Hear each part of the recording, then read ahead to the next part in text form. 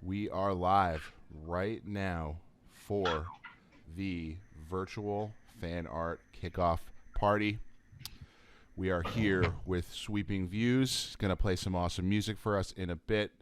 We are here with Pete Mason, the amazing man who put together the fan art community.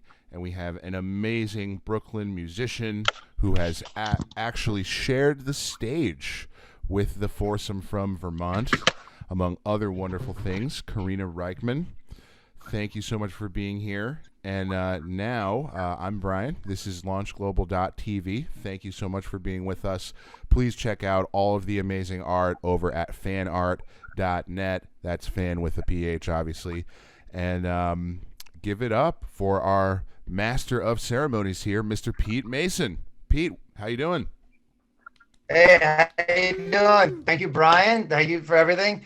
Wade, Karina, thank you so much for being here. This is a great way to kick off what's been going to be going on for a couple months with the virtual fan art show.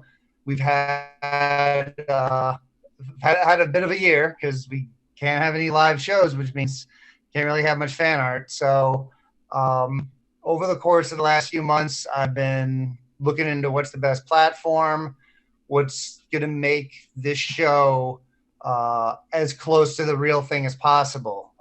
Because for all the musicians that have been putting these live shows together for us, they have made it as real as possible and engaging. And uh, I think we hit on a winning format here.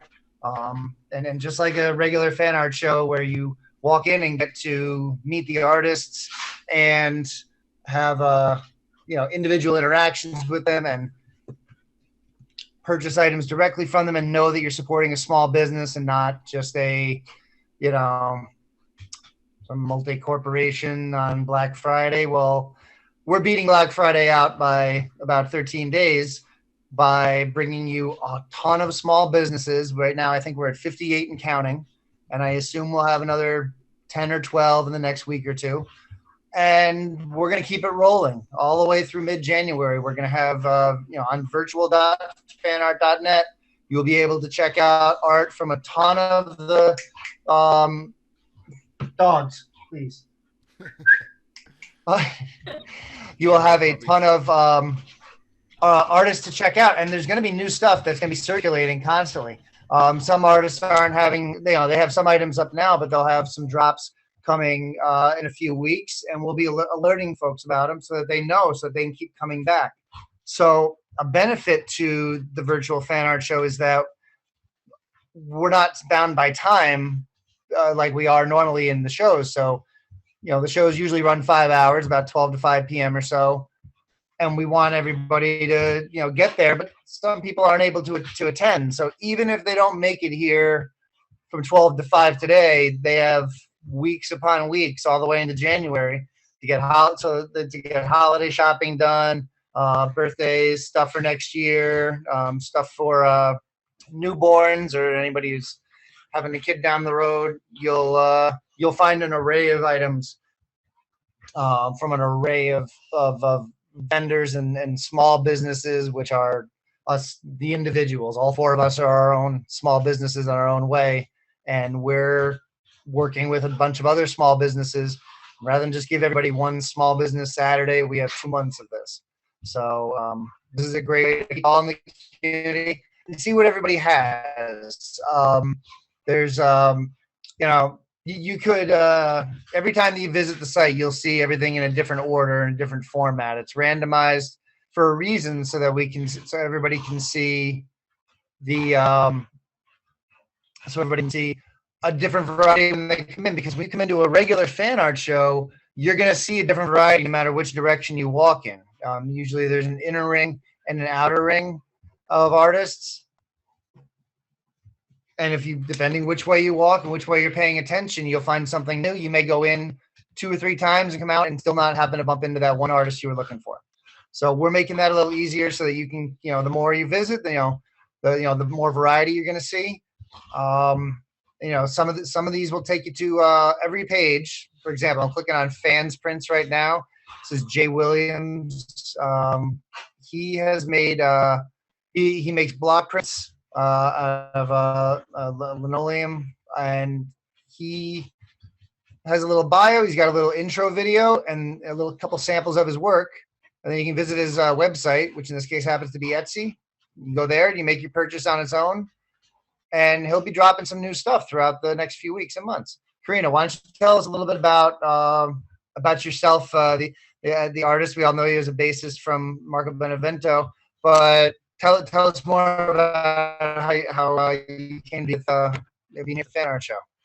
Oh man, well, first of all, thank you for having me back for my second fan art show. This is awesome, and I'm so humbled and stoked to do this. Last year, kind of like I just started doing all these like super heady art prints, and I was shocked and humbled once again to sell quite a few at the fan art exhibition, where I was just like, this makes sense, right? Like I could do that too. And the response was overwhelming, and I was super excited. And I've continued to draw throughout this pandemic, and I've sold these 2 prints, on my own in kind of alarming numbers, but I still have some left.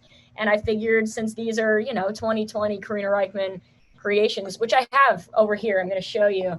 I figured, it would be a good opportunity to just get these popping in this format, So look, we have here, this is the Hot Air Alien. Oh yeah, baby. Oh yeah. There's a lot of crazy shit going on in here. You don't even know. You just don't even know. And this is a fun one. 9x12 matte paper, printed just beautifully. And then we have over here, we have the sea boognish. Oh yes, it's a seahorse. It's a boognish. I felt boognish. Yeah, you got to do it. You got to do it. And last year, all my shit crazy abstract and just not even like, you can't really pick out tangible forms in it unless you look real hard, but it's all abstract. And I don't know, I was inspired to do, while these things are totally off the wall and crazy tripped out, I wanted to, put some forms in there. So we get the hot air balloon with the alien, we get the sea boognish. It's just a blast. So nice. I'm very stoked. Nice. Big Ween fan, huh? Big. For me, it's Fish and Ween over here. I don't know. The hot air balloon is Disco Biscuits. So. Oh, that is true. That is definitely true. You see, and people can read into it however they like. Wade picked up on some Biscuits vibes, which is great. There's definitely a Venn diagram of Biscuits, Ween, and Fish fans, and it has some crossover in the middle for sure.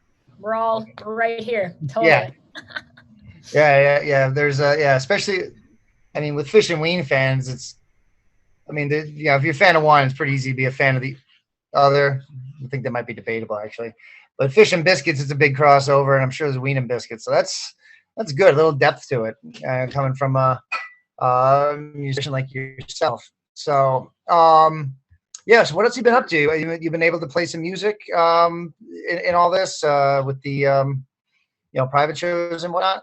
Totally. Yeah. I mean, I consider myself very, very lucky that I actually, like, this summer, kind of between July 25th and like the end of September, I played like 12 or 13 private gigs. Just nice. Purely word of mouth, fans reaching out to me saying, what would it take for you to come play on my back deck?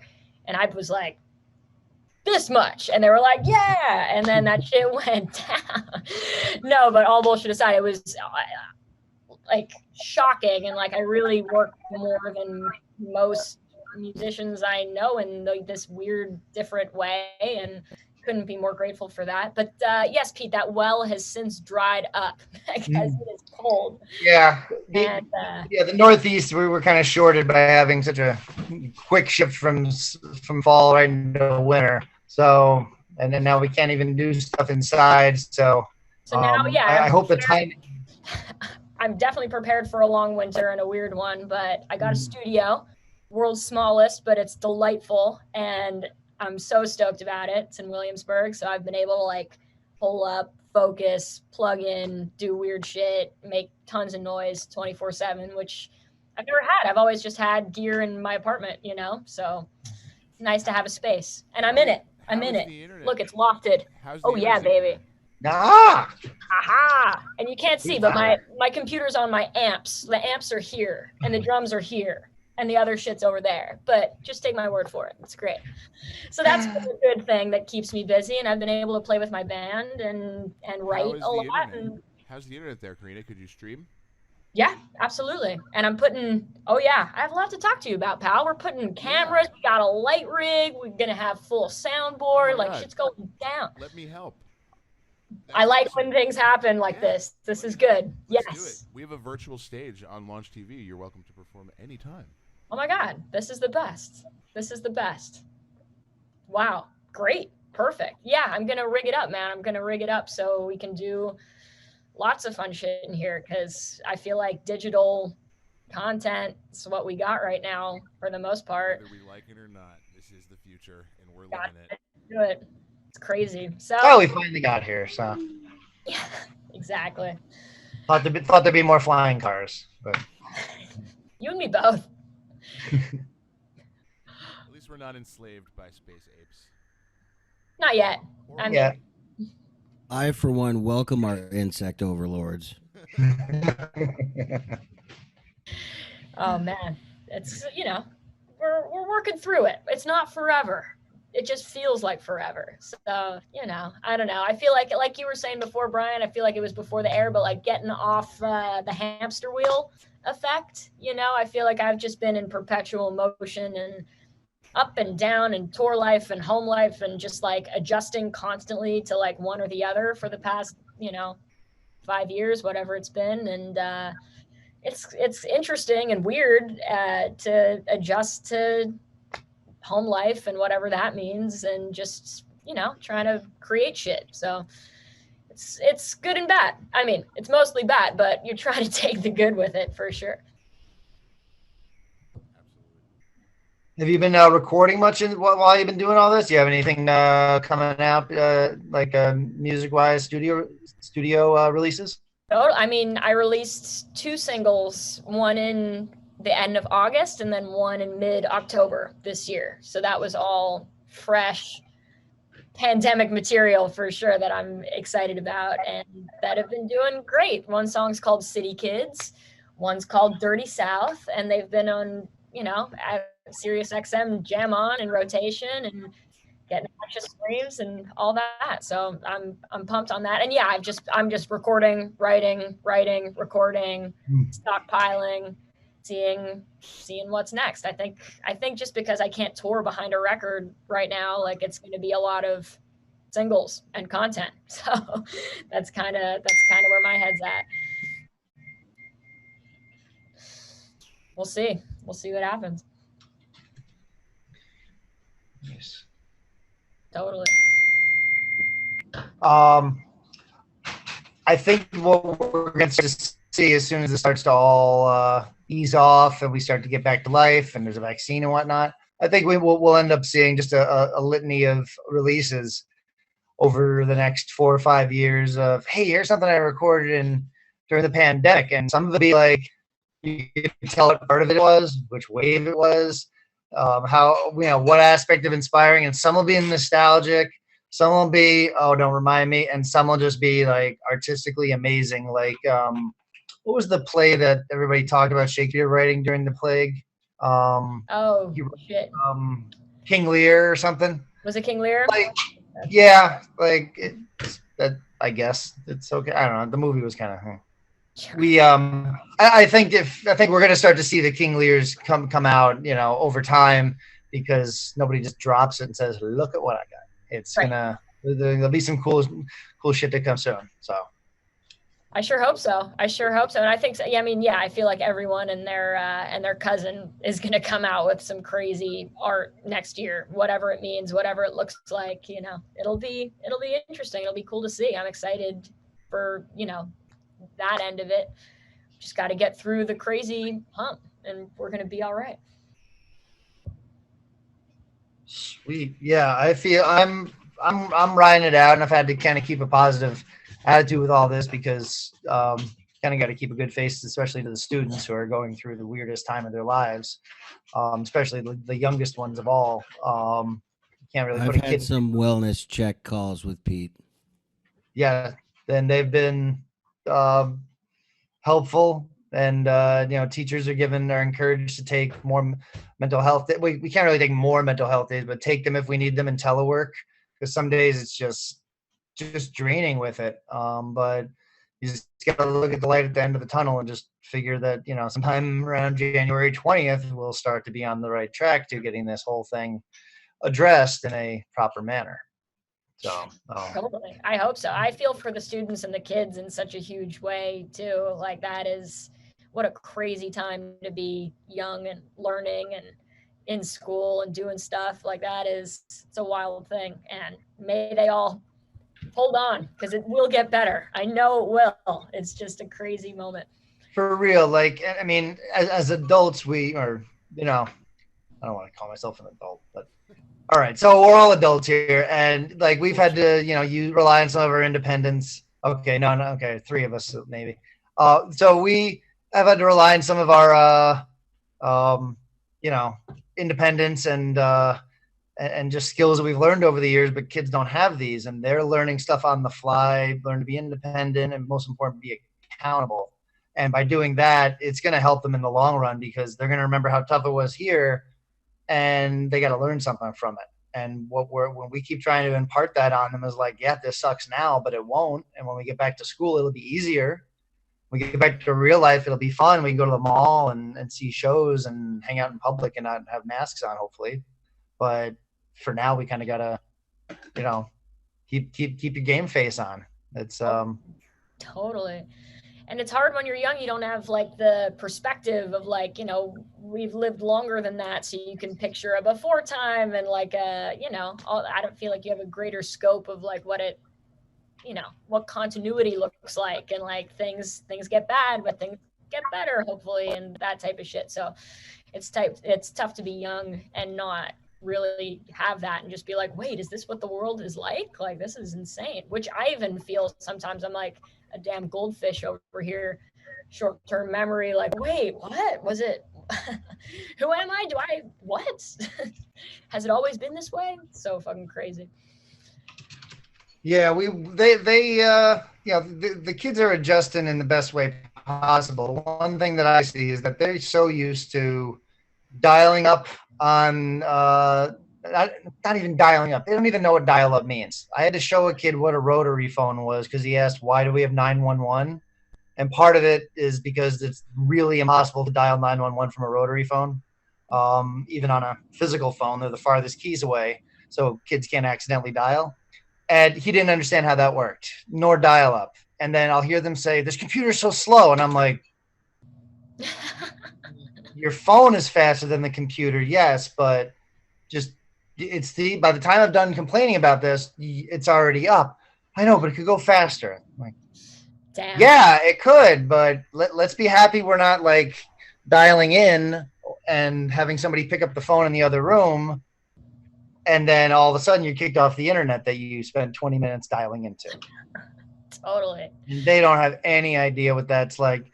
In my grade school, we had 2 computers in the entire thing. The K through 8 Catholic school. This is like 1987 or so. And it was a big deal to get 2 computers. And it was and you had to reserve them in advance, and you could only play a couple games on them. Right. Because it was a Catholic school. Never had any idea what Oregon Trail was. That wasn't a thing. Not a thing. No dysentery for you. Nope, exactly. I assume there's some aspect of dysentery that they just didn't want to have going on there. That can only remain in the Bible, but we can't teach it to kids through the new computers. So sure. I look at them and I'm like, I know it's slow, but let's deal with it. Let's find a way around it. Let's problem solve. Let's give us some solutions here. And they will, if you ask a kid to troubleshoot, they're gonna they kind of just stare at you blankly for a minute, but then all of a sudden be like, all right, well, what if I'm like, yeah, all right, well, let's try that. Let's try anything. All right. There is a little bit. I didn't write this talking point down, but this does bring me back to your episode of Long May They Run. That's the Yes We Can episode. Right. Or not Yes We Can. Yes and. Yes and. And okay. Yeah. The yes and aspect is something that I try to get the kids working on. We did our first major paper this week. Wow. Building it together, and the kids would write like, she doesn't like him because of what happened at the party. And I'm like, okay, who's she? Okay, yes, and she doesn't like him. Who's that? Or what happened at the party? When was the party? Where was the party? There you go. Add all this in, and all of a sudden a 10-word sentence looks like it should be 2 full sentences. And they're like, oh, okay, all right, well, and hopefully it just keeps get for them so they can do it on their own, breed independence, and we're gonna be seeing how that works for the next few years. So I didn't know about your I mean, I probably saw a tweet about it the night it happened, but it took until I listened to that episode of Long May They Run, and you talked about your experience, and that glued me in because it was so visual. We could see the you walking up on stage, you picking up Mike's bass, guys coming out, and then they go into the whole part of what their improv theory is, which for all I knew, it was just, they did the Okipa ceremonies back in the 80s, but not the theory of yes and. So I'm Everybody knows about the hey hole, man. Like, if you don't know about the hey hole, you're a noob. Oh man, that's good stuff. Yeah, that sound check experience was a yes and moment, because it was like, oh shit, like, what? You're here? Oh, yes. And now we'll play. Like, what? That's crazy. Most people would be like, all right, get the fuck out of here. All right, now you're done. It's our time. But they were like, oh yeah, do you know about this pedal? And then I was like, what? Anyway, yeah, that was a yes and moment. That's awesome. That's so cool. Yeah, and it's somehow crept into my into teaching and stuff, and just the general I'm not the kind of teacher that has lesson plans, and because I teach special ed, I can't, because that's very tough to get. You kind of have to go with the flow for the day, and having that mindset of, all right, and we'll do this, and like, you think a kid's gonna be there we're all gonna work on the same thing, and a kid's like, oh, I already finished it, I got 100. I'm like, all right, and we're gonna do this instead, and we'll just it's an improv classroom, even though it's definitely there's definitely structure, but there's improv to how we run things, so it's fun. It's great. Gotta love that. Improvisation in life and art, man. That's what we gotta do. You gotta bring it to the children. I'm so glad you are. That's a beautiful thing. Yeah, for real. I'm loving it. I don't get to really play as much music in the classroom now, because I got to keep them focused as it is. A couple of them did a music project. They did research one of their favorite musicians. A couple kids had no one, so I was like, do I really give them fish? I gave one of them Billy Joel, and the other one ended up picking Billie Eilish. Nice. Billy was a good choice, and that was easy to research, because apparently kids are really digging the emo vibe she puts out. I can't listen to it and not think emo, but the kid who researched Billy Joel was just like, there's so much on this guy, and I'm like, yeah, like, go for it, man. And you get to learn about Long Island and Madison Square Garden, everything. It was cool. That's awesome. That's great. Two great Billies in my book. I love both. Oh yeah. I.E. the Y, it's all good. Billy on Billy action. It's a great classroom. Love it. That's so fun. Sweet. I wonder who I would have done. I mean, like, in ninth grade, who would you have done an artist project on in music class? In ninth grade? Ninth grade music. I mean, honestly, probably Fish. I'm not going to lie to you, but if it wasn't Fish, there's here's like the scope. It would be like Beastie Boys, Beck, Ween, 9 Inch Nails. Nice. I think it would have stopped right there. Maybe Primus. Okay. Primus would have crept in there. I haven't evolved at all since then. Good. But I think the only artists that the kids wrote about or did projects on that I knew of were Billie Eilish, and there was one other I was kind of familiar with. Everyone else was brand new. Never heard of any of them. Some producer named it's called 99 Lives. And it's like a collective, and there's DJ Tobu from Latvia. We discovered that, and some country guy named Kane Brown. Cuts. The kid's coming in hot with the deep ones. Oh, you want a deep one? I don't remember her name. Kim Wilde. Kids in America. Remember that? Yeah. I don't. He didn't. This kid couldn't explain where he got it from, and why he came up with it. Because I'm like, all right, let's go do some research. Turns out there's plenty of info on her, and she's doing like a one-hit wonders. She's hosting like a one-hit wonders of the 70s and 80s of British rock in England now. Wow. So, yeah. Couldn't have told you it was Kim Wilde who sang that in the first place. You learn something new every day. It's like, it's the symbiotic teacher-student learning situation. exactly. I absorb a little bit from them. They absorb a little bit from us. We hope it sticks, and that they think, yes, we will need latitude and longitude in order to, for our daily lives.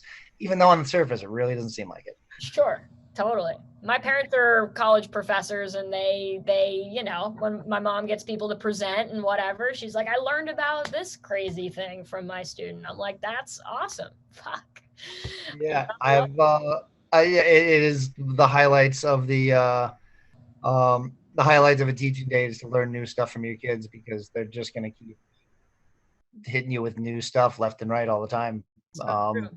And occasionally they'll tell me what music they're listening to.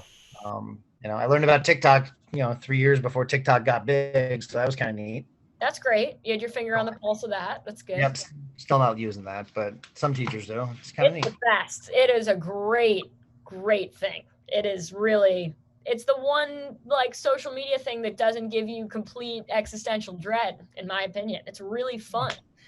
That shit is sick. It is people are just wilding out. It's awesome. I've never looked at TikTok. What is it, Karina? What would you say is like the value that kind of separates it? It's just like, So in the 1 o'clock hour, we got Super Rad Cape Company calling in all the way from Idaho.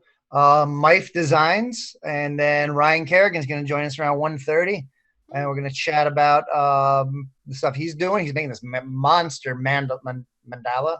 Is that how you say it? Mandala? Mandala, I think. We know what it is. So he's got one of those that I'm stoked for him to share. We'll talk about our new kids book, and then we're going to keep going through till 5 o'clock today. It's going to be a heck of a day, and I'm glad you could kick this off with us. The great chat catching up. You are an absolute queen. We stand you hard. I stand you hard. You and you and you, Wade, Pete, Brian, you guys. Thank you so much for having me. This is fucking awesome. And I hope you have an amazing rest of your fan art debut day. I'm honored to be a part of it. Thank you for letting me. Glad to have you here. This is great, Karina. Super rad. You guys be well. Awesome. Don't do anything else to do. Short list. Take care. Well, be good. Thank you. Take care, y'all. So should I push play, boys? Push play. Push play. Sweeping views, ladies and gentlemen. Sweeping views.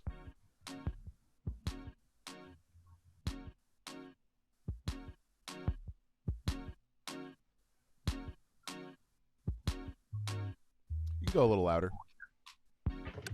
I'm gonna bring Sarah in just one moment. All right, you're the host, so that's you.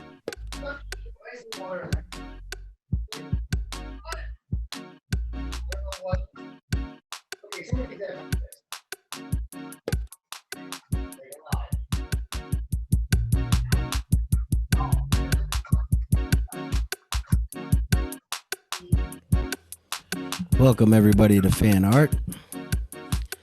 I'm Sweeping Views, and I'm here to bring you through the next few hours. Joining me after is Raphael25. Let's have a great time. Love Karina Ryman. Thank you, Pete Mason, and all the artists. Launch Global TV. Please support them in all they do. Drop a donation when you can. They're lovely human beings. Let's get after it.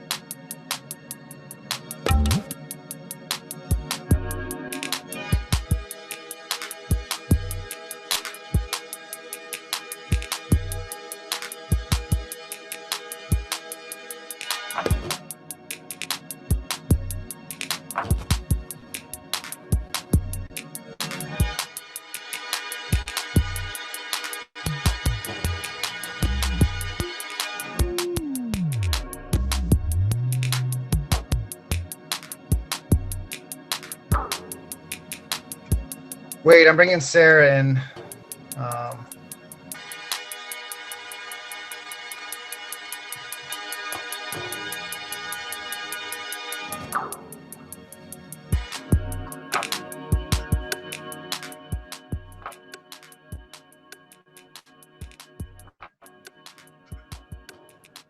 Okay, bringing in Super Red Cape Company.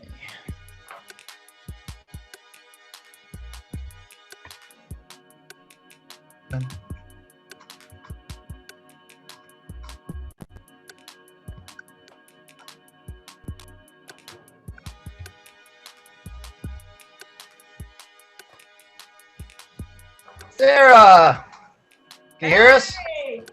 How you doing, Pete? How you guys doing? So good.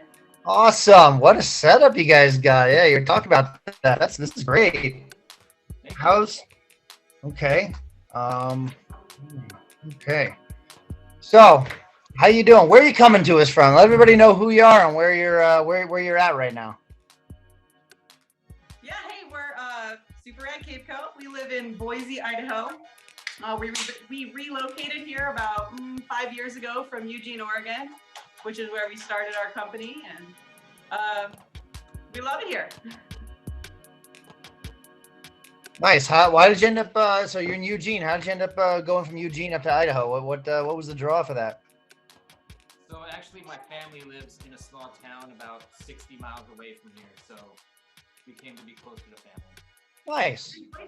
Boise has a surprisingly hip scene. We get Tuesday and Thursday shows. Nice. Yeah, Boise. Hey, after the 9/14/99, you know, you have to know to stop there and then catch some live music. I've heard good things about it up there. It's how's the weather going right now? You guys already hit winter, or? Oh yeah, it snowed just the other day, 2 days ago, and it's definitely winter outside. There's a huge storm that's supposed to hit tomorrow and dump a couple feet in the mountains, which doesn't usually happen this early. So yeah, winter has started. That's why we set up our booth inside today, just like a real fan art show. Really? Okay, that's what I love to see. That you guys actually set up a booth to share with us. So you guys started Super Rad Cape Company about 10 years ago, or even longer? Yeah, just about 10 years ago. So I think our very first event ever that we vended at was Festival 8, actually, down in Indio, California. Very basic setup. I think I had a PVC pipe thing rigged up with 4 capes on it. But I sold every single one the first day. And we thought, well, hey, we might be onto something. So then that very next year, we vended up at Horning's Hideout, which is a big, medium-sized venue just outside of Portland, Oregon. Street Cheese Incident did an event there, and we were fortunate enough to be invited to vend there. And that was really the launch of our sort of Cape business. We didn't know it was going to take us where it has, but we're so happy that we can just continue to provide happiness and joy to people every day, because that's what capes are, you know, they're just pure joy, you know. So. Yeah, I have a custom-made cape, which I'll grab in a minute. Thanks to you guys. And I think the first show you were involved in was in Vegas in 2014 at Ryan Kerrigan's suggestion. And it's like, hey, they make these great capes. It's like, sure, let's check them out. And you make some great capes. These are not your basic capes. There's a lot going on, and they are incredibly detailed. And you know, the ones you guys are wearing, I can even see from here, have an amazing design to them. Do you want to show the audience a little bit of what your capes look like there on the rack?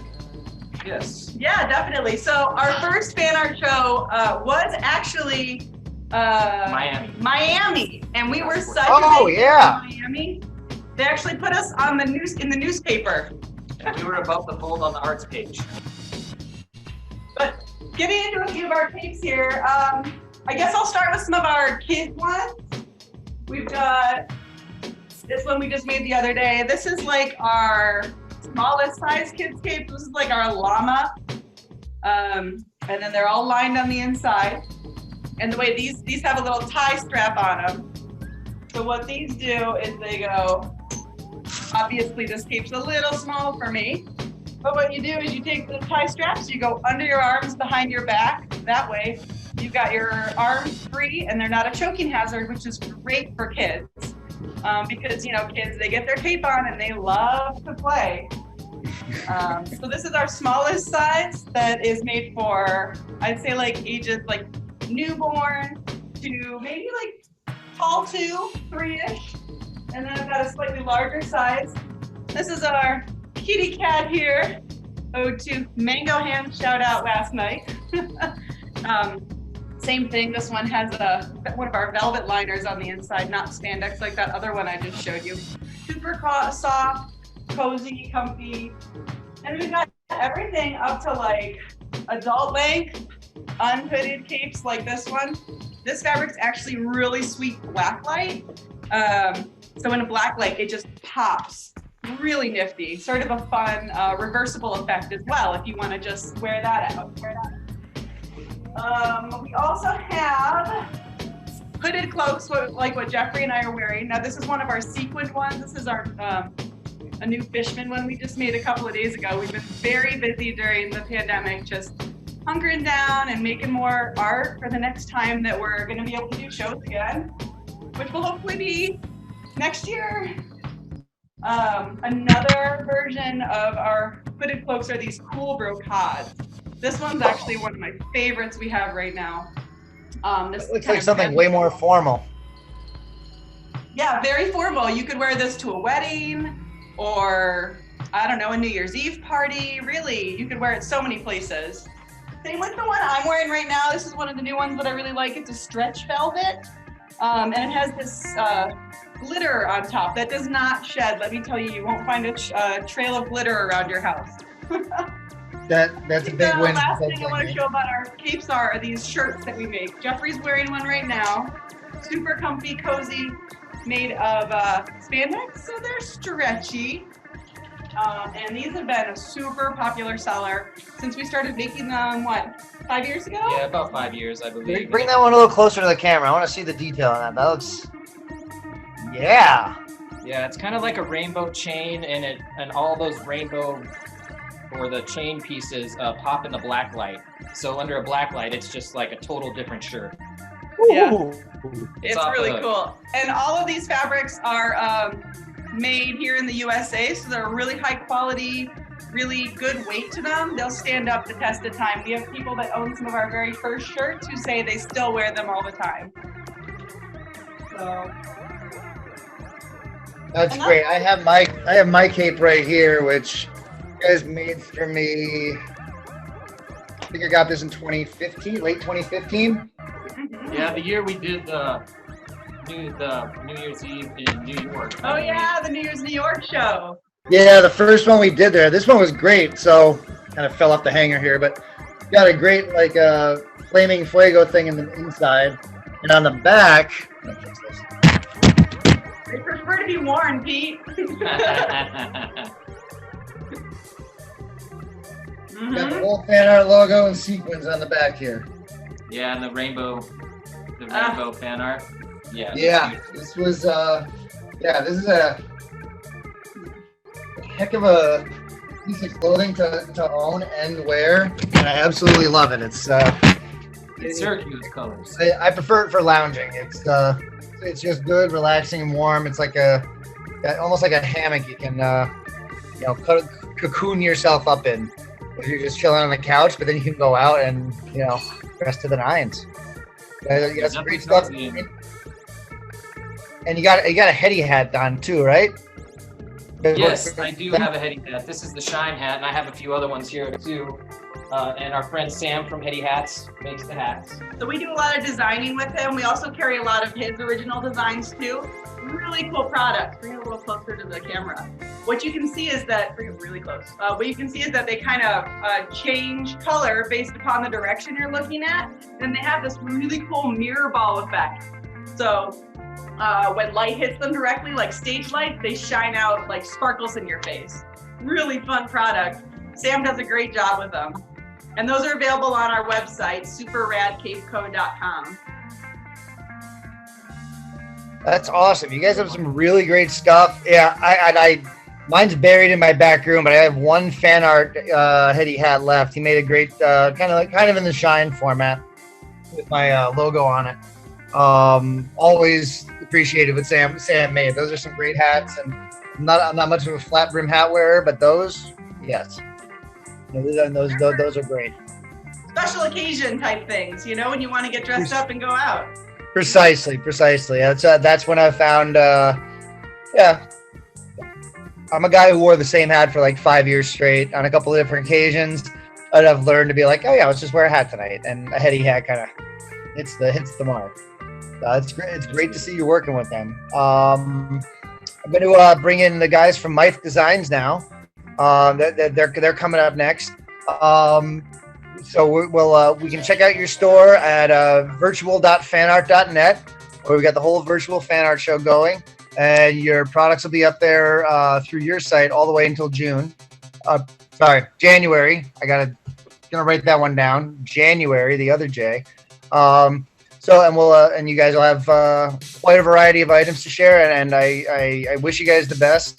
You're a fantastic small business, family business up in Idaho, and we're really broad across this whole country here. I imagine if we tried, we could find all 50 states have artists of our nature. Idaho represent. Yeah. All right. Be well. Thank you for stopping by, Sarah Jeffrey. We'll see you soon. Look forward to it.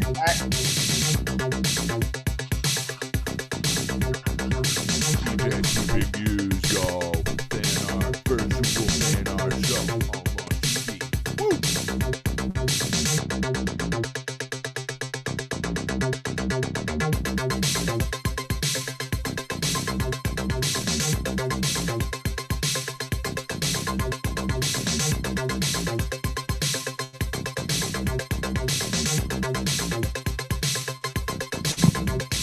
Oh, Pete, Brian, I love you guys. Thank you so much for this. This is so much fun. Let's keep it rolling. Sounds great, man. Remember, everybody, FanArt, LaunchGlobal.tv. Please support everything they do. Launch Global is just getting off their feet, and they are already conquering the world. FanArt, as we know, has become a widespread scene phenomenon. So I am very lucky to share the stage today with those two guys.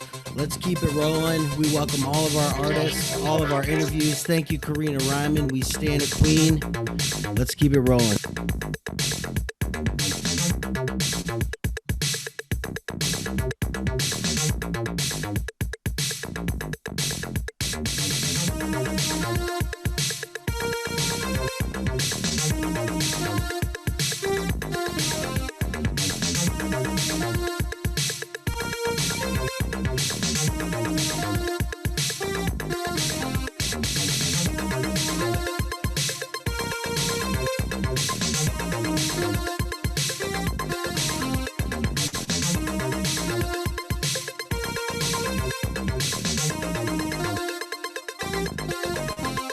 All right, bringing these guys in.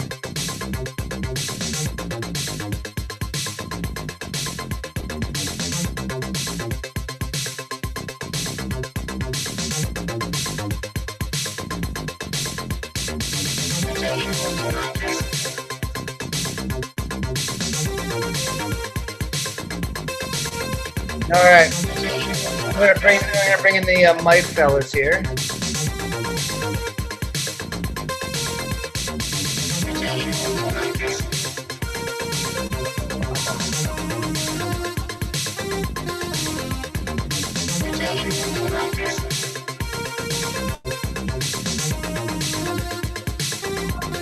Banner.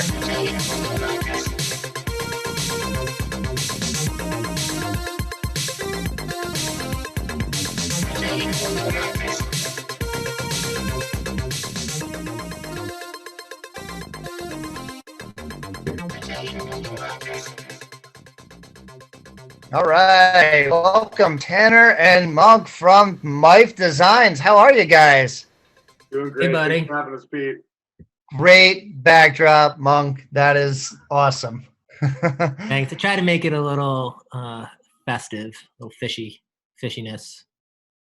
The one thing I couldn't do back in the spring with school was get I could not figure out how to put a background on my Zoom, and I gave up and just sat on my couch with a picture of the Grand Canyon behind me. I took the picture. So, but you have a rhombus photo. That's great, especially given the last night and the last few weeks. So, yeah, this is great. How are you guys? Where are you guys coming to us from?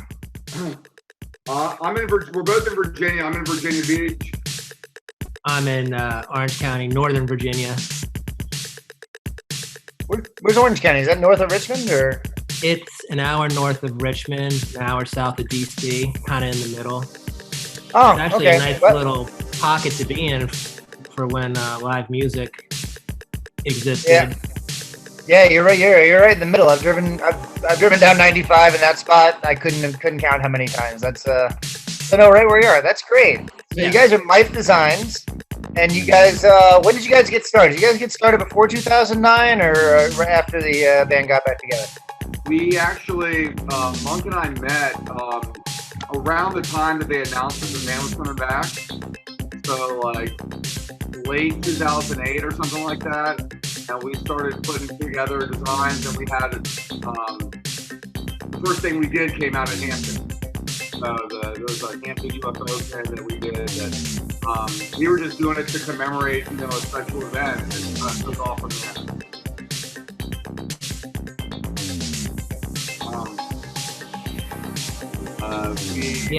The first pin Tanner and I did together on our own was the Lizard on Book, and we debuted that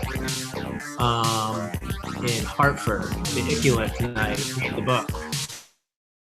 The 2009 show? In 2009, yeah. And we were off and running after that. Which was a big game hit show. I mean, they just played 6 or 7 numbers from the saga, and I remember walking around trying to sell this weird thing to people, not really having any idea what it was. By the end of that night, it was been a tricky run. Have we been doing these PhanArt shows in Virginia more or less? Yeah. I've been trying to think of the first show you guys were a part of. I think it was Atlantic City. The 2013 show? The very first. Yeah, I'm looking at my phone. Okay, I see you guys up here.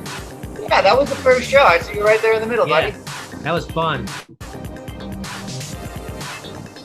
I still look back on that very fondly because that came together in about a month's planning, and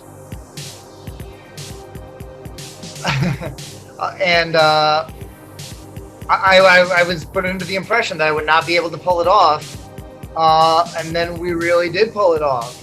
And by the time it was over and we looked into the next year, it was like, all right, we can do this again. A couple days later, I got a call of, hey, let's do this in Vegas, and it really I wanted to make sure that we had the variety of artists each time, so it wasn't the same thing, because it never is. And over the years, I find out, the more East Coast shows, you have more East Coast artists. The West Coast shows, more West Coast ones. Not everybody's doing traveling. And it's great knowing that if you're having a show somewhere in the Southeast or the Northeast, you guys are very likely to be involved. If we're having a show in anywhere out west, the Super Rad Cape Company, who's just here, they'll be with us. And for some, everybody will be together. It's just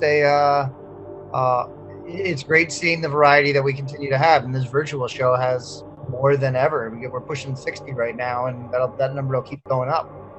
Really pulls a lot of people together. We've been able to hit, Atlantic City. We did one at SPAC. We did the Vegas one next somehow. year. Tanner, you hit a Vegas. Yeah. we did Miami. Miami's a blast. It was a New Year's run. And then of course, you know, just posting up across the garden come New Year's time is always great. Plus the Baker's Dozen. Yeah, we always try and do as many as we can, for sure. As much as life lets us fit in. Yeah, and I would say that we're very lucky. We've got a really good community behind us.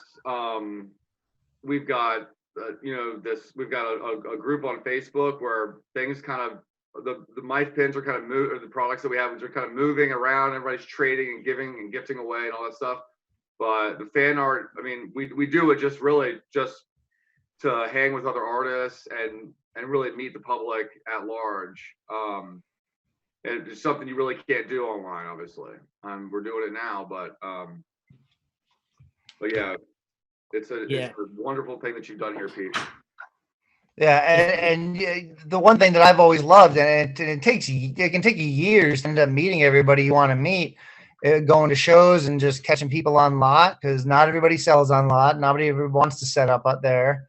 Some artists are just online, and some artists are kind of I don't want to say private dealers, but there's probably a better term for that, where everybody knows they have an audience and just a smaller contingent, but people want to get to know them. You can go meet them in person. You can probably get a sandwich or a drink at the fan art show as well, or very close by, and make a day of it. And getting that real in-person artist connection helps. Yeah, just hugs and high fives. And I was telling Tanner, if this was a fan art show, I'd probably be on my 4th or 5th mimosa. It's just a good time. It's a good time. Yeah. And I love Lot. Like, I miss Lot, but a lot of times it's not the best scenario for us. So we've always been so grateful for what you've been able to do and pull together. It's been quite a ride. It's fun. Yeah, I'm appreciative of you guys being a part of this, of everybody having joined the event. It's great. Why don't you tell us a little bit about some of the art that you've made and you're sharing? I will say you were one of the handful of artists who I was getting inquiries about, specifically about what time and what number edition is there of this pin, and it's kind of all Greek to me beyond what you guys shared. So I was like, we're gonna find out on Saturday together. So tell us a little bit about what you've made for the show. Well, we've been we have our kind of like evergreen online community. It's on Facebook. It's called My Friends who like my designs. Just look up My Friends on Facebook. But shout out to like our friends Matt Stetton and Corey Dahl, who run that page for us. And what we try to do, that's where we kind of announce all the new stuff that we have. We've been holding back a chunk of each drop over the last few weeks or so that we'd have stuff here. Based on the way things have gone since noon, like a bunch of stuff is already sold out, and thanks to everybody who got in there. But we have, we've been doing stuff for ages, but the stuff that's available now, we have a hoodie, a really cool Ruby Waves hoodie, super high quality, like kind of on the thin side, a navy blue hoodie that's out and available. And then there's other stuff on our website. We're gonna keep loading stuff on there. Pete, how long does fan art go? We're going into January, right? Yeah, I have it booked for 2 months. So by at least January, I think the renew date's like January 15th. So I'm just gonna reassess then. And if enough artists are like, yeah, let's keep going, I'll keep going for another month, and we'll the next major holiday after Christmas is Valentine's Day. I'm sure everybody's gonna have a little something, and those that do, why not? Let's take it last and kind of reevaluate from there, because fingers crossed we have these in person next summer. Iculus willing. Definitely. Well, we're gonna keep loading up our site with stuff as it comes. Like I mentioned before, kind of hard to keep stuff in stock over here, but we're gonna keep it flush. And we definitely have a really cool holiday pin that everybody's to check out. Monk, what do you say, like early December? Hopefully December. We're early this year. Usually we're cutting it super close. This year we'll be able to get it right after Thanksgiving, and it's going to be fun. We got a bunch of fresh products lined up and spaced out throughout the run, and we'll be ready to go. We were able to pull some stuff together for today's start, but we got some new stuff ordered and, you know, some good ideas. It's going to be fun. Really, really love being a part of this. And for anybody that's listening, I highly recommend, if you're interested in the hoodie, to order it now, because it's not going to be up forever. We're gonna pull the trigger on that pretty soon. So if you're interested in it, grab it so that you can guarantee that you get your size. It's going to be a very small edition. And that ends. When does that pre-sale end, Tanner? I think Monday. Monday, and then we'll have. This is our first pre-sale, Pete, but we'll have the turnaround and shipping pretty quickly. Yeah, if people are gonna. That's what I love about the show, is that people are gonna be able to get on items that are just not gonna be there for that's not always gonna be around. There's you know, the limited edition items, just like at a fan art show. If it's like, oh, I'll just visit your website, well, you missed items that were only available today and are gone within the first 2 hours. Yeah. Same thing here. Pete, pretty much everything we put up, like sold out within like 10 minutes of going live at 12 with you. So wow, I appreciate that. Yeah, it was very quick, but like I said, everybody should just keep checking back, because we're gonna keep uploading stuff, and you can find us on Facebook to keep up to the minute with everything that we're doing. Yeah, and we're gonna keep you know, when you guys do have new items, we'll be spreading the word too, so that everybody can know and get in on that. You know, you guys have some hot items, and I know when I've gotten some and people see my pin board, they point out the mic pins before I can even get to that, and I think that's, you know, a testament to what you guys do and what you've done for the years. That's great to hear. Thanks, Pete. Yeah, that's great. That's great. So, how have you been doing? You hanging in there? Surviving? I've been good. It's been a bit of a crazy week. I kind of like the adrenaline rush of a fan art show week and day, and we've had you know, it's been an interesting few months, but it's been going all right. It's going well. I now have 2 dogs in my apartment, so things have been looking up. So yeah, that's right. It's good stuff. All right, so next up is going to be our friend Ryan Kerrigan.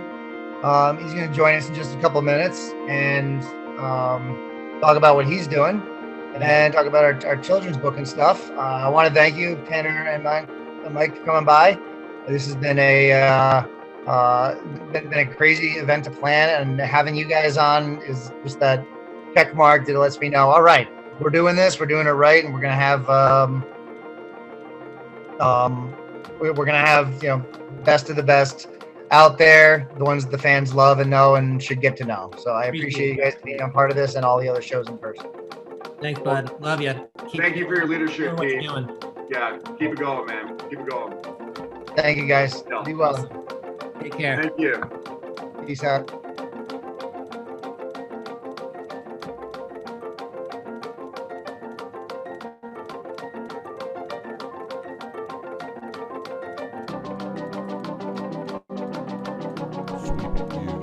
Okay. Oh, there he is.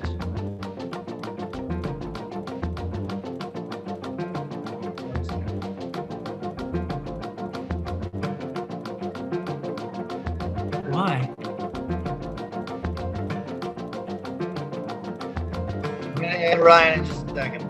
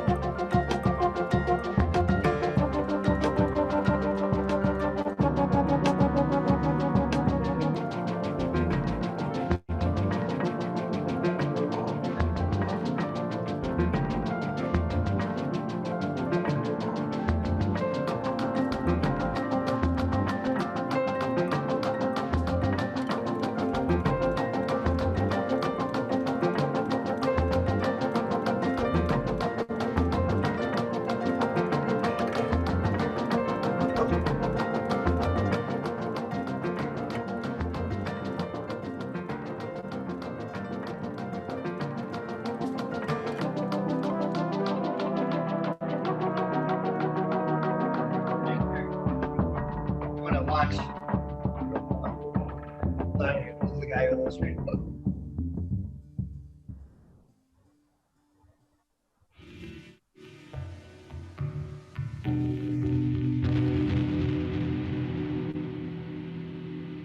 Okay, all right. Bringing in Ryan Kerrigan now. Ryan Kerrigan from Portland, originally from New Hampshire via Pennsylvania. No, New Hampshire, went to Penn State, and an artist living in Portland now. Let's bring him on in.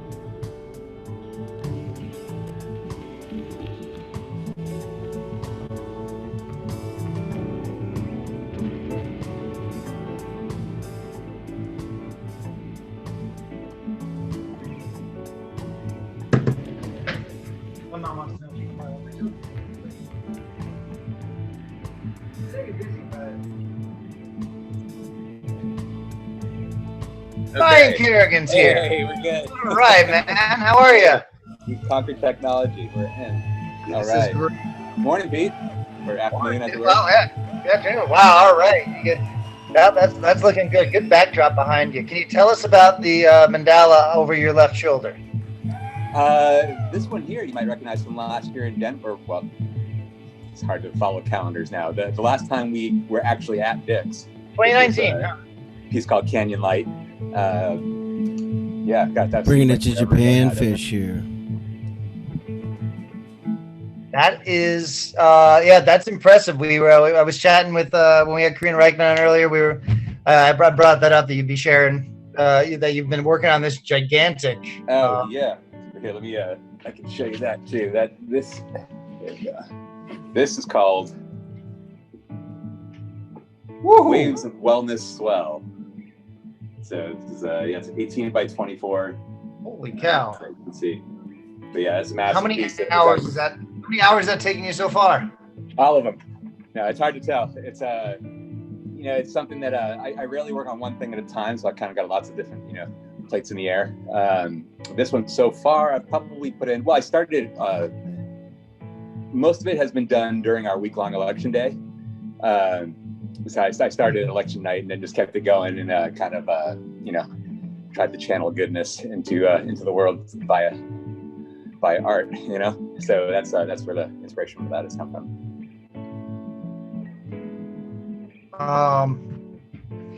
Yeah, this past week has definitely been one for kind of hitting it's like a little bit of a mini reset among everything, and then elation on Saturday when we find out the results, and now we're just kind of like trying to get back to life, so that when we get to January, it's we're already in transition mode now, as right. Well. Just the other guys. Nice. So how's Portland life treating you? How's things out there? It's good. We're like everybody else, we're dealing with homeschooling. Hey, Nona, how you doing? Fine. I'm good. You all might remember Nona from last PhanArt New York. She had her own prints there. Her first. Oh yeah. Yeah. We should have had those out so we could show you, but I'm not sure where they are right now. But no, Portland's good. Yeah, glad you got them. Yeah, everything's great here. We're doing the best we can, being at home. Made 3 very important purchases during the pandemic. We got a blow-up pool, a trampoline, and a basketball hoop. So, camp morale for Team Kerrigan is sky high. Nice. Yeah.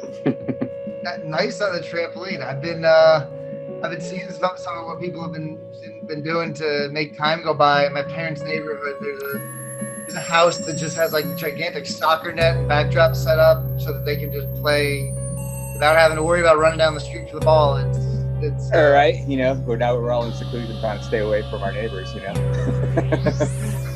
do what you can at home, but we'll get through this eventually. Yeah, I'm optimistic on that. I'm very, I'm not. I can't really look at it any other way. So we put up with a 4-year hiatus at one point, so we're all right. Yeah, we anybody who's been around since the late '90s knows what it's like to learn patience. Your favorite band goes away for 16 months. You'll learn to, well, no, it's more than that. 26 months. So you, right. You learn some patience in the process. What you got there? So here were anonymous prints from last New Year's. So you got the four fit sheets, 28, 29, 30, 31. They all connect together, hold together. Oh, that's great. That's right. Yeah, we sold most of this in the town. Did rather well in New York. But. Nice. Hey, so Pete, I just found this. Let me show everybody. Not everybody has one of these, but here's a relic from the past. Here's our fan art. Oh, it's gonna be backwards today. The old fan art pin show back pin. in the day. I think this was 2015. We did those.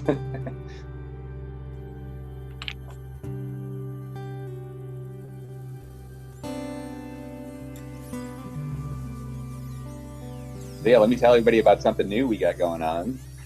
Yeah, let's chat about counting down the number line. Counting down the number line. I think it's going to be backwards, but no. That's right. So that's the cover. Yeah, it's a long time coming. This is our fourth book, you and I together, Pete, and yeah, we've been talking about this one for like 2 years, and it's finally come together, and we are in production right now, so you can get your copy by pre-ordering today. And it'll be there before the holidays. So we're hoping to ship out first week of December. Like I said, everything's in production right now, so it's just a matter of getting it done. And yeah, it's going to be a good one. It's going to be a lot of fun. And each book has a sheet of stickers inside it too, so lots of fun. Yeah, and the stickers are the fishies on the cover, right? Yep, the 10 fishies on the cover. So you have one, 0 through 9. You get a fishy for each one to have fun with. Nice. I was on Whoop Plus last night before the trade show.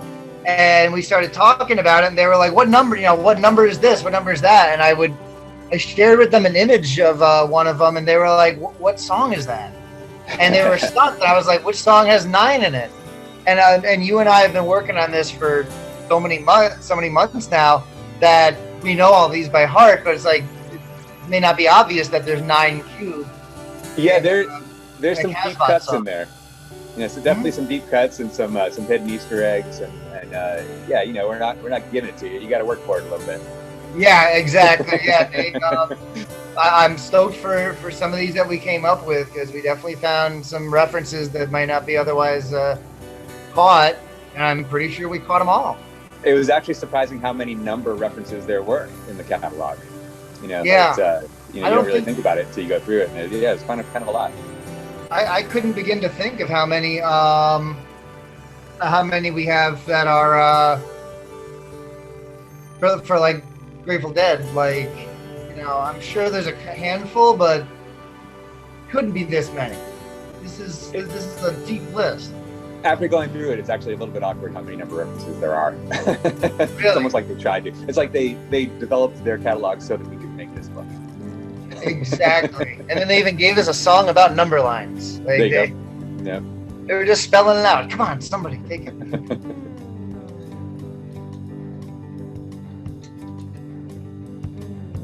So this fan art thing's pretty cool, Pete. I was checking out the on the main page there, where you can go to each artist's little intro video and right to their pages. It's a pretty cool idea, and it's going to be up for a while. So get all your and every time you refresh the page, you get a new list of artists that's just arranged up differently. So you scroll through, it's going to look new every time you visit it. Right now we've got nearly 60 artists. Got another handful that are going to be coming in later tonight or tomorrow. And when you're scoping out the site, you got a shout out from Julie Jam on Gifts Laramie in the chat just now. Nice.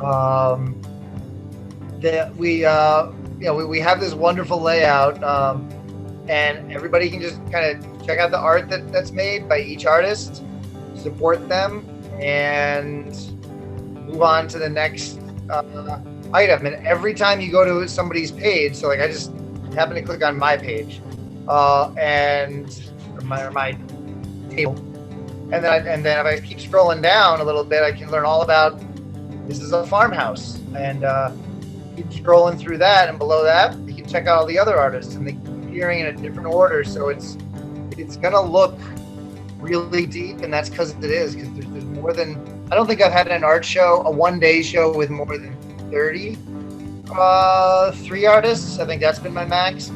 and the Fairly Well shows had more than 50, but that was over 3 days combined. This is pushing 60, and we are just starting. Yeah, well, normally you're not able to even fit that many in the room, right? Because usually a Yeah. room can only fit like 20 to 30. Yeah, I'd be having to look for another option when it comes to space for this. We just don't have, most spaces aren't going to accommodate this. I know I have to cut it off at Brooklyn Bowl Vegas, which is probably our largest venue, and that says a lot because people know how much we're getting out of that show. That's probably our best one, the best room we've done it in, or the most fun room. Yeah, most fun room, definitely Brooklyn Bowl Vegas. My favorite show always is New Year's or New York City because I can drive down there. I can walk out of my hotel room and go down 2 flights. Oh, for sure. As far as proximity goes, you can't beat the garden across the street at the Penn. For real. Yeah, and it's the only show that I can bring Sky to because she can enjoy us by coming with us to Hotel Penn. So actually, let me have her come on over. I think lounging on the couch right now. PhanArt family for the shout out last night. Oh my gosh, wasn't that great? Very nice, right? Listen, too. That was good. that was something. Trey talked about fan art. That's cool. Brian, a little louder. What'd you say? Trey shouted you out, dude. It's awesome. Yeah, it was cool. I'm waiting to download this and see the video again just to hear it, but yeah, I could not get that smile off my face the rest of the night. It was Just have the little 3-second clip where he says PhanArt. Just have that on continual loop. yeah. Thank you, PhanArt. And then he spells out fan for everybody. And then does it again. So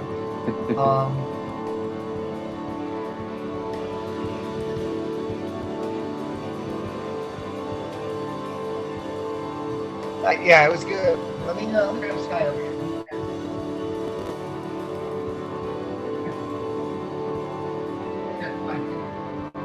We're gonna bring the show over to Sky.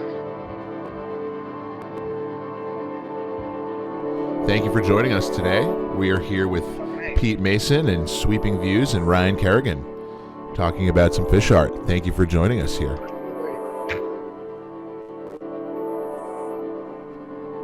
How you doing?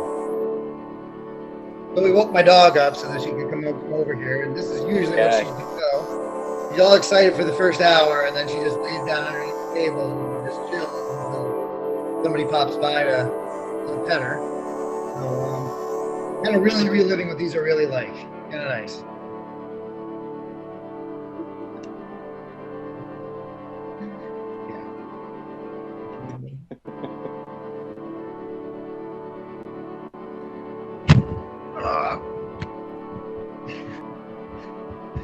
Yeah, the one of the for all the knocks that Hotel Penn gets, the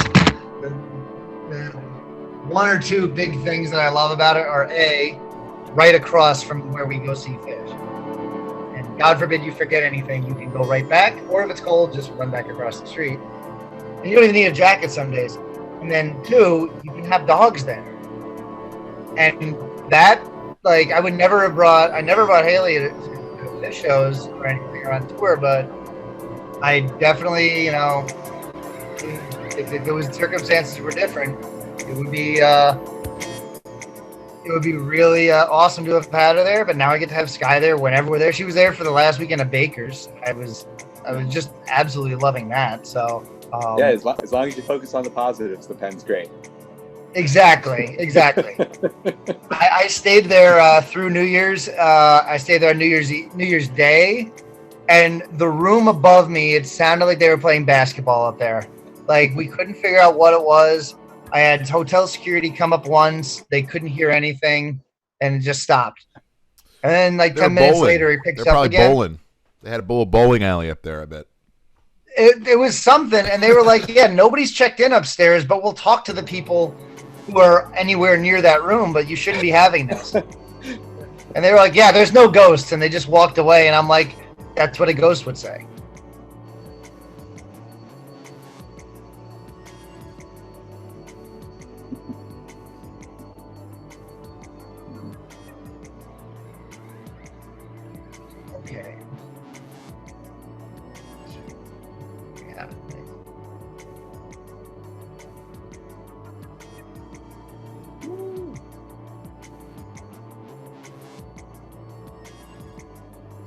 I found this old piece here. I'll show you guys.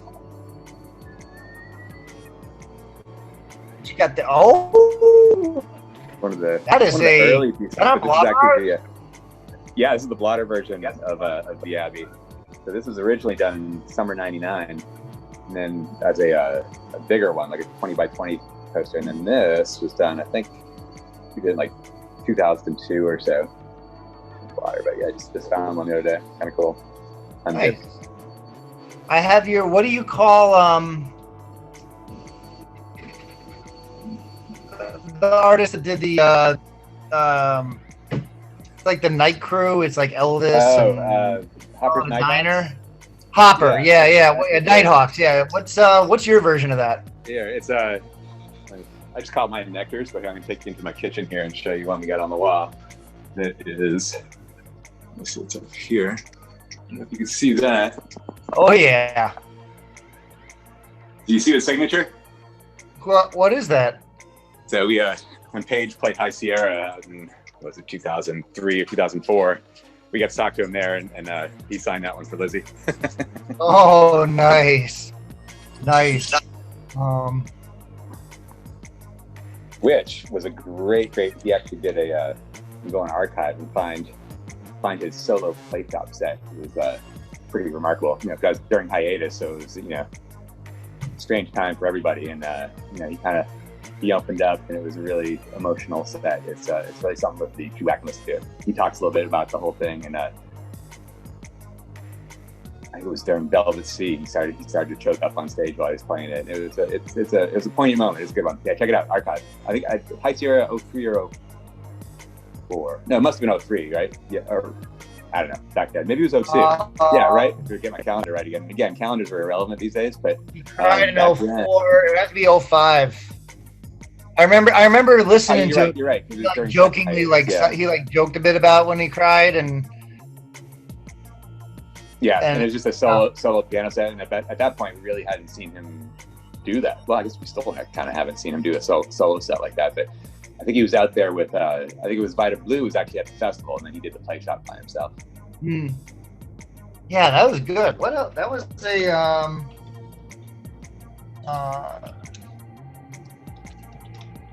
I remember listening to this. Oh yeah, it was a work 2007. This says 7. Okay. Yeah, it was a billed as a workshop. Play shop. Yeah, they call them play shops out there instead of workshops. What do they call them? Play shop. Oh, play shop. Okay. Yeah, he did Maid Marian, Strange Design, Army 1, Velvet Sea, Tiny Dancer. That was the one that I remember coming across, and I was like, that's one I gotta see. It's an amazing event because they do those things in like it's the festival, so it's all outside. Except that was in one of the late night venues, so it's inside. And there was not a dry eye in the place when at numerous times during that show. Good stuff. Memories. Yeah, High Sierra. I wish that I went to High Sierra once during the hiatus, during the breakup. I was I never made it to a West Coast Festival until 2011, and that was what was that?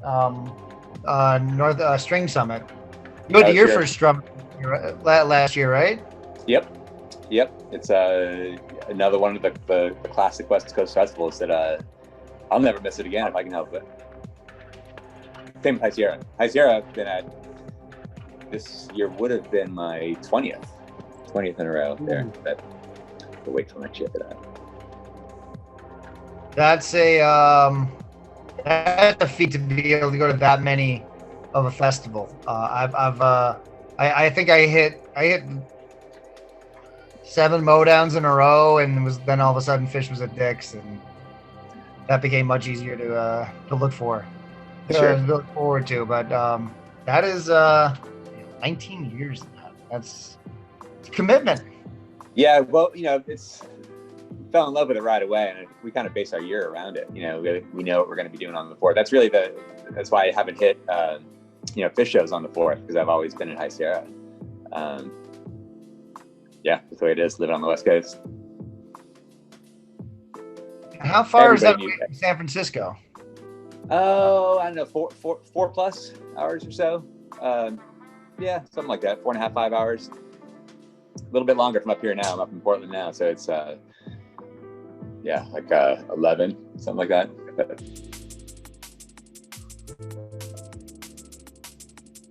But it's a good one. I recommend everybody needs to experience High Sierra. It is the quintessential American festival, in my opinion.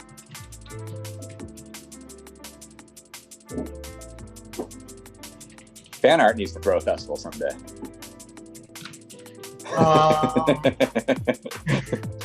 It's not hard to do.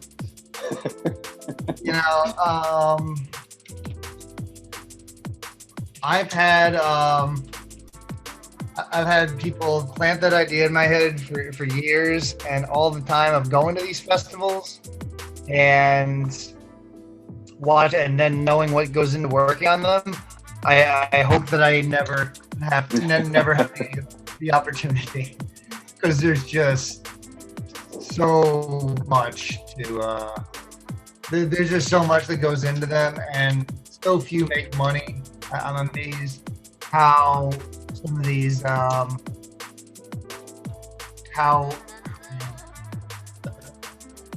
some of these sustain themselves for so long. And High Sierra, Strange Summit, Summer Camp, Strange Creek, and only a handful of others just continue to do this without going out and being some big corporate festival. Right. Well, I mean, there's so much money involved in just throwing something like that, it's, and we'll see what happens too after this year, for like a lot of those festivals and events like that. Once you don't hold your event one year, it's really hard to like kick it back up again. So we'll see what happens, But a lot of the bigger ones, even some of the bigger ones are, well, everybody took a hit. We've all taken hits, but a lot of the big festivals took hits this year too that, might be the death knell, but, hopefully enough of them will survive, and as we get back to the way things were, or way things will be, get back to the way things will be. Yeah, something like that. Yeah, you're right. Those events are, an event takes a year off. It can be hard to make it come back again. It's critical to some of these events that they have the continuity to keep building their audience. And hopefully, you get some events that are grassroots style that come out of this in the next couple of years, and they can start fresh and build themselves up without having to do the one and done thing. Sure. Yeah. And if you look at this whole, we all hit the pause button for a while, and it's giving everybody a chance to recalibrate and reconfigure their situation and figure out how to move forward. It's like this PhanArt. Like we wouldn't have done this if we weren't all at home. And this is a cool little thing we're doing today. So it's like that. The Phoenix Rising. We'll new things will evolve from this that perhaps will be just so much better. Precisely. Yeah. When it became clear that we were going to get fish, I was like, well, I got to cancel PhanArt, and that was less a shock and not exactly drawing a lot of, oh, no PhanArt. Like, well, obviously when the bands cancel and the festivals cancel, I'm kind of out too. Art never stops though. There's always art. The art never does stop, and we kept it going enough. We had a plan A that didn't make it all together this summer, and it's kind of a blessing it didn't get together. And I'm sure as an artist you've run into that, where you've been working on something and then it just, nope, gonna start over, and the new thing is way better. And that's something I learned in the process of this. Was we started planning this first week of October with the artists, and a few weeks in advance with me and Kyle planning things out. And it took a month and a half of getting everybody together, and so many are on board. And I still have people messaging me right now during this show. Got any table space? Yeah. Can I just walk around? Can I throw down a blanket? I did put out a request on Twitter that if anybody in Albany has some sage and can just burn it and walk around my apartment, I'll just get the full feel of this going. See if anybody's selling grilled cheese outside. Yeah, right. I had some guys showed up at the show in December last year, Hotel Penn, with a nitrous tank set up, and they took one. I took one look, and I was like, no. walked right out peacefully, no problem. So we're really expanding in ways we didn't expect. The first show in Atlantic City, there were a handful of people selling like cheap glass pipes outside, but they were on tour, and it was like the first time they'd had a show like this that was so well publicized. Well, yeah, sure, but no, don't do that here. And now we have quality glass and even metalworks that are at our shows.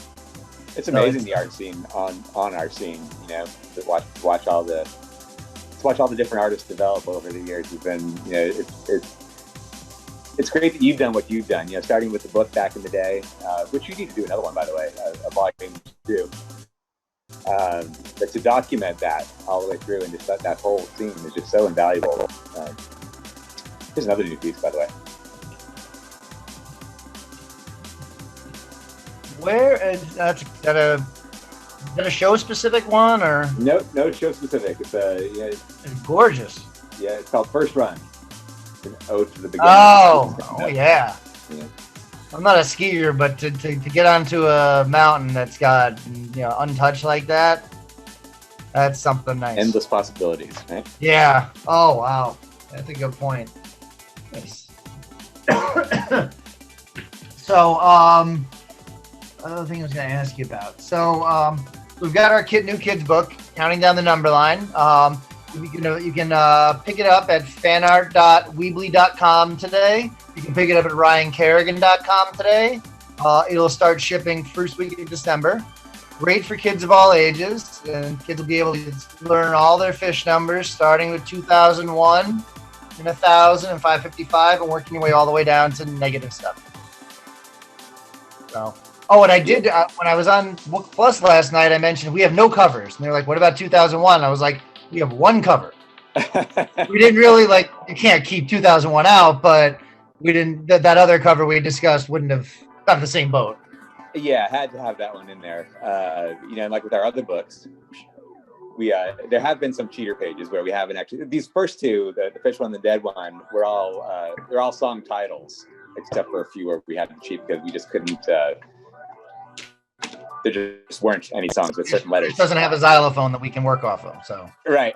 So with this one, we just kind of, there's no continual line through. It's just that it goes, you know, backwards down the number line. We didn't have to get every number, so. Yeah. We were let off the hook a little bit with that. Yeah, I'm pretty, I'm impressed by the way it is. I've been slowly sharing it with a couple teachers at school and friends, and now that we've got it all out there, it's going to be, you know, I think people are really going to love it when they see it. Yeah, it's a fun one, you know, and then with the stickers in it too, it's just another element of fun to do. And like you said, with all the Easter egg type stuff in it, like there's well over 30 songs referenced in one way or another. So that's another game part of it where you can just try to find those all. Then again, it is a kid's book, you know, it's you know, to get you to read with your kids and stuff like that. But it's like with the alphabet books, I always say adults need to brush up on their alphabet every once in a while too. So it's not just for kids, you know. Exactly. Like the Jerry Dog thing, not for kids only. You know, it's it's for everybody. Yeah. Nice. Yeah, I love the it's, you know, when we say kids of all ages, it's really kids of all ages that this is appropriate for, because, you know, a finite book where it's just like simple stuff like G is for giraffe, and then that's it. Like, that's great, but let's give something for everybody. And this has stuff that folks may not catch. They may even read it as a child and then get older and realize, oh, there's a reference to in there. True. Yep. Yeah. And every page is kind of a starting point. Just like with the alphabet books, like you're reading the page, you're reading about the number, but then you're like, oh, that's this song. And you start talking about the song, sing the song, play the song, you know, learn the song. And start them early. Yep. And that's a great way to put it. We, you know, I wish I had listened to Fish a little earlier. If you can get through the kids and just teach them this and make it part of their life, it kind of becomes, well, you know, the entire culture and community of this gets more ingrained into them. And what a great culture and community we have to share with the next generations. Is that the alphabet poster behind your shoulder there? Yes, it is. Yeah, this is. That's good too. So. That was actually where. Oh, there you go. Woo. I have number 101 framed right there. Nice. Nice. Yeah, that was the first thing we did. I mean, we did. I think that preceded the. Yeah, that was 2013. Yeah, And that preceded everything. Because I know this is 13 for this poster. Yeah.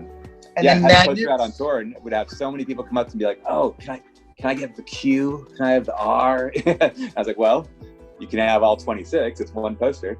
And so from there, then we ended up just then we made individual magnets, and then made the book. After we'd done the poster, we then added text and did a book from it. Yeah, and that was where it all kind of started from. I think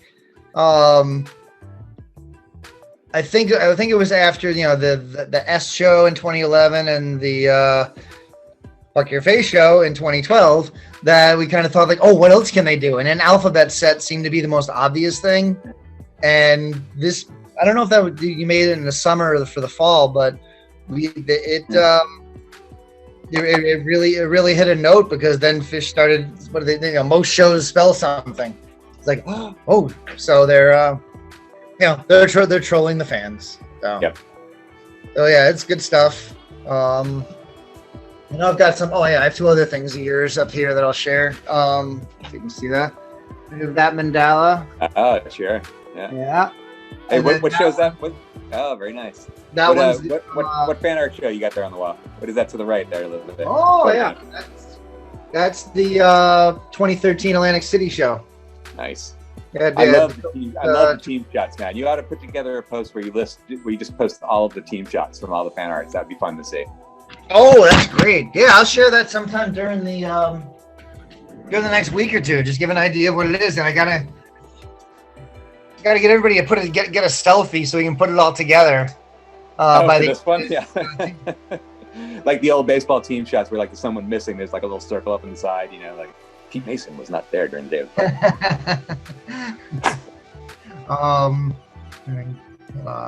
party. I get such a great idea that we've done those team shots there all the way from the very beginning. I think we actually did it at like the BPC and the mock shows too. I think we'll have to ask Sean and Jason, see if we can get some photos from there and document the entire art show scene from the beginning. Yeah, I've stayed pretty organized on keeping all the shots together, and keeping all of the whatever photos that photographers took or were submitted to me. What number are we at now? If this were a true show, what number would this be? I'm gonna look. It's gotta be. We're in the 30s. I know that. This would be 35. Wow, man, that's pretty impressive. And the first one being what year? 2013. That's. So if you take out 2013 and 2020, we had 32 shows in a 5-year span. So, very impressive. Yeah, it's we were supposed to have 7 this year, and we were supposed to have 7. We were supposed to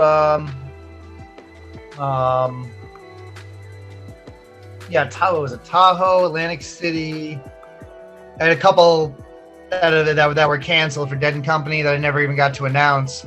And then what I expected for the fall, plus one day at Dick's. It was a kick, because not a good kick. It was you got to be kidding me. I really wanted to have these. It was going to be a fun summer, and we'll just look forward to it next year, because it's just a lot less work not doing it though. Huh? A lot less work not doing it. Oh yeah, exactly. Yeah. The amount of free time I've had, the amount of hiking I got to do. Gives you. At least I know now what I wish wasn't around. Come on. Nice. Sweet. So who you got coming up next? Coming up next, we got schedule here. We got Girl Tour is going to be popping in a few minutes. They're another West Coasters. They're looking to jump in, and then Outcasty Designs. Nice. And then 245, another. I think she might be in Portland now. Jamie Lee Meyer. Oh sure, yeah. Should she move up there? She's still in San Francisco. In Portland proper, or yeah, I'm not sure. Okay. You know, it's funny, like a lot of the artist brethren, part of being on tour, part of what I enjoy the most is just getting to talk to the other artists, you know, in person. You know, I've met so many of all y'all, you know, wandering up like, oh, hey, check out that poster, look, here's mine, you know, and then develop some great friendships that way. And even beyond the art, like it seems like with tour, so many people I only see on tour, you know, so I haven't seen a lot, you know, well, I mean, it's not just my story, but we haven't seen each other in so long. Yeah, looking forward to the future. And that's a great thing, because there's some artists who, when I started the fan art book in 2004, it took years for me to meet a lot of the artists. I didn't meet you until 2006 when I went out west, and I don't think I saw you again until Miami 09 maybe. Or no, I would saw you at Hampton. But it's, you know, it gives you a chance not just to meet the fans and connect with, you know, customers and such, but you also get to meet the artists who are in your who, you know, your colleagues and peers in this aspect of this. Which is also a great part of like doing the actual fan art shows too. Like I love the 90 minutes before we open doors, you know, where I can actually go around and take the time looking at other people, sorry. You know, instead of just, you know, moving my own stuff around a lot, you know? Yeah, it's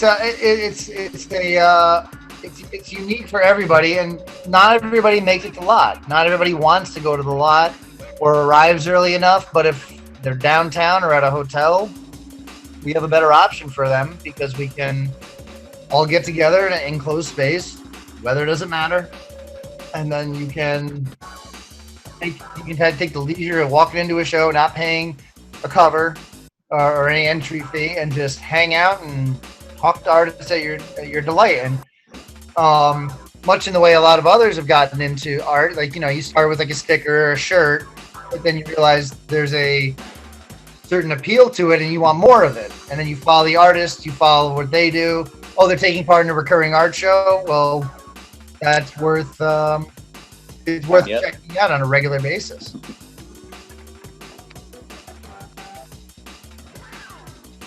Nice.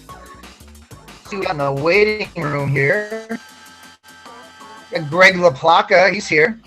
I'm gonna bring in Greg. So you can meet him. You didn't get to meet him, Ryan. You didn't come to Providence last year, did you? No, that was one of the ones that was during. Thank you. Normally, I have such a heavy festival schedule. I think I did 15 festivals last year. Yeah, so there are many weekends where I can't do the fish thing, but yeah, so it's giving Providence. Yeah, we I'll bring Greg in so you can meet him. He's out of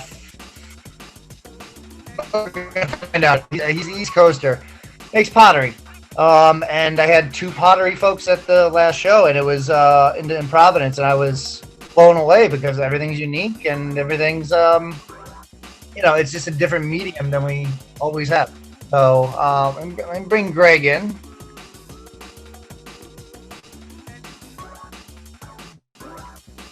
Okay. All right.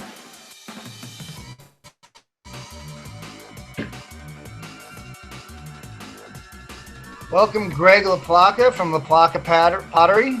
Glad you for joining us here. There we go.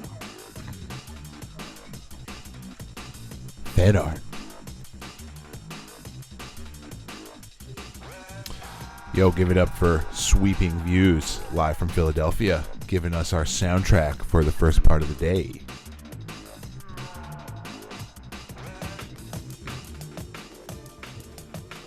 Greg, Yo, how are you, man? what's happening? I'm actually out in the woods doing a firing workshop, but the Oh, really? I don't have Zoom, so I had to get it. That's what the holdup was. No worries, no worries. What's your pottery workshop that you're doing? Are you a firing workshop? We're doing a pit firing today. We're basically have a big hole in the ground with a couple hundred pots in it, Can you show? Can you turn your phone so we can see what you're doing? Yeah, sure. Hold on, I'm gonna walk over there.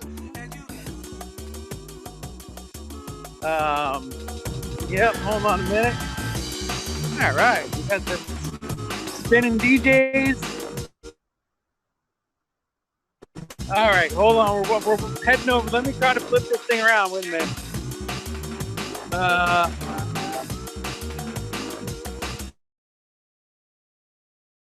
All right. So this is one of my kilns here.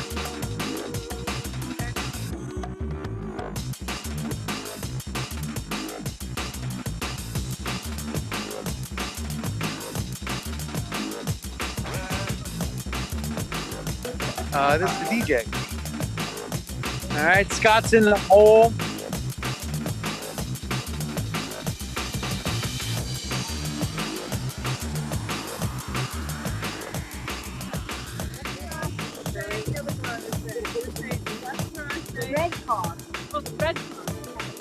We got some more stuff over here. Thanks, guy. You're talking to somebody else. I think I'm done.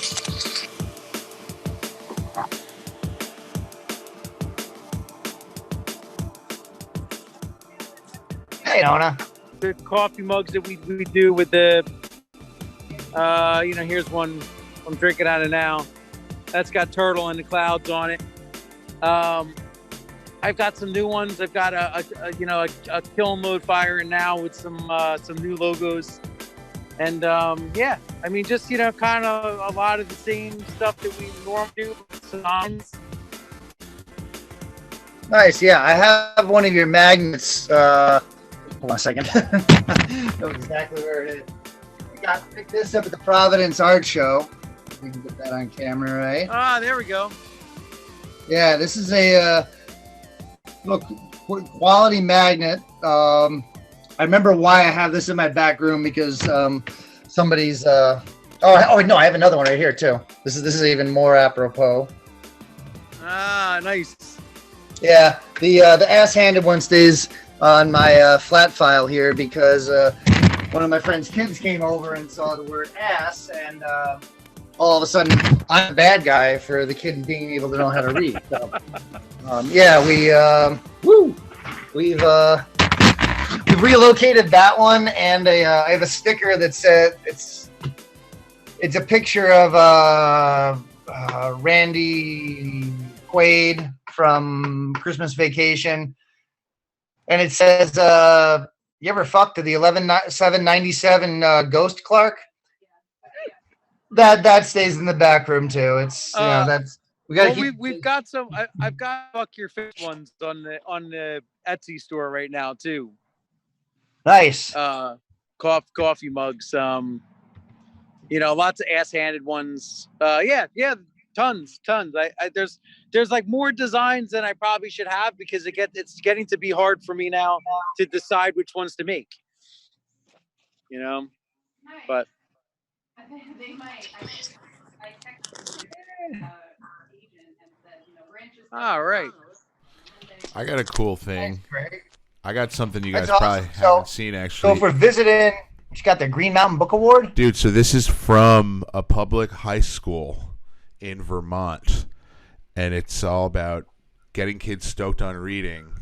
And look, it says John Fishman, avid reader. There are ways that you could, but you reading is empowering Is and liberating and a strong antidote to ignorance. Wow, I'm gonna pulled from a high school wall. My friend who went to high school in Vermont, they had this at his school, so he gave this to me. So just throwing it out there. Anyway, continue. This is a great event. Proud of. It's a good. It's a very good. It's good. It's good. Proponent for literacy. One of my favorite posters that I got when I started teaching was the Widespread Panic Read On. Read On poster, and they're all just sitting there, Hauser included, reading books, and it was that to me was like, that's awesome. That's good positive thing. Cool. Sweet.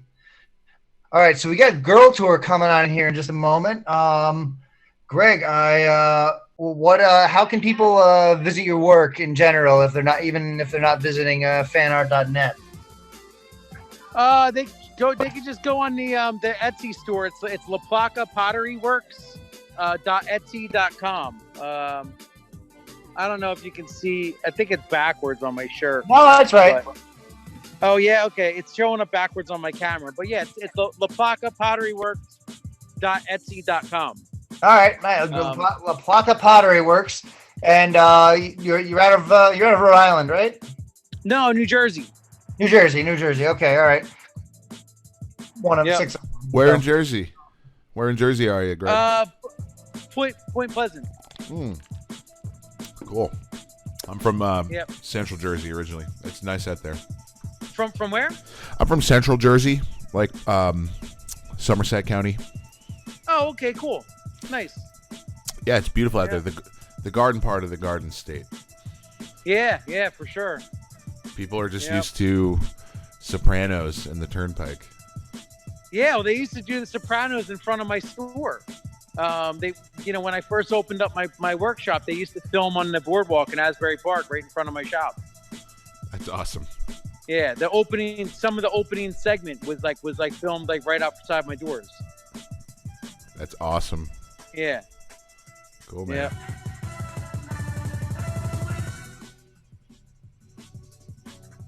All right, Greg, we're going to bring in Girl Tour now. I appreciate you not just joining us, but joining us from the most unique setting yet, which is outdoors, firing up clay, and producing some pottery. Like you're making art right now. Yeah, we're doing it. We're doing it right now. Check out. If you get a minute, go on my Facebook later today, and I'll put some live videos on. Nice. Recorded videos. Brian, I'm going to send you the link for that to share in the chat. All right, Greg, thank you so much for coming by. I really appreciate it. You gave us a very unique perspective on making art today. And all right, guys.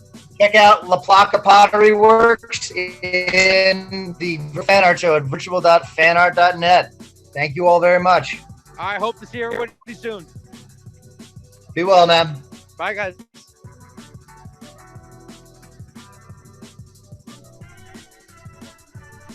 Sweeping views. The views are sweeping.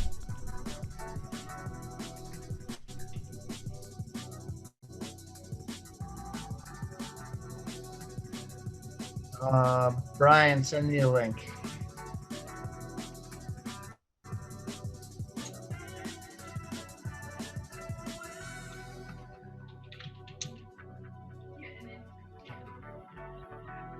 For Greg's site that he just had. I'm gonna bring Girl Tour in just a moment here. I have to create an account for you. That's how I got it. That's how I got it.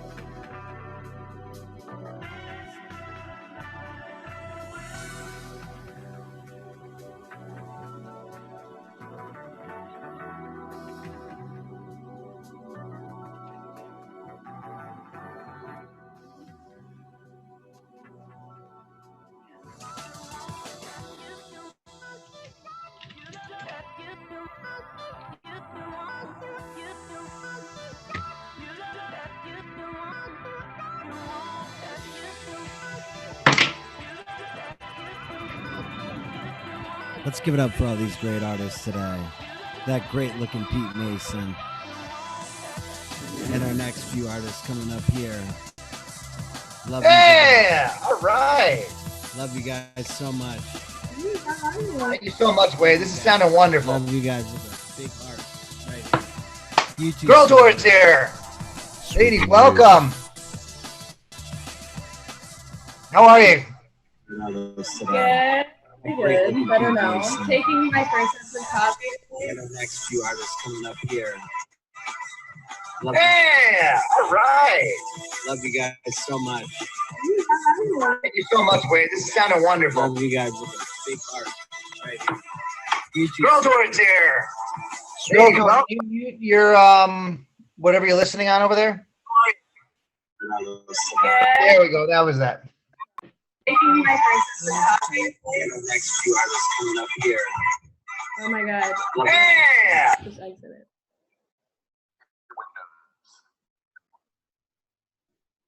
Okay. We're like old people. Hey, I mean, this is Oh, the it's first all one good. like How this. you guys doing? You're coming to us from California, right? Yes, we are in San Francisco visiting. Nice. How's things going up there? The weather's fine. Yeah. Every time I come, I bring the sunshine. I drove down Nice. How's so where are you two? Where are you two normally living at? You guys are both in Colorado, right? Yeah, we live in Denver. Sorry.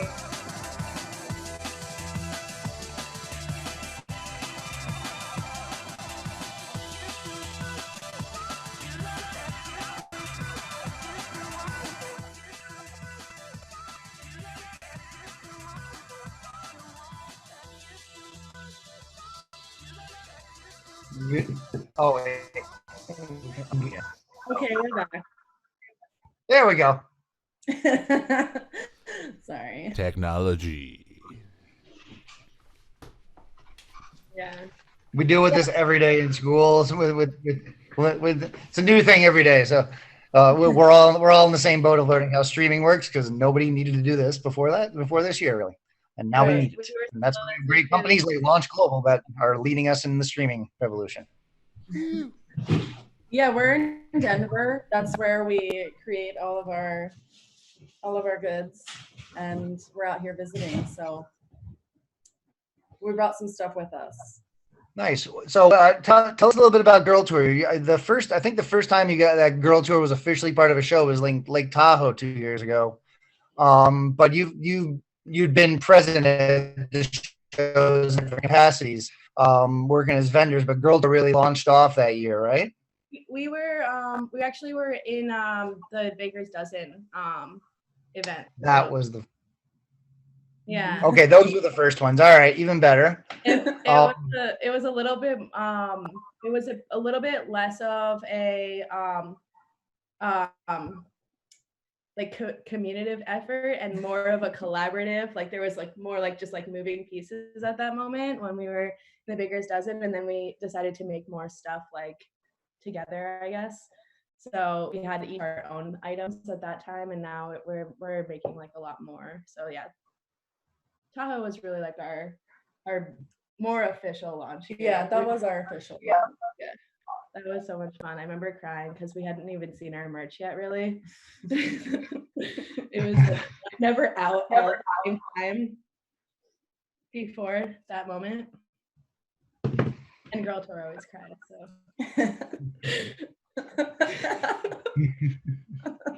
It's always been great to have you there because when a lot of these shows started out, it was mostly guys and a couple poster artists, and then it slowly there became more artists over time that joined us, and then Girl Tour and a few other artists really kind of broke out during the Baker's Dozen because so many people were there, and for 13 nights, there's no shakedown anywhere. There's no place to buy anything. You can't buy much on the street.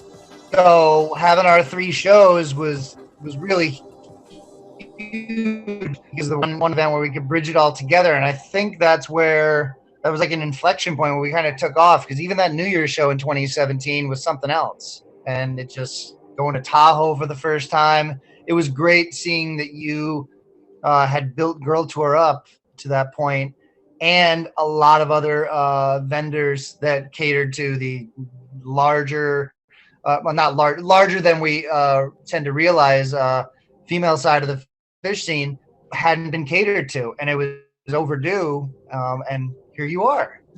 Yeah, I actually remember, I don't remember which show it was, but you had tallied up the artists, and there was actually a 50-50 ratio at one of the fan art shows that we were that was that Tahoe one. It felt like, wow, this seems almost about 50-50. And if I looked at like the individual owners of the businesses, it was, and some of them were shared between husband and wife or guy and girl. Still, it worked out to 50-50 across the board. And that's first art show I went to. I think the only 2 women there were Isadora Bullock and Erin Cadigan, and everybody else was a guy. And there's other girls out there making art, and there were. Why weren't they involved? So having that amount of inclusivity is a really key to this, because unless you're making a copyright infringing product, the door is open, and the free market of fish fans will decide exactly if they want to buy it or not. But usually you figure that out beforehand. Yeah, absolutely.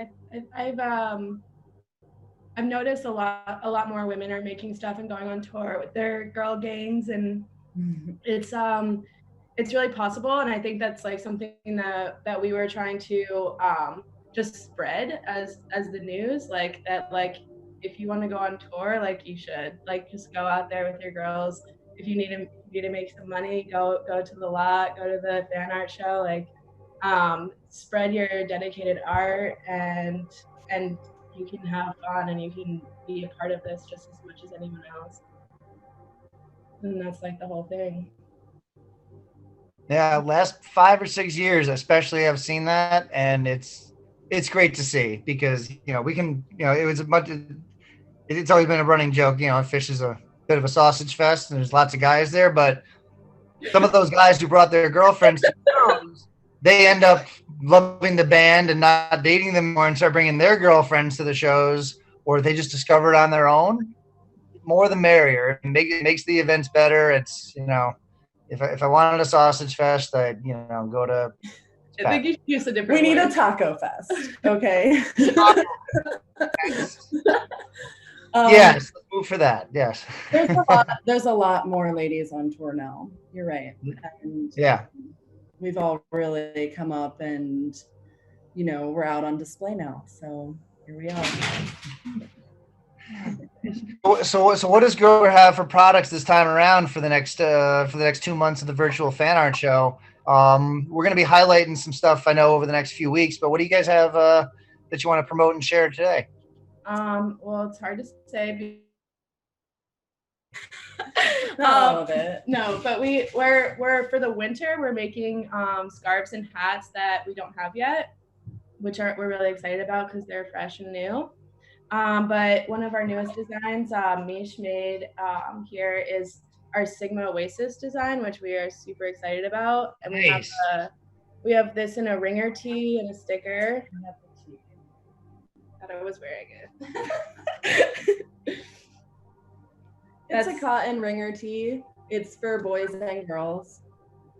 Yeah, and it's really fucking cute. We love it. And she came up with the design early summer, and it's been on our site for a few months and doing really well. We want everyone in the world to buy one.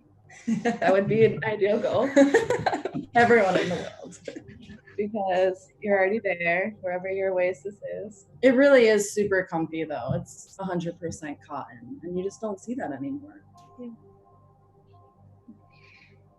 Yeah, that's a heck of a design. The Sigma Oasis. We kind of missed out this year of everybody taking a little bit out. Like, I mean, we can find enough of it online. The New Year's mishap and the four colors they used, as well as all the Sigma Oasis related art. And I'm sure we end up with some Beacon Jams art and spatchcocking and Rescue Squad strings. I made this squad. I thought it was super clever, but no one got it.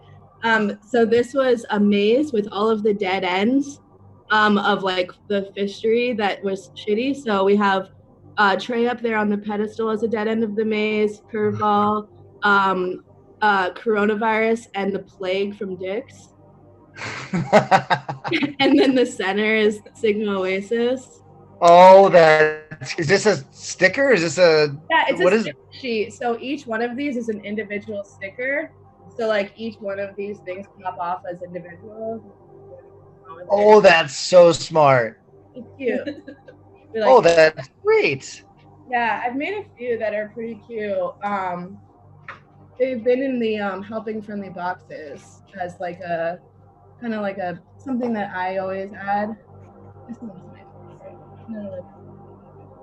This is from New Year's box last year. It's all the things that fish drops from the ceiling. Those are cute, and they all individually peel off, so they're fun. I think they're really fun. The translation online sales hasn't thought they were fun yet, but people are gonna know about them when they see them on tour one day. That's really cool. So what's in those? You got the teardrop, the raindrop. You got some silver stream. You have the cats and dogs, the hot dogs. These were the inflatable pool floats that drop down in Miami. And then I just have like references as well to like the different New Year's that I golf ball, different stuff that they did over New Year's. That's a sticker sheet as well. Yeah, every one of these is an individual sticker. There's like that's neat as hell. I love the ingenuity that you guys have, that honestly that we're all having in this pandemic. It's been a great time for creativity, and I'm sure you guys girls are taking advantage of that in the process. A lot of growth. Had a lot of growth this year, and like looking for new ways to like connect with each other and figure out like what's next, like when regular old tours and that. We have news as well. In Denver, we're opening up a little studio space in the shop. So that will be something we want to promote pretty soon when it's ready. It's an in-person brick and mortar. Who knew that we would do something like that?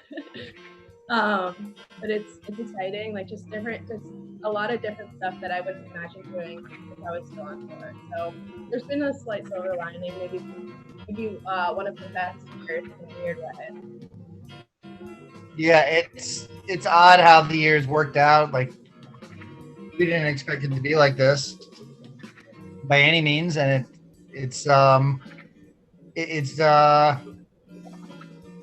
even for this kind of year, there's still a lot of good stuff to speak from, and I hope that rounding out the year with 8 weeks of a virtual fan art show and new items popping up regularly will help everybody kind of get that familiarity that we're missing, as well as support small businesses like Girl Tour. I mean, that's amazing. You guys have a brick and mortar little studio shop opening up in Denver.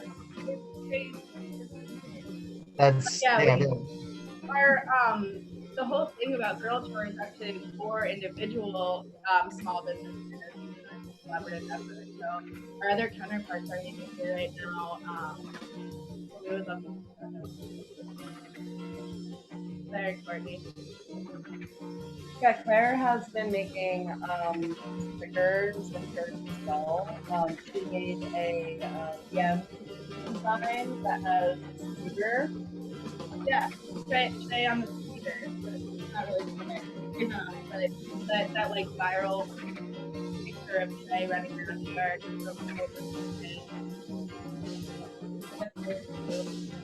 And we have one of Courtney's like fresh design here. This is the Bittersweet Motel. Ooh, zoom in a little bit on that. It's bring it closer. Oh, that's great. Who designed that one? Courtney. Oh, nice. Gosh, got them in top. She has stickers and t-shirts and crop tops and necklaces and all. She makes jewelry too now. She just launched over this year her new line, and that's Forever Lot. So she's busting out a whole new style. She went from making very heavy on seamstress work into jewelry and graphics. This has been a really good year for her.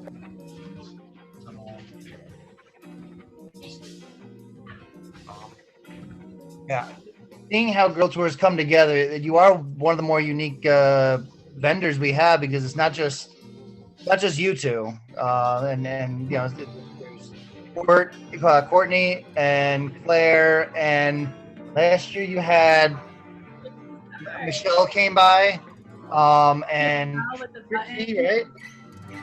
And Trixie's car with her jewelry. Yeah, we want to include like so it was really cool to include Karen to start because she had never sold to her fans even though she had a base online, and we included her in a couple of our fan art shows, and then when she started getting her own that for New Year's, and I thought that was pretty cool to like be able to kind of like bridge something for her.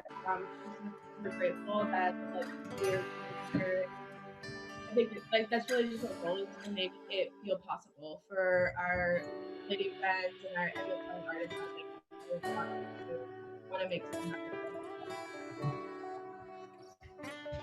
That's really about supporting one another. That's where we can.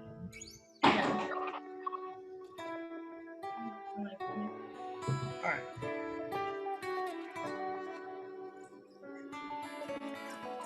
Wyllys is a woman. Love seeing those. It's yeah, true.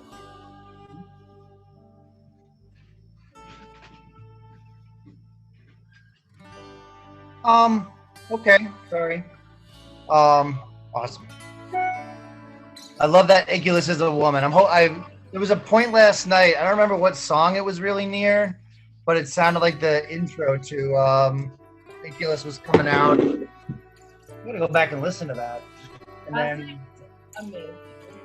it was incredible. Not just strings now, but you know, ladies singing with them on top of that. Yeah. Cam was like The pan from Trey and then shifting over to them. That's getting creative on top of everything else. I'm happy where this is all going. happy. Like all found kids who wanted to be able to be a hidden artist, and, like a whole new look on his songs. I'm really excited for it. Here.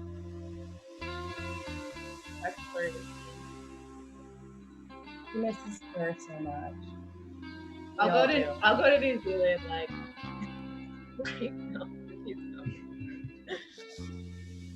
I think we're blessed to have him, but he keeps talking about like, oh yeah, when this is all over, we're just gonna not, go back to what were you talking about? Whatever the quarantine place they were staying at.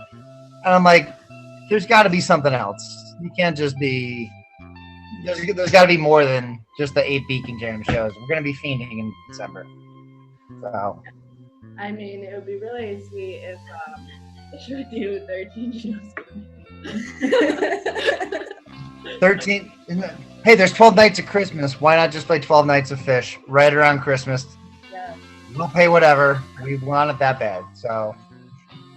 I'm gonna be grateful for these 8 nights to stay and see what he wants to do next. I try really hard not to be like the hater that says like they should have done this or we need more.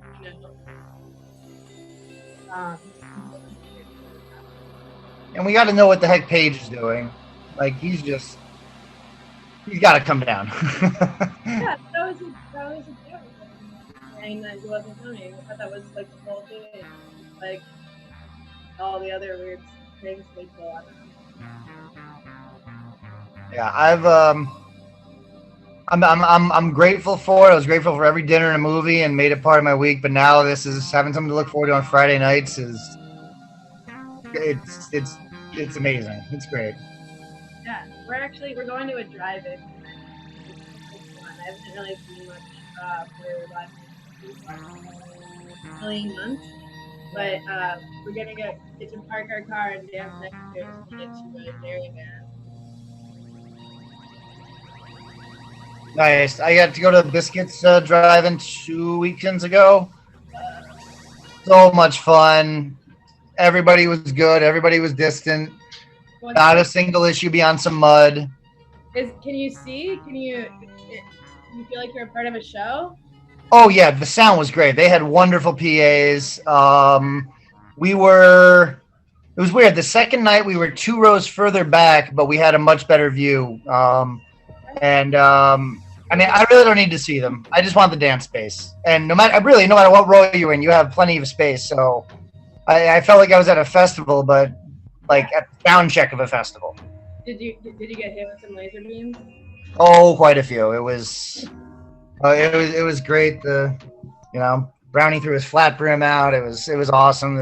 I had a great time. It was really a blast. So. And I've never been to a drive-in movie. I know about a drive-in concert.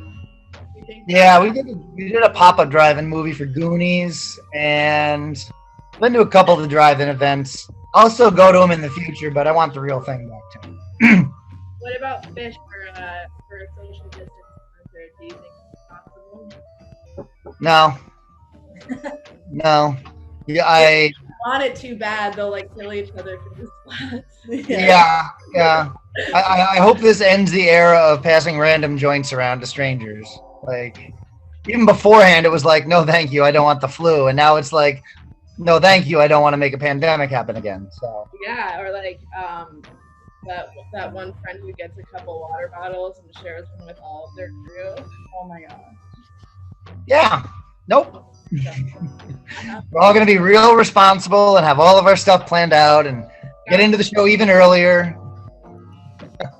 I promise. Just give us some message. Yeah, it's wild. It's like I'm like still in disbelief about a lot of the way that this year is like passed by, but I don't know. There's also a lot of progress to be had from not being enslaved to the next show. Yeah, it'll be a game changer for sure, and the adjustments that we're gonna make are gonna be around for a while, I'm sure. So, I like this period of innovation and look at the bright side, because that's all you really can do is just keep it positive. So when you've been hanging out with a friend that you spent a while outside, do you each roll your own joint? I teach. We're in school every day. The kids are not there every single day. But we're in person 5 hours. The kids have a little compacted school day, and then we're available online for a few hours after. So it's an adjustment. The kids had to adjust and build some accountability up, but it could be going a lot worse. It really could. I look at the bright sides. I talk about it with my older students. They tell us what they like school to look like when we get back to it at some point, and it's kind of refreshing. They're able to look at things like that. So, I do want to give you guys a shout out here. Check out Girl Tour on the virtual fan art show at phanart.net. We're going through mid-January. Products that are there available now, and some more that will be popping up later. I want to thank you girls for stopping by.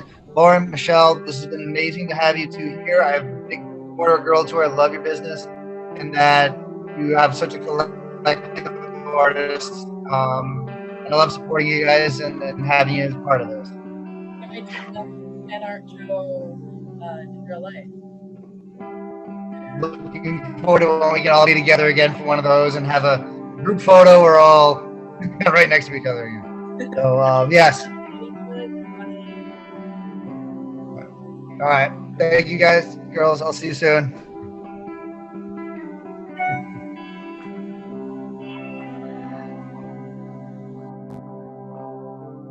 All right. So I'm gonna take just a minute here. I want to thank Sweeping Views for today. When you visit fanart.net and you enter the virtual fan art show, you'll hear some music playing. That is a mix that Sweeping Views made, as they have made for many years. The shows, it fits the mood and the tempo of what we're trying to do, and he's doing the same thing right now. He's on for about another 10 more minutes live, and he's gonna pass it off to Raphael25.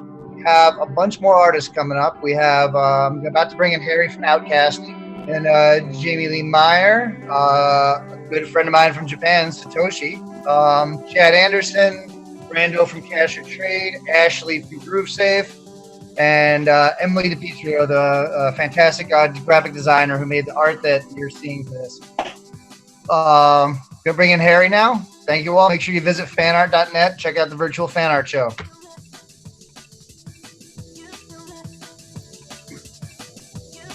Sweeping views. Give it up. The views are sweeping.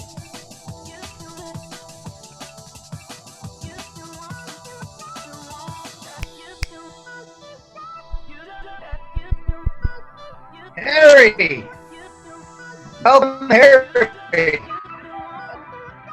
How's it going, brother? How are you, dude? Thank you so much for hanging out in the waiting room. I'm glad to get you in here. I'm glad Outcast. Where are you coming to us from? I am back in Michigan on the West Coast, not too far from Lake Michigan, actually. Nice. And you were just out. You were back out east just now for Goose last week, right? Yeah, I was hurting for a little live music, so I entertained some of these drive-in shows. I believe you were at the New Hampshire show that I was at in Swansea. Went down to Asheville to go see some friends and saw them down there, and then went to the Halloween show. So it was good to be out and about. Definitely a different feel of going to see live music with the social distancing for sure. Yeah, I think you guys have really made the most of it, not just with the products, but you've made some good, safe travels in the past few months. Been able to get your fix while promoting Outcasty in a great way. Why don't you tell us a little bit about Outcasty? It's you guys just started last year, and it's been great to see you grow. It was just something new we wanted to do. Kind of had no expectations with it. Taylor and I, both have worked in business, Little Hippie, and then some other stuff I've done in the past with working with Water Wheel and doing a different apparel line. Just like I said, just kind of had fun, took the pressure off and everything. I'm very grateful that I have I have another job, that brings money in, so I didn't have to stress too much about Outcasty being the only thing to, be a survival thing, even though that's kind of where my passion is creatively, is to do more apparel type stuff.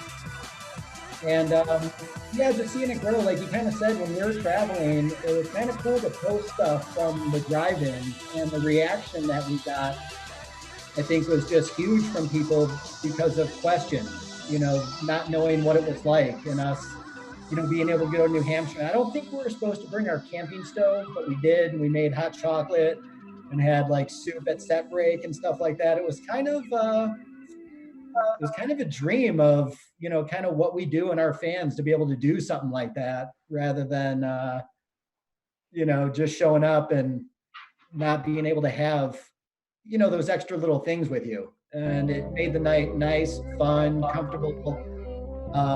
It was like being a kid again and actually going to a drive-in, where your parents brought the cooler full of beer and maybe the grill. Back in the day, I'm a little older, as you can see with the gray beard. So, they used to bring charcoal grills until I'm sure something happened, and then that wasn't allowed at some point in time.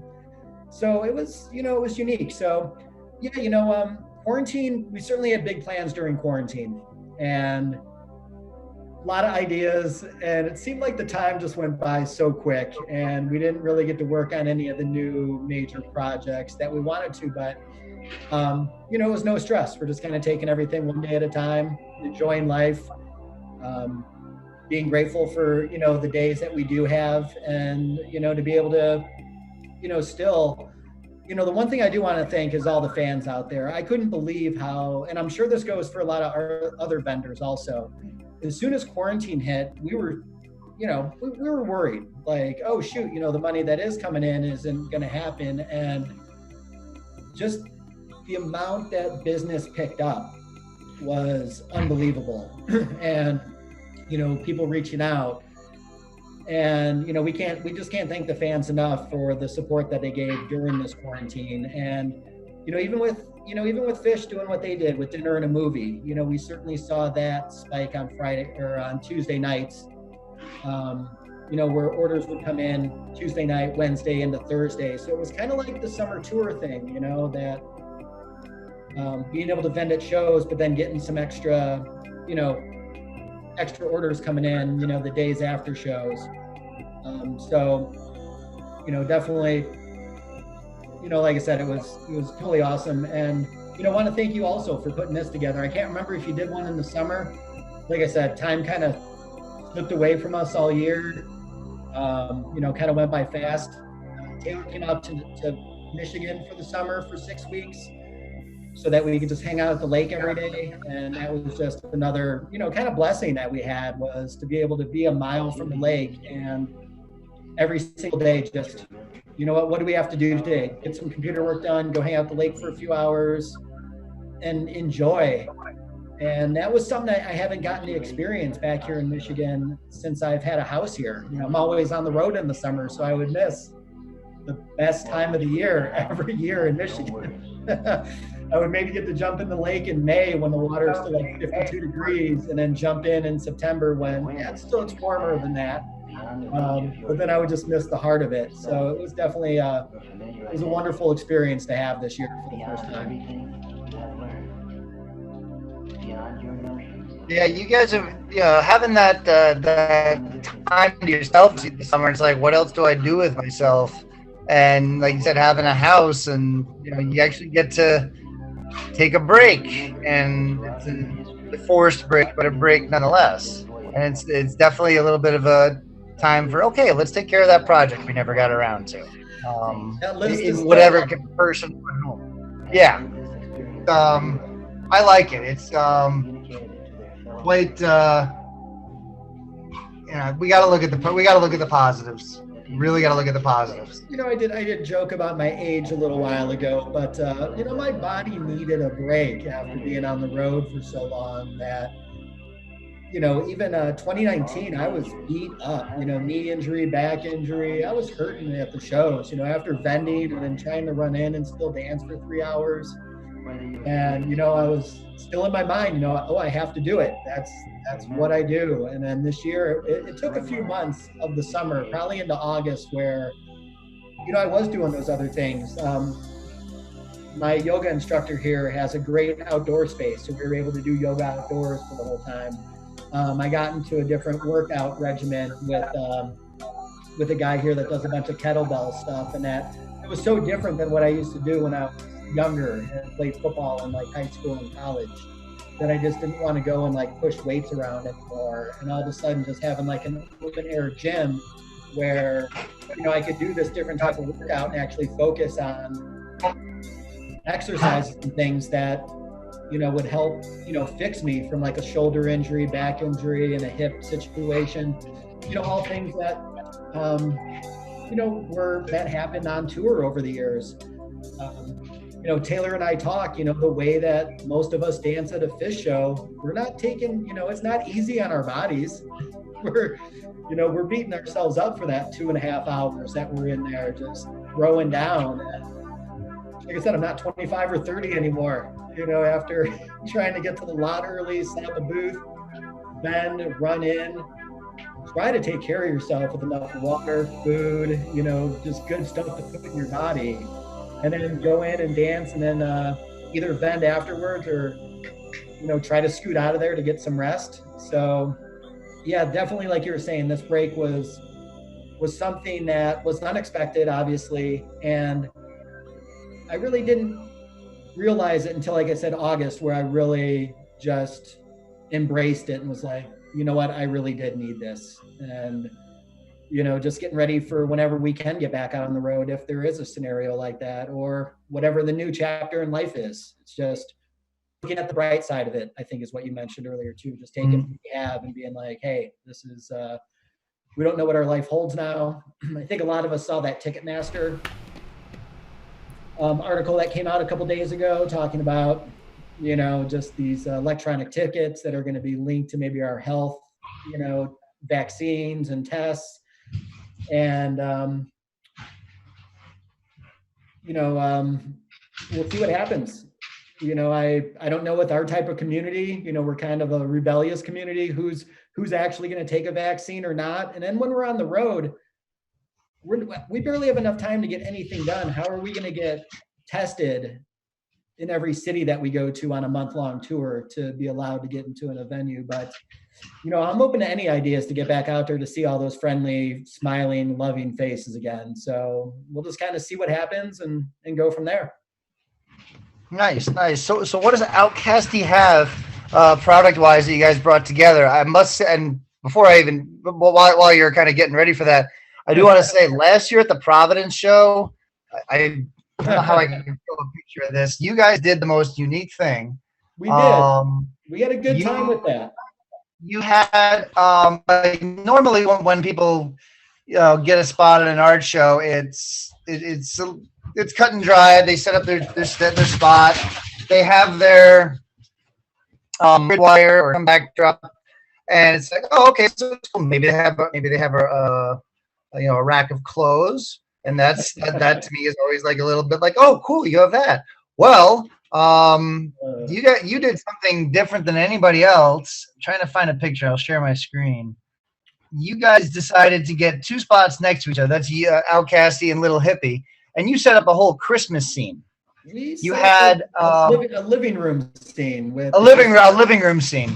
Yeah, the Christmas tree. We brought a little like fireplace heater that we kind of rented from Bed Bath & Beyond for a day or two. Yeah, it was kind of cool. So what happened last year when we were working festivals? We worked the Borderland Festival outside of Buffalo, New York, and it was a unique situation. They actually put us in a building that was the horse stalls, and it was a bigger space that they had. And after kind of looking at it, I brought up the idea to Taylor and said, hey, why don't we, kind of do something different and maybe set it up like a living room? So we brought a couch, we bought a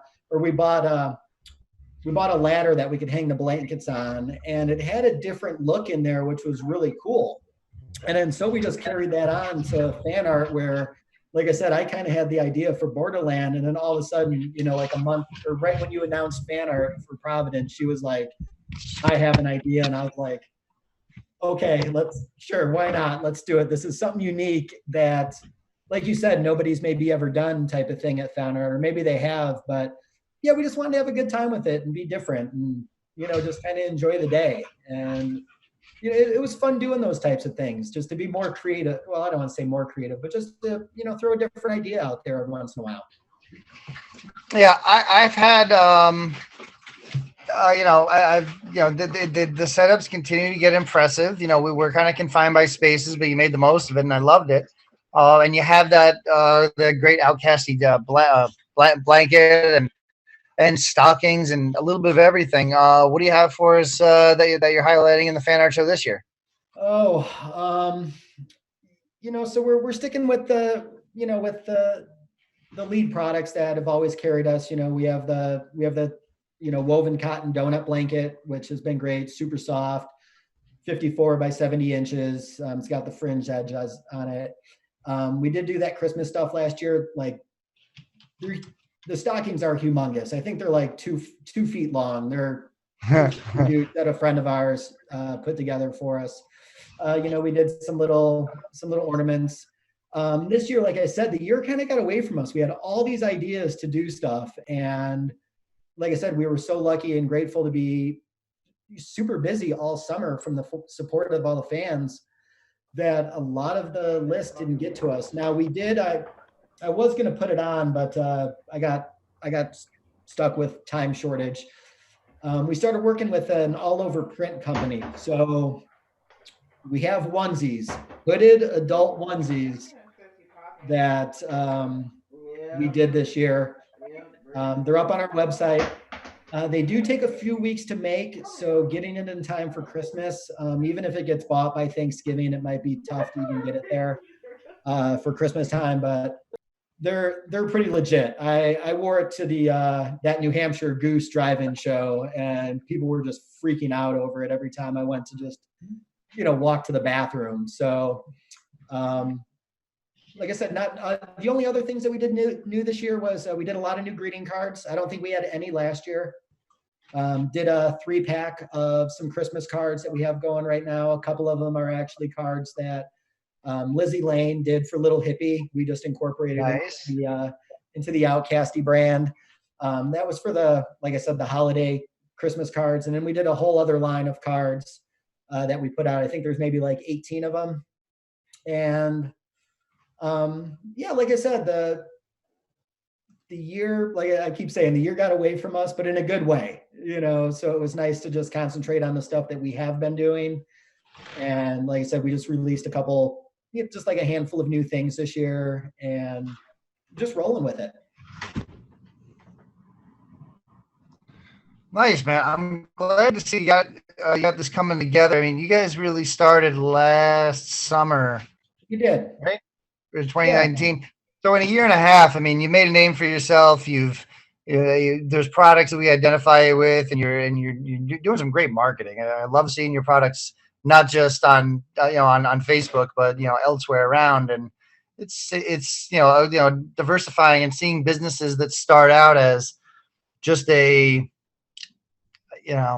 let's say basic thing, like even like FanArt and some others. You're able to start out from just being on the lot to large business that has real items that people are going to use on a daily basis. And when people say, "Where'd you get that?" Well, at least they're asking where you got it from, and then you got it from Outcasty.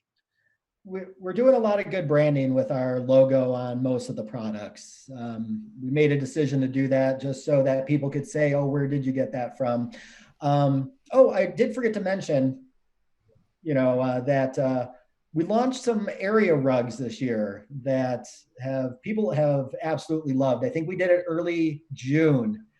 And somebody, before I could even update the whole listings, somebody shared it on a couple other Facebook groups. And I remember it was like a Saturday morning and I was at the gym.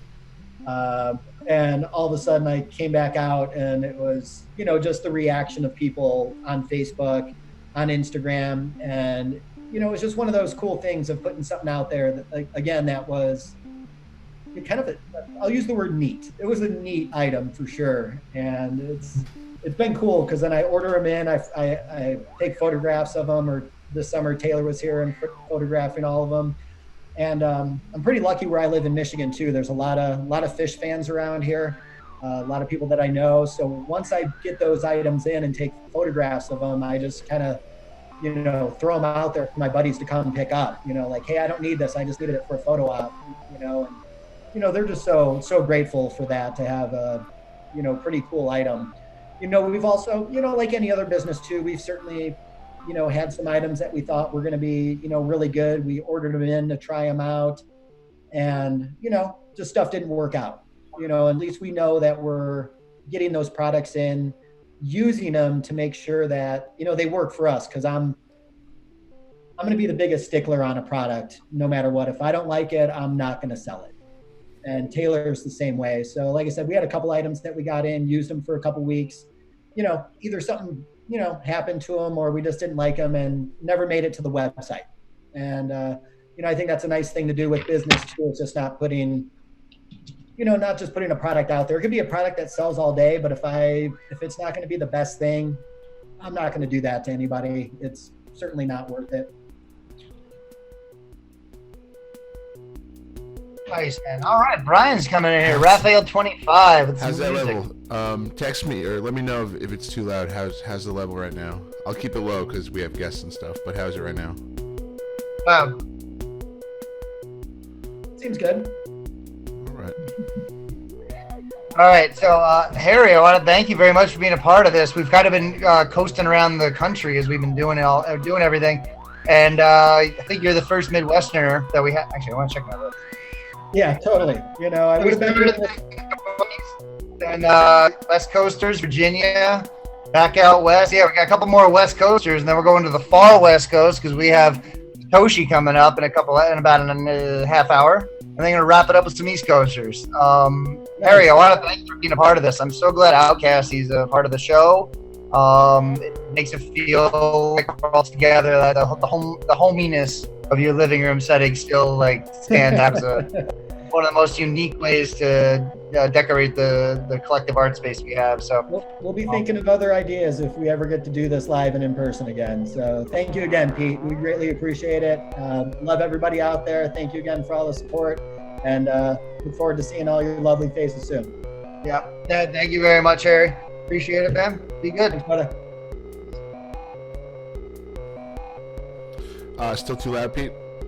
Yeah, turn down just a scotch. That's good. That's good. All right. Say when. Just text me, or you can say it live. I don't mind. I'll keep it. I'll keep it around here. You can hear me live. Okay. All right. How's my is my voice way too loud? I feel like it is. A little bit, yeah. How's that? Better? Is that better? Yep. Cool. All right. So that was Harry Gibson from Outcasty. You can see all these artists at virtual.fanart.net. There's got a lot more coming up. We're in the third hour, well into the third hour now of the kickoff party here on LaunchGlobal.tv. Going to bring in Jamie Lee Meyer. She's a West Coast poster artist. Bring it away, Jamie. All right.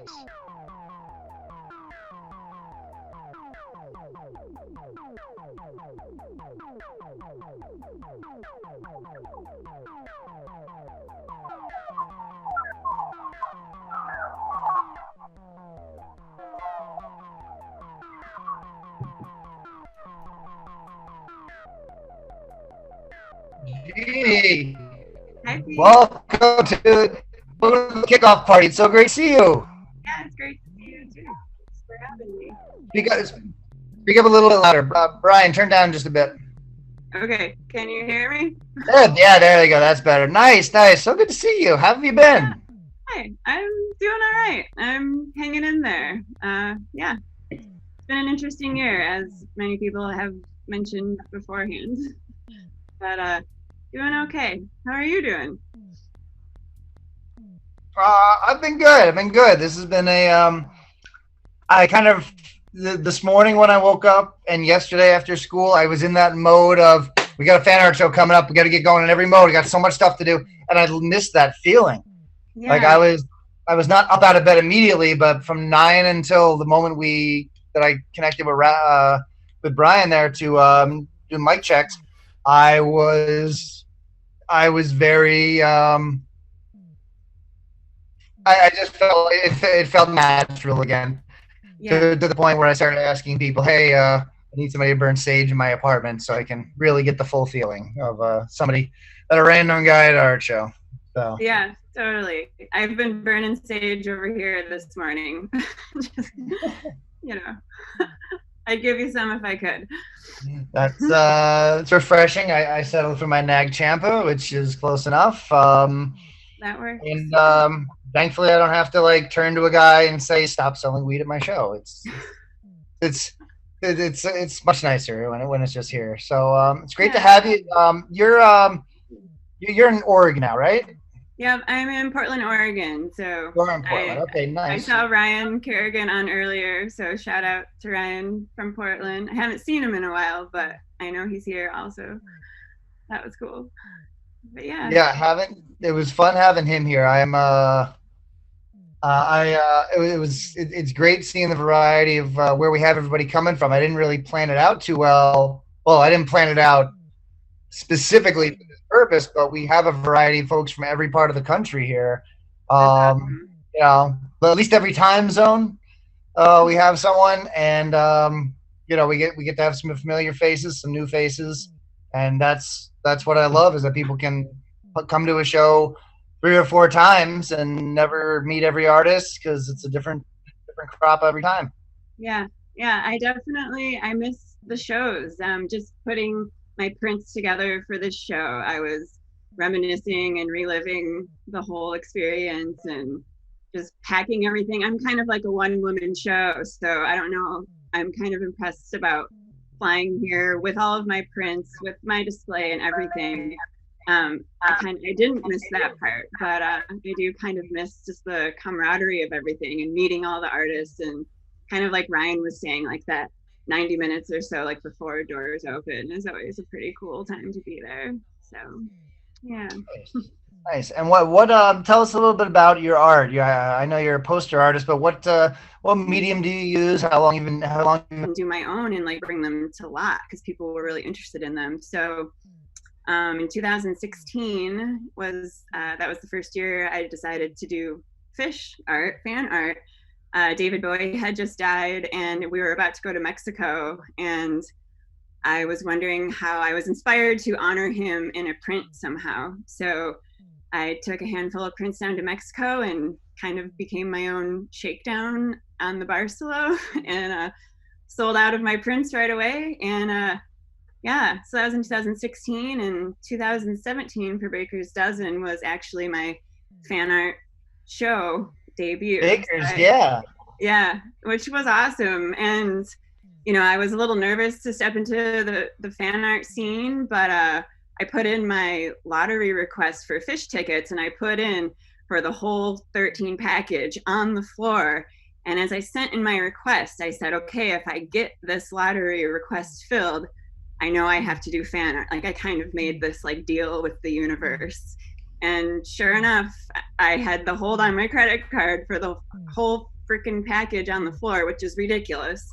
But I took that as a sign, like I gotta do fan art. I gotta step it up and bring some prints to the show. So yeah, I've been doing it a little bit since when I can.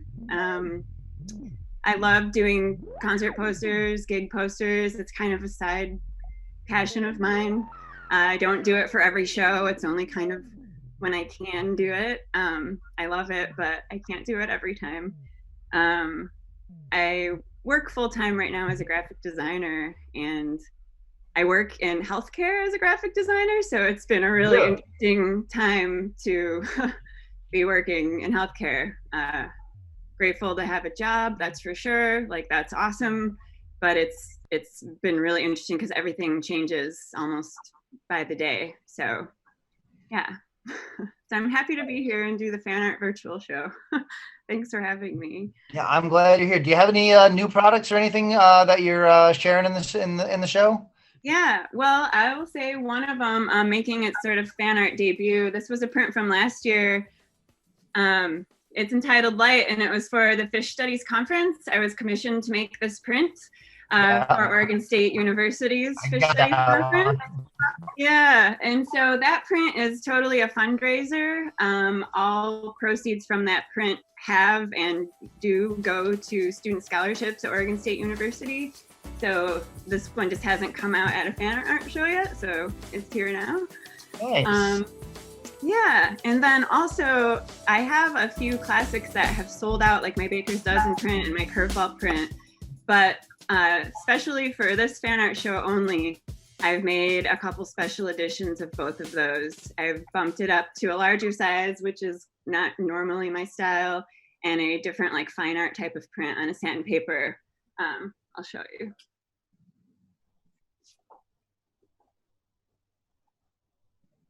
So this is a larger fan art print, or a print that's coming out today. It's 16 by 24, which is very large for me. Yeah. But it looks awesome. So this is available. There's only 10 of them. So there's only 10 signed and numbered.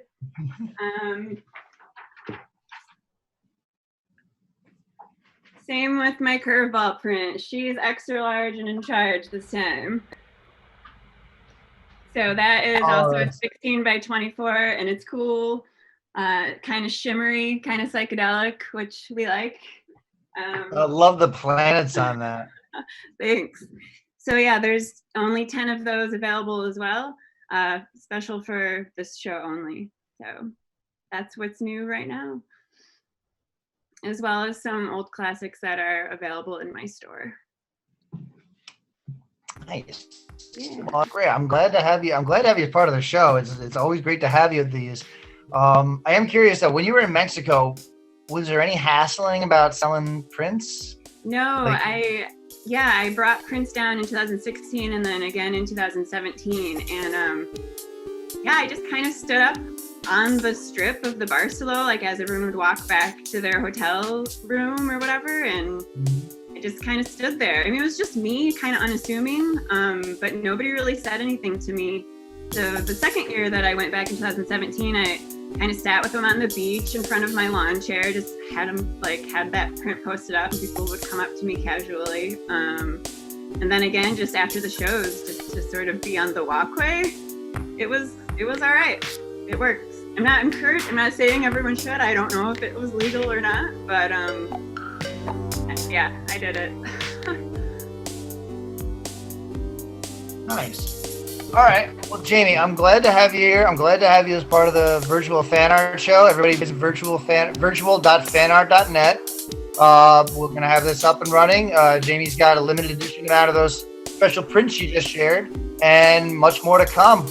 Jamie, thank you so much for being here. I love your work, and I'm so glad that you're a part of this. Thanks, Pete. Thanks for having me, and thanks for doing this. This has been really cool. So I appreciate you and everything you do for the artists. Glad to have you here. I appreciate it. Cool. Thank you. Be well. All right.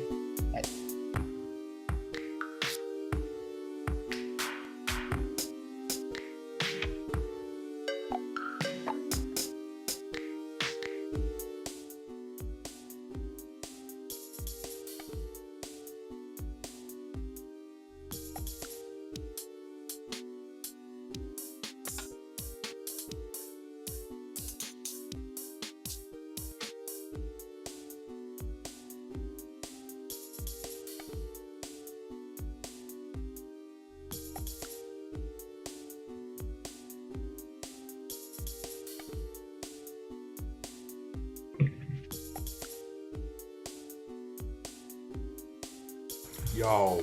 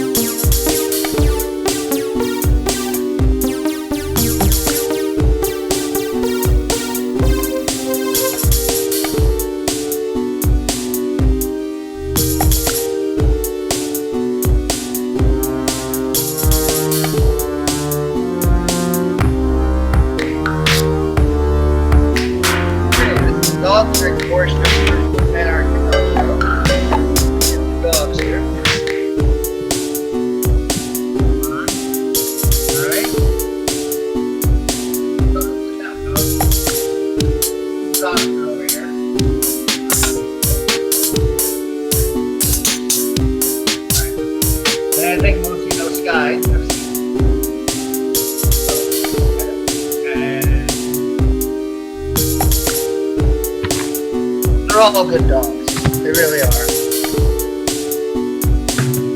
Oh, all right. So, I'm going to bring in a buddy of mine, and in a few minutes after, we're going to bring in a new friend. Well, a very old friend that's unexpected. Justin, welcome to the show. Come on in.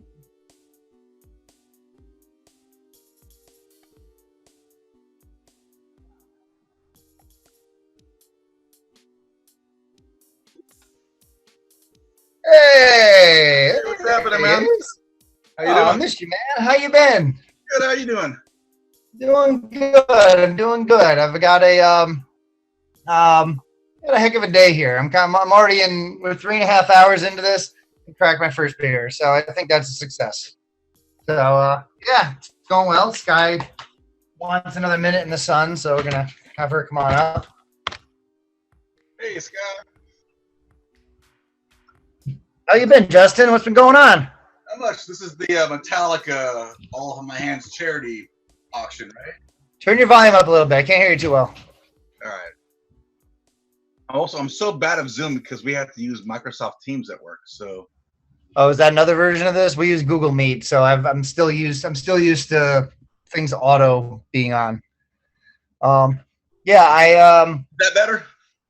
Yeah, there you go. Yeah. Welcome to the Metallica OnlyFans channel. All right. What's up? Yeah, dude. Glad to have you pop by. You have 2 Nine Inch Nails posters behind you.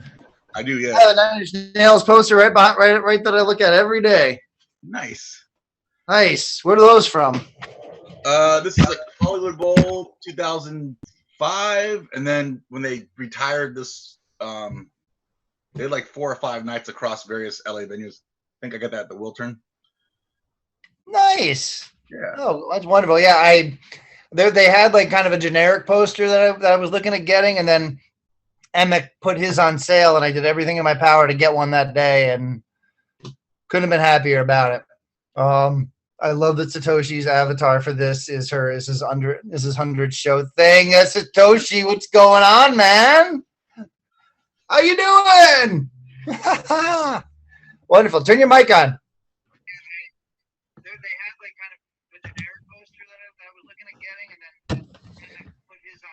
Oh, he's on the lag on that too. Nice.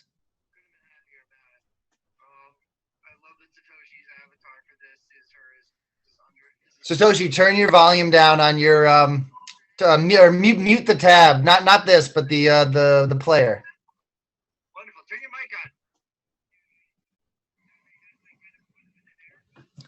How are you, Satoshi? What are you doing? You're coming to us from Tokyo. Yeah, I'm good now in 5:30 a.m. 5:30 a.m. Yeah. You are a hero for waking up at 5 a.m. even earlier on a Sunday.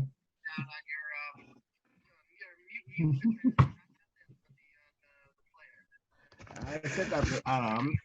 I get up. Nice. I get up at 5 a.m. Yeah, so very sleepy. How are you, Satoshi? What are you doing? You're coming to us from Tokyo. How about Tokyo is 5:30 a.m. Nothing. You're a hero for waking up at 5 a.m. even earlier on a Sunday.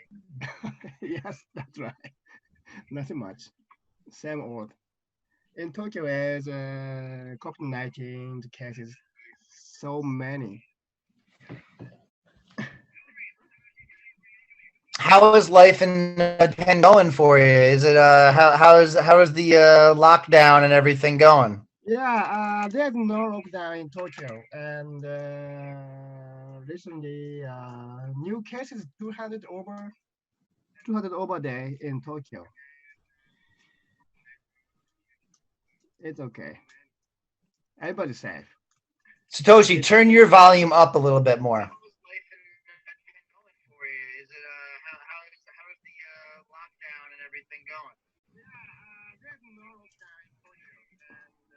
One second. We're gonna talk louder or turn up.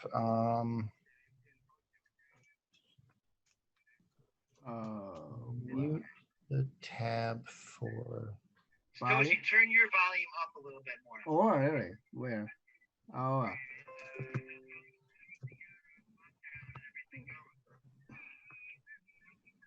Wait. Wait a second.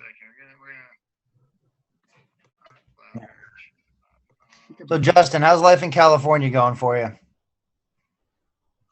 Let me unmute. I wasn't sure if I'm the one causing the audio No, problems it here. wasn't you. No, Satoshi's closing his tab. How's things going out in California for you? You're down in Santa Monica. Yeah, it's not bad. We're definitely, spiking. But it's been a unique year for sure. But I've saved a lot of money on gas, so there's that. A lot less driving on a freeway in Los Angeles, that's for sure. Yeah, a lot of pluses. You gotta look at the positive stuff here. Yeah, I've had yeah, I know it can be a little bit rough, and California, you guys seem to have it a little different than the rest of us. But what are you doing to make the time go by? What's helping you make this a little bit easier? I'll say I think I have young kids, so just the fact I get to see them every day. I know you're a teacher, so thank you for all you're doing. We're 100%. Can you hear me? Yeah, I know it can be a little bit rough, and California, you guys seem to have it a little different. He's on a delay, isn't he? He's on a delay for sure. Yeah. To make the time go by, what's helping you make this a little bit easier? I messaged him to mute. He's got to mute. All right, yeah. I have young kids, so just the fact I get to see them every day. I know you're a teacher, so thank you for all you're doing. I didn't expect that lag. Let me mute him for just a minute, 'cause maybe that'll fix it. Just a second. I deal with this every day with my oldest is in 3rd grade, so she's on Zoom all day and distortion and don't change your name to whatever. And yeah, so I said thanks to all the teachers and essential folks. But yeah, it's good. I still have a job. Very grateful for that. And obviously enjoying all the webcasts and been checking out all the various artists today. Bought myself a new license plate frame for when I actually do go back on the freeway in Los Angeles. And yeah, just trying to make the best of a crazy year. Yeah, it really has been. And the last few weeks have been a little uplifting because the weather's been good here. And had drive-ins for Halloween. For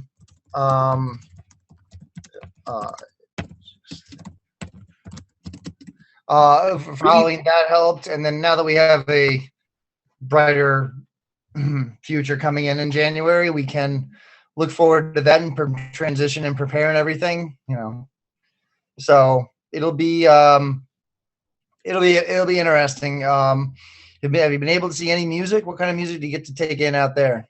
This is a joke. We need some better drive-in shows. No disrespect, but I don't need to go see Fitz and the Tantrums or Bush. They're cool. They do their thing.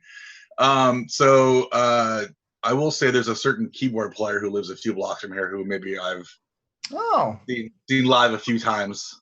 I'll just leave it at that. But nice. Besides that, no, it's again all respect, but I'm not going to pay $250 to go see Third Eye Blind at a drive-in. Yeah, that's kind of pushing it. Like at least up here, promoters learned pretty quick that Pink Talk and Fish, that'll do well. Disco Biscuits, Mo, Goose, those do well. But bringing in there wasn't even a name for the band. It was just this basically like a wedding type band that was going to do some Doors stuff. It was Doors and 2 other classic rock bands, but it wasn't like The Dead or Almonds. It was just and they barely got any traffic. And I'm like, no kidding. Nobody knows them and nobody wants to see them. And we all love the Doors, but there's no Doors cover bands for a reason. Well, to be fair, in Southern California, I get where a Fitz and the Tantrums or a Bush would do better than most jam bands if you're not named Fish or Dead or don't do as well here. So I get why it's like that. But maybe we'll get lucky and STS9 still a West Coast band. Are they still out of Santa Cruz now? Like maybe we'll get them or something. I don't know. But are they from California? I think they went from like Georgia to Santa Cruz, and then I don't know if they're still based out of Santa Cruz or not, but. Huh. I identified them with Colorado for so much because I only like really saw photos of them at Red Rocks. Yeah, that is a weird band. They got some good trancey stuff that I would never tell anybody to turn off. Let's go out. But at the same time, I can't get into that like for more than like a little bit at a time.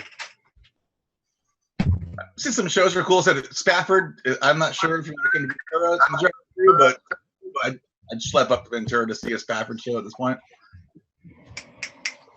or Orange County. Go out there. Where's Orange County? Is that north of LA or it's south of LA? Oh yeah. That's Orange County is Disneyland, right? Yeah. Okay. All right, Anaheim. All right, I got that. Yeah. I feel like it's been forever since I've been out there, even though it's not been forever since I've been out there. It just feels much longer now.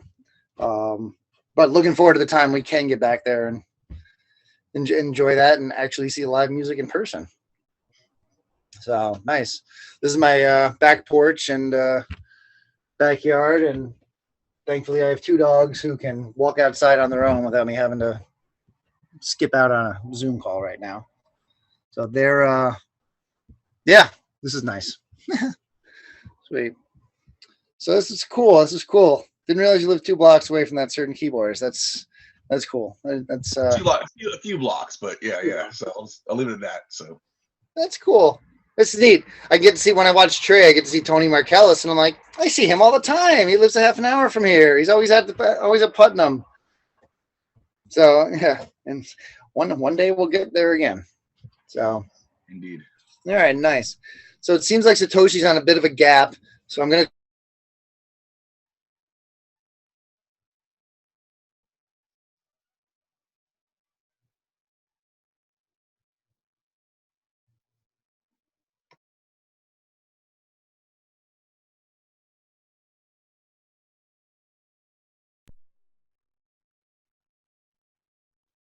I guess I'm going to interview Satoshi.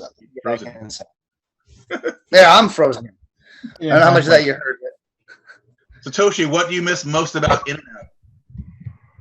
Yeah. Hey. Oh yeah. Pete, do you have bad connection? Yeah, I was out on my back porch. Yeah. Okay. All right. I'm gonna let you guys talk for a minute. Yeah. Oh.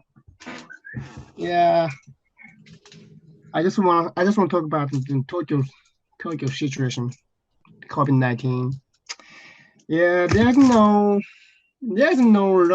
lot of cases in Tokyo, and there's over 200 cases a day, and they're reopening the most shopping and most businesses reopen. It's okay, no problem. By small and schools opening, supermarket, everything, it's okay. They're okay. Oh wow. Yeah, I just want to talk to you guys, and just now 5:40 a.m. I am sleepy and I need more. Everything. I usually wake up around 5:30 every day, so yeah, I get it early, but on a weekend, not as much. Yeah. How's your job? Sorry, what was that? Yeah. How's your job? Working? Yeah, I'm still working. It's been tough. Just I also work in movie industry, so okay. Some theaters are open, some theaters are not. So it's been difficult, but I've had work. And speaking of driving gigs, I've been doing a lot of archival old release stuff put back into drive-in. So that's been kind of old trailers from many years ago. All right. Yeah, in Japan, in circumstances, many people lay off. many people lay off there, and they dropped the customer come to their shop, and many people laid off. How to say, unemployment rate go up before than before, and the circumstance is not good.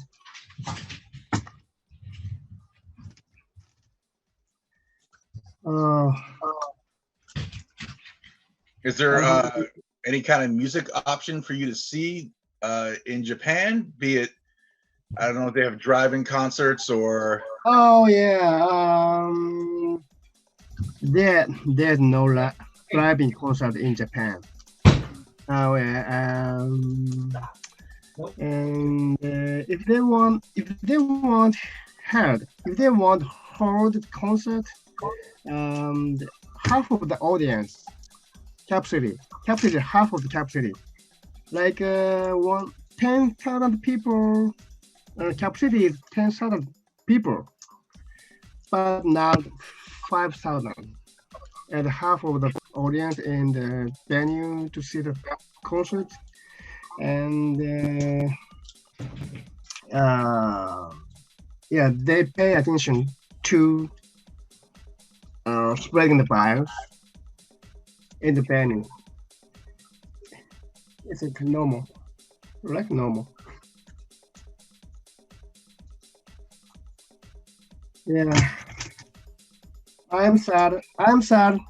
There's no concert for Fish this year. I want to go to America right now, and I hope Fish play concert next year.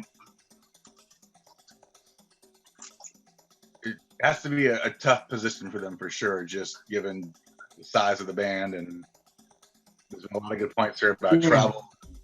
Yeah. Can you trust all the fan base to do the right thing? And yeah, it's tricky. Yeah. Okay.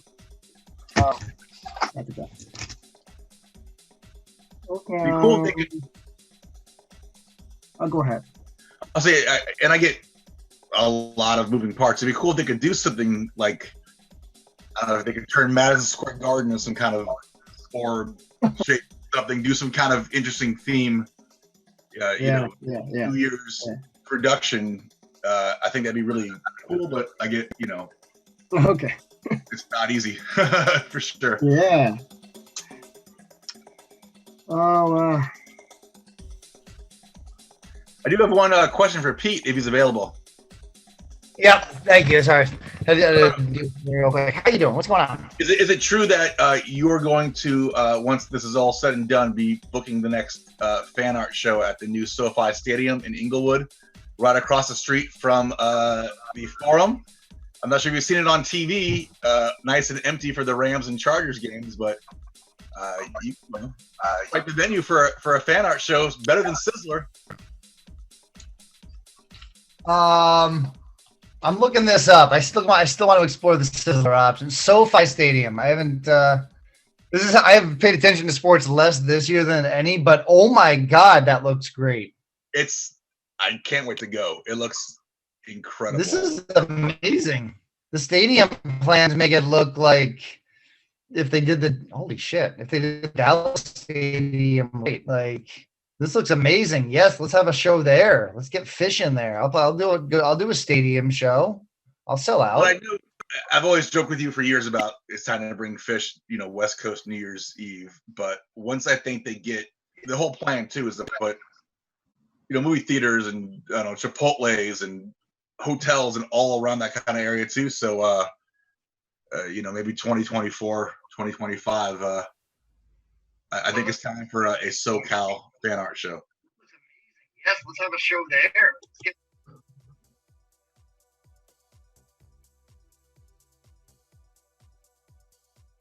Yeah, I want to explore the Sizzler option in LA. If that shakedown wasn't there, that would be the heartbeat. Like I've always wanted to have an event at a Sizzler at this point. We can make it happen.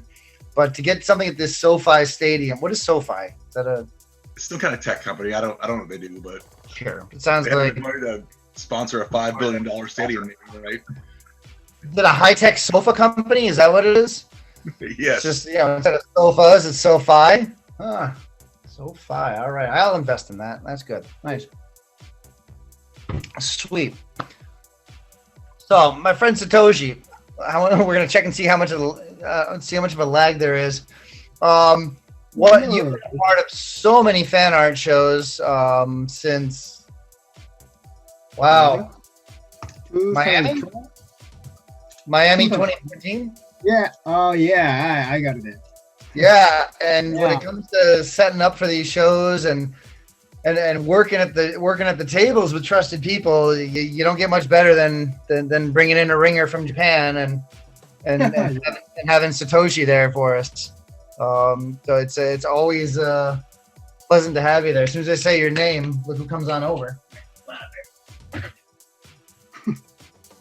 Yes. Yes.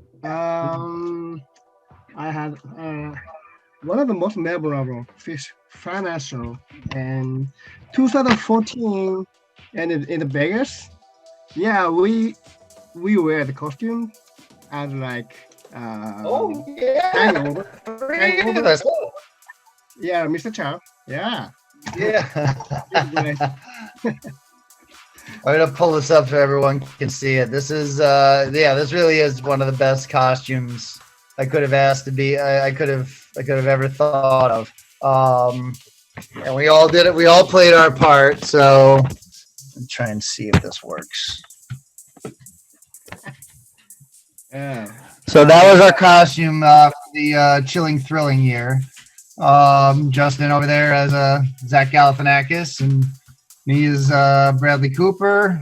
John as the non-doctor Ed Helms. And Toshi, Mr. Chow in the right spot so that the watermark shows up right on his jacket as if he's got some fancy Japanese private school thing going on. This photo only took 2 chances, two tries. So I can't say enough how much I love that. That Big was black furry creature from Mars, man. Which, damn. Photo booth. They played all of the all of the Halloween beats that we all love so much. It was appropriate and not overdone. It was good. Yeah, it was good to be there. Get those first songs. You get to see Satoshi pass out for the first time. That's kind of a rite of passage for us.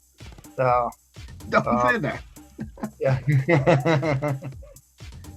Yeah. I passed out Madison Square Garden for 2012. 2012, my first passed out show. My passed out show in the Madison Square Garden, and the medical staff carried my legs and arms to take me away to outside of the venue. And I passed out during a show, 3 times so far. It's terrible. But we always catch you when it happens, and it makes it memorable. And it's nothing more than just you dress so warmly for these shows. Just blame the jet lag. Yeah, maybe. Yeah. I drank. Yes, I passed out drink. I passed out after drank Jameson.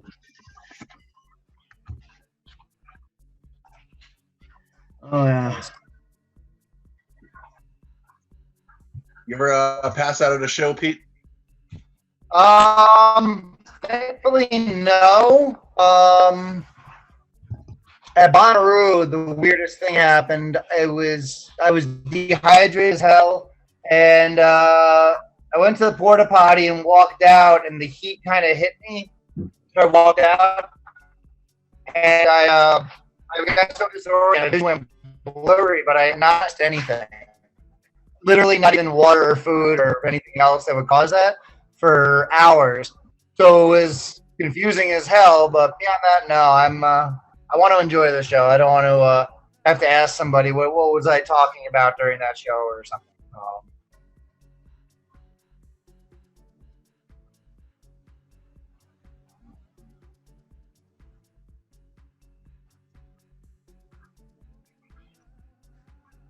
All right. Sweet. Is All this right. like So our we award got. show playoff music?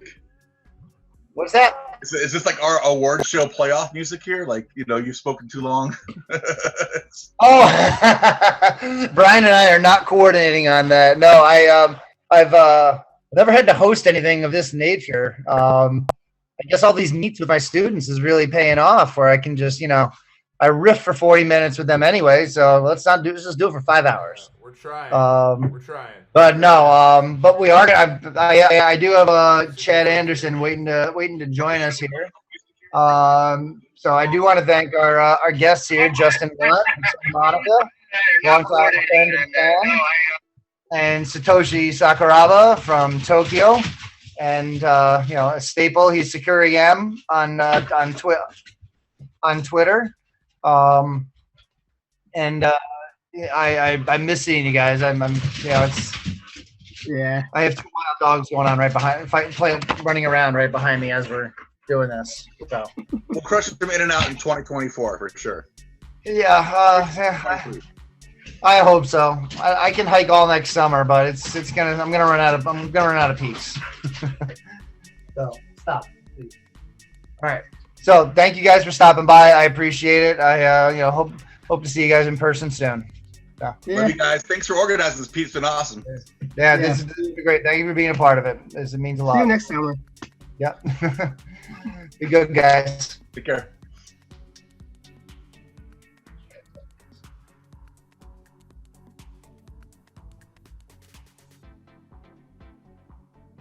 Okay. It's okay.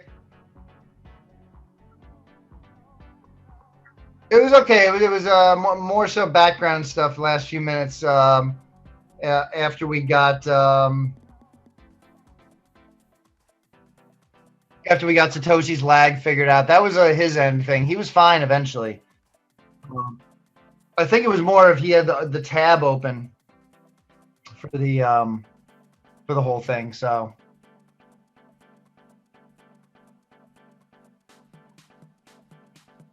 PhanArt. This is Raphael25 live at the PhanArt show. Thank you for checking us out.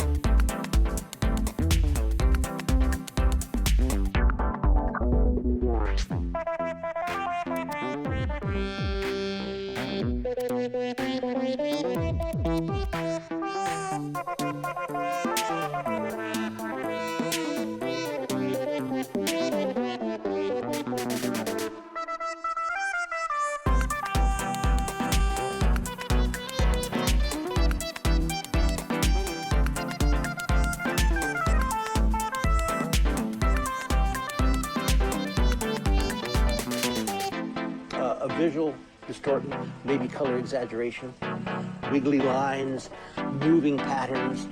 I would not expect it to rob you of awareness of your reality, where you are, and your relationship with it.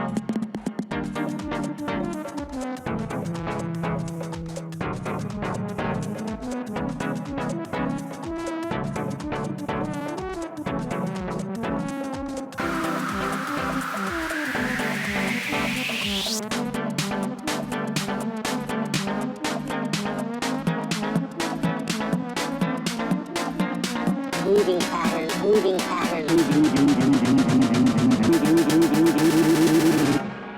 Moving patterns.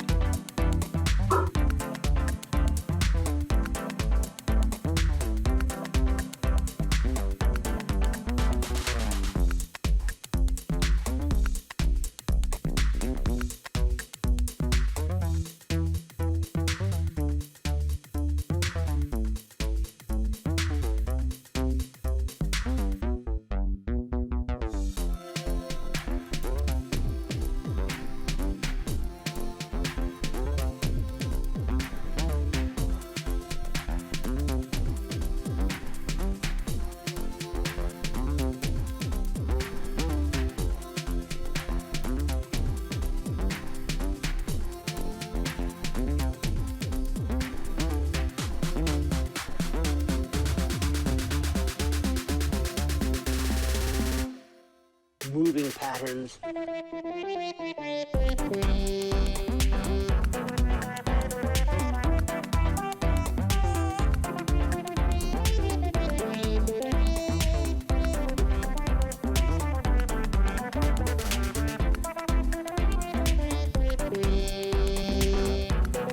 All right, Brian, we're going to bring Chad in here.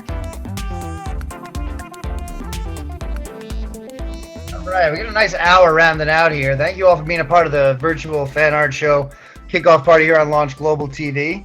We're in the final hour of this kickoff party. Thank you, Raphael25 for DJing.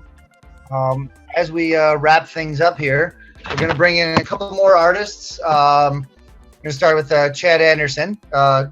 He's an artist in his own right. He is a photographer. This is the first, usually at fan art shows, you might find a photographer at one show or maybe every other show. We're blessed this year to have Chad Anderson and Scott Harris both being on as a part of the show. We're going to talk to Chad now. In a little bit, we're talking with Brando from Cash or Trade, Ashley from Groove Safe, Emily DiPietro, who's from Beautiful Buzz Beeswax Wraps. And we're going to round the day out, hopefully get to a special guest in here. So yeah, welcome Chad. How you doing, buddy? Wait for your camera to come on and shit. There we go. Hey man, how you doing? I'm good. Long day, huh, Pete? Long day, yeah. It's a fun long day. Well, thanks for putting this thing together. Thank you all.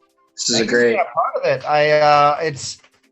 It's not always that photographers join fan art shows for various reasons, and the main thing that you have to develop and print your photos, rather not just take the photo. So having somebody who's a photographer in the Northeast and then making a great name for himself the past years, having you involved is quite the mark. So welcome to your first fan art show. Yeah, it's kind of a funny thing of just like this is something I've thought about joining for years. I'm like, wait, do I have time? Do I have to be over here to go join this, photo pit this evening? Or is there a poster line that I have to get into and sit outside for hours and hours and hours? Yeah, if we were at a real fan art show right now, we would be in the last hour of the show. A couple artists would be packing up because they sold out of everything, which is totally fine. Yep. And everybody be you'd have people coming in. Oh my God, I got to get this before I go here. I got to make that last ticket trade. And between the last hour, it's let's get out of here and get the show, because about 90% of the artists at the show are going to see Fish that night. And yeah, I know I'm one of those people that usually comes in the last 2 hours. Like, hey, everybody, what have you been up to? I had to go shoot this beforehand. There was the pre-show. Now I have an hour to kill. Now I have to go shoot this now. But this is a great thing that you guys are doing and have been doing since what, 2013, right? 2013, just over 7 years ago was the first of these events, and 7 years and 2 weeks ago. 7 years and 2 weeks since the first one, which was held where in Atlantic City was this held? Caesars. It was held at Caesars, and what killed me was that part of the deal was I could not, under any circumstances, use the word Caesars in the promo. So I could not have a event nicknamed, Caesar with the tweezer or something. Yep. So missed opportunities, but turns out I would have had Harrah's own Caesars now, so I would have been able to work with them again this summer. Normally with Tahoe and Atlantic City, that didn't happen. So yeah. There's always next year. Always next year, and it will happen again soon. It will. I'm very hopeful for it. I'm keep staying optimistic. I'll trust the scientists now that they're in charge again. So it'll turn out. So for the folks who don't know you, tell us a little bit about yourself. When did you start shooting live music? How long have you been behind the camera? And what are you bringing with you to the fan art show day and over the next 2 months? Yeah. So I've been pretty much shooting since I was a teenager. I'm in my late 30s now. My brother was in a jam band back in the 90s and 2000s called Raisin Hill. So I actually had started photographing them back in the day. And one thing led to another for years and years and years later. Just, shot one band, some band like that photo, wanted me to start shooting their photos. And, now I find myself, I know we work together with the NYS, giving you guys some great content over the last couple of months. As South Farms, we were probably like the only venue in the country that actually had a full-on outdoor concert that you weren't in a parking lot, like a drive-through, but we were able to set people up on a hill. So from those concerts, I was able to shoot Warren Haynes and Camp, Goose for 2 nights. We just did their Halloween shows. It's pretty cool things. But what I'm bringing to the fan art show is something a little bit different that I know I've never seen, which was an idea actually my fiance came up with, in which taking my photos and turning them into a wearable art form, something that kind of looks like this. Let's see. A wearable art. So this is a necklace pendant. Ah, this is actually a photo of Radiohead at Madison Square Garden. Now, that's their backdrop, the moon? Yep, the tourist. Right. From a couple of years ago's New Year's Eve show, we got the dancers. Ah, nice. So we started creating these little pendants that, for fans that you could go up to. Here's like a little Halley's Comet. A little something that, there might be that moment that you have with your significant other, or maybe there's a song that reminds you of a family member that's no longer with you, but you're at the show anyways, or you just are having a really good time and you're like, look at the lights, kudos with his lights, oh my god, look at Chris's lights, and now you can hold on to them and take them with you wherever you go. Nice. So I thought this could be a cool kind of unique form that actually was a great idea that my fiance came up with. Here's one from actually the Abbey Road sign that when I lived in London and was studying photography, shot. The sign actually doesn't even exist anymore. They took it down because too many people were trying to steal it and write their names on it. Yep. That this city got tired of it, so they just pulled the sign. So that's actually a unique piece. But for the art world of the photo side, that's one thing I'm bringing to the fan art show this year and for the next couple months. And then I know I had actually sent you a prototype idea through Facebook and wanted to get what you thought about these. We've all have kind of seen those prayer candles over the last couple of years. I'm calling these prayer concert candles. So hopefully we all can actually go back to a show soon. So I'll light one of these and get to actually being around one another again. But I'll show you what the picture will look like. So here's one of Mike, this bass and a nice little ping pong paddle. A teacher at school gifted me with a couple from that a friend of hers made, and I love my Jerry, Monk Jerry. So, we got two of them. So these are actually photos of the band members that I had shot over the years, and then with a little something. So this one's got a page with a little large sandwich, because Paige loves it. And then in the other hand, he's got some mustard, because St. Paige needs a big, large sub, and needs a good condiment to go with it. But if you check out the site, there's a couple other ones. There'll be more later this week. I also have a track jacket that a friend of mine who's a printer we're working together with. So if anyone would like to get a fish track jacket with just the donut, we'll be taking orders for the holidays. And then there's a special thing that is in the works that will come out most likely next week, which you'll have to follow my site to see. But for anyone that loves the holidays, this is definitely something that you have had since you were a child and probably still maybe have in your house this day. So you'll have to just tune in and see. Nice, man. That's great. I love that you're taking your art form, which is unique and a little, in the sense that, photography isn't as viewed as art in the traditional sense when we think of, stuff that for fish fans, because buying photos of fish is something you really can't do. Yeah. It's a little expensive. Yeah. It's a fine art piece. Yeah. Yep. And AZN and Scott Harris, they have their own styles to it, but you're taking your fantastic photography, which I get to sift through your photos for when they are part of our galleries on NewYorkStateMusic.com, and I get to go through them all, and I find myself with like 100 photos sometimes. I'm like, all right, let's whittle these down, and I'll have to do like 3 sweeps because it's like, oh man, but I can't put 60 photos in the gallery. I need to have less. And I have to keep getting the cream of the crop rising up.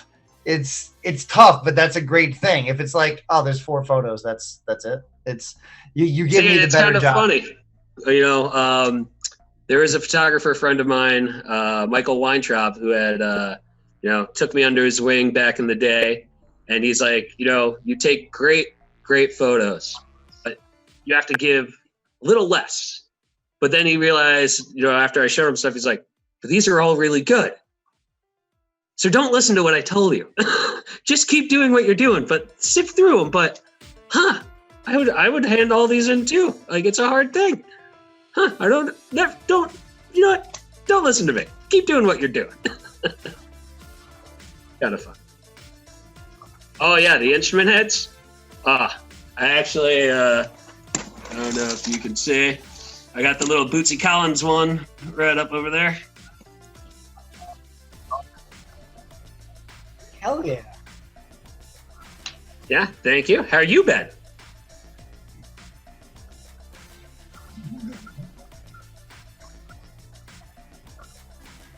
I mean, you got your, bedroom, living room, work room. You got a party going on in there.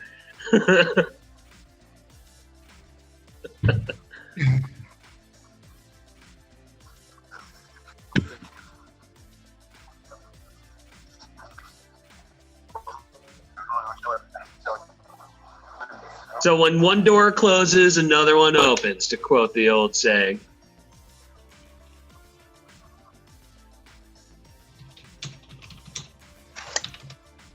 And I know, Pete, that we talked about a potential doing a photo shoot together in the near future. Yeah. So I'm stoked for that idea. Yeah. So that's another thing that will be coming to the folks, I'm sure, in the next, month or so. Hopefully, depends on each state's limits, as we're looking forward to all this, what's going on right now. But let's see, what else is going on? What was your favorite show or, drive-in that you've seen during all the COVID? Until last week, 2 weeks ago when I went to Biscuits, it would have been, Goose was good, but the very first one I went to was a private thing with like 100 cars max, and it was, who was it? RCA and then Kung Fu. On RCA is Compa. Yep. It's Rob, Chris, and Adrian. It's Rob Compa with the rhythm from Chris DeAngelis, and yeah. Yeah, they that was the most fun I had, because I was like, all right, this is our spot. We're gonna stick to it. I got to bring Sky with me. It was enjoyable. It was an hour drive, but I knew the guy, and I was like, this is the best we're gonna do. Let's do it. And then everything else was incidental. I actually saw Compa again with incidental music up at Putnam, in Saratoga, and then and then that biscuit show, I was just gearing up all of October. Like that Goose show was a tease. I loved it, every bit of it, every listened to it, but we were way in the back. So for biscuits, I knew we were going to be closer, and I just planned ahead. Like with Goose, we drove in and out. I didn't like drive 2 hours for a show, but with biscuits, it was a 20-minute drive to the hotel, so it was even better. Nice. So the biscuit shows really just, they hit the spot in every damn way. That was, being able to dance with the amount of space that we had was remarkable. And a killer set list too. I didn't really think ahead about what would they play at Halloween for them, but Orc theme is very spooky and dark, so let's go with that. That ended up being dark as hell. Save the Robots. Gotta love it. And honestly, if we were at a fan art show by now, right now is when we'd be getting hyped up, not just for Fish, but for the post show that night, because I usually get to go from the 8 a.m. wake up for one of these shows all the way through, rest for like 10 minutes before Fish, and then let's go to biscuits right after. We'll go to bed. It's like, all right, let's go dump this off here, and let's go grab a bottle of water back in the hotel room. All right, let's walk over the 2 blocks up. Boom, boom, boom, boom. We're getting everything done. We're doing everything. We're going to go see, we're going to the fan art show and run it. Let's go to Best Buy Theater or Nokia Theater or whatever third name it's going to be in the next. PlayStation. Yeah, PlayStation Theater. So it was supposed to close and turn into something else, but I never found out what it was going to be.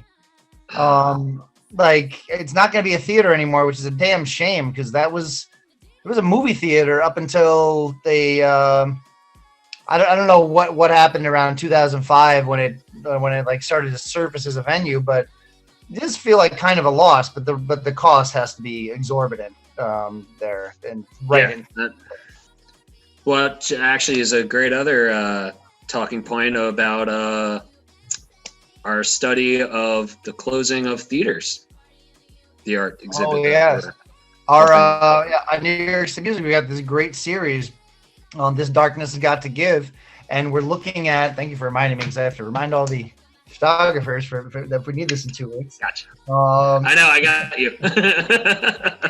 I have to go take that one.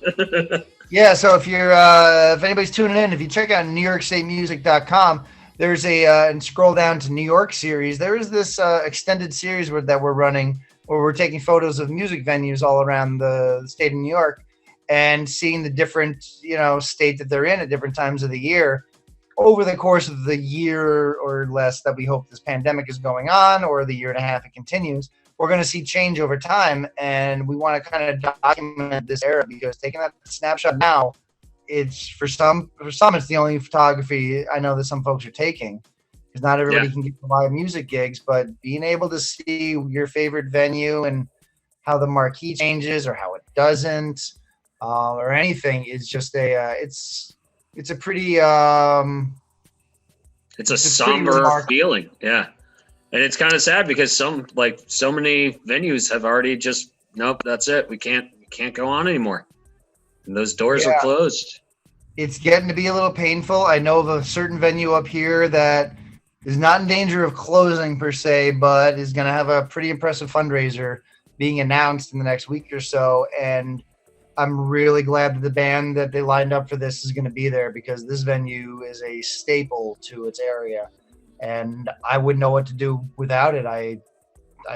We all enjoy it so much, and there's been many famous shows there. So, every bit's gonna matter. And when this is all over, and hopefully soon, because we're all wearing masks, we need to, remember to support live music, support local venues. Streams are never going to go away at this point, but we need to be there in person too, to make sure those bands and venues that we stream from can happen. So we're not just doing this from the safety of home. Yeah. So Chad, I want to thank you very much for coming. Your brand name for this show is Volume Just Increases. So if you're visiting virtual.fanart.net, you'll see an icon for virtual or for Volume Just Increases. And you can check out all the great stuff that photographer Chad Anderson has in store. This is a very unique take and use of his photography. Chad, thank you very much for stopping by and for all you do. Great shots from South Farms this year. Thank you guys so much. Yeah, Cool. look forward to giving you guys a hug eventually in the future. Yeah, so yeah, sooner than later. I need a hug. I need a hug. All right, bye guys. Be good. So, Brooklyn Bowl.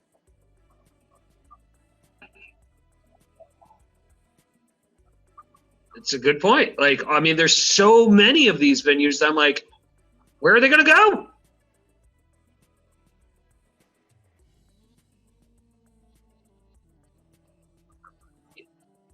I mean, what? You would have 50 people? That's the max that you could have in there probably right now? What's the point of, yeah. Oh.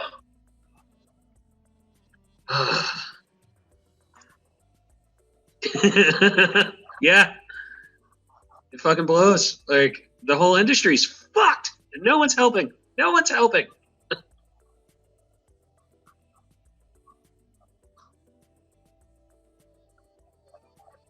Oh, yeah?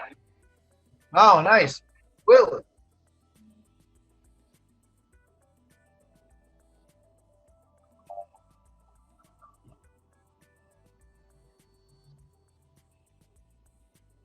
I haven't seen Escaper in so long. Actually, now I want to write what's this face, a little message.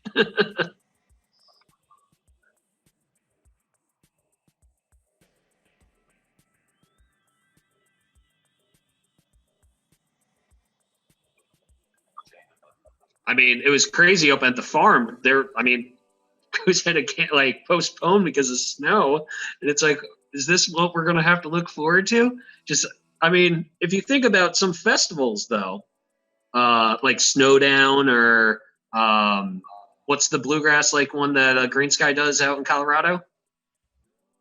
Yeah, like Wondergrass or exactly Wondergrass. I mean, if you know you're heading into a cold venue outside, you could technically, and that was like the guy from College Street in Premier Concerts. He was like, "No, this might be what it is now. Like everything has to be outside, and if it rains, all right, we'll push it back 2 weeks. And if you can't because you're not on a tour that's coming back through, then we'll postpone your show 6 months." It's kind of a weird turn of thought about it, but you know, I was happy for at least 3 months of being able to see some shows, even if they were outside on a pitched farm. But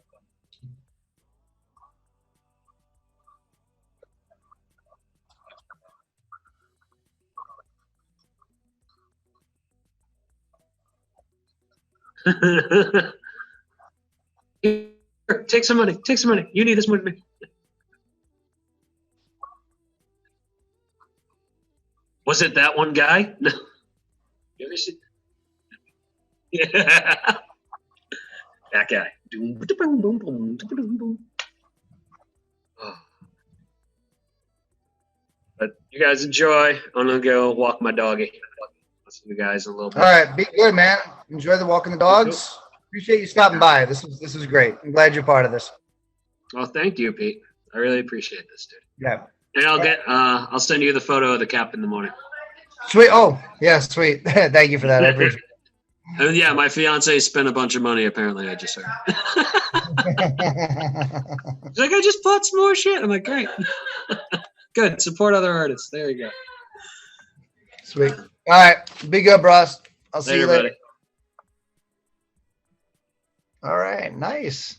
All right. Home stretch here. Home stretch here.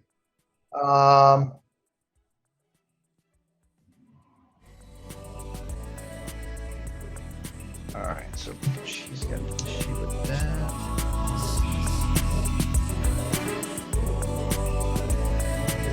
All right, we're in the home stretch here. Let's bring in Brando from Cash or Trade. Come on. There we go.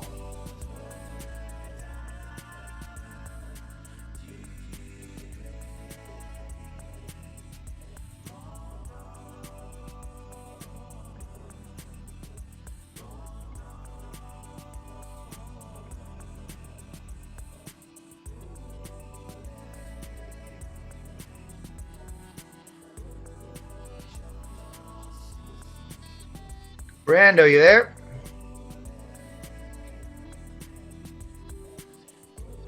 Hey, there he is.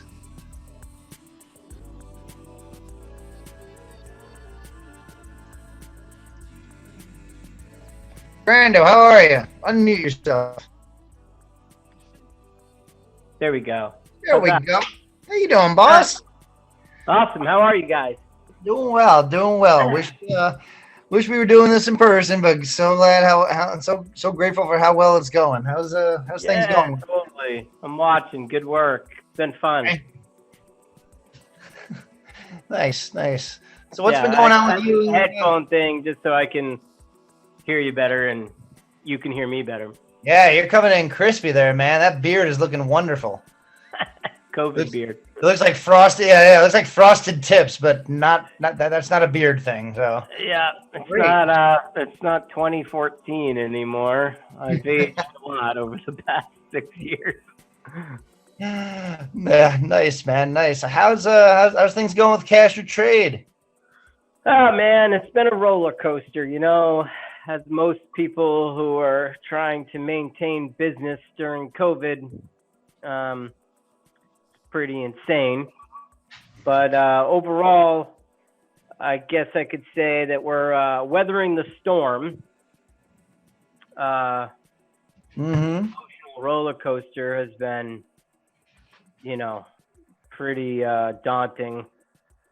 You know, I was just kind of messaging with Pete Shapiro the other day and just kind of saying like how, you know, it went from May 13th, right? 8 months ago, almost to the day,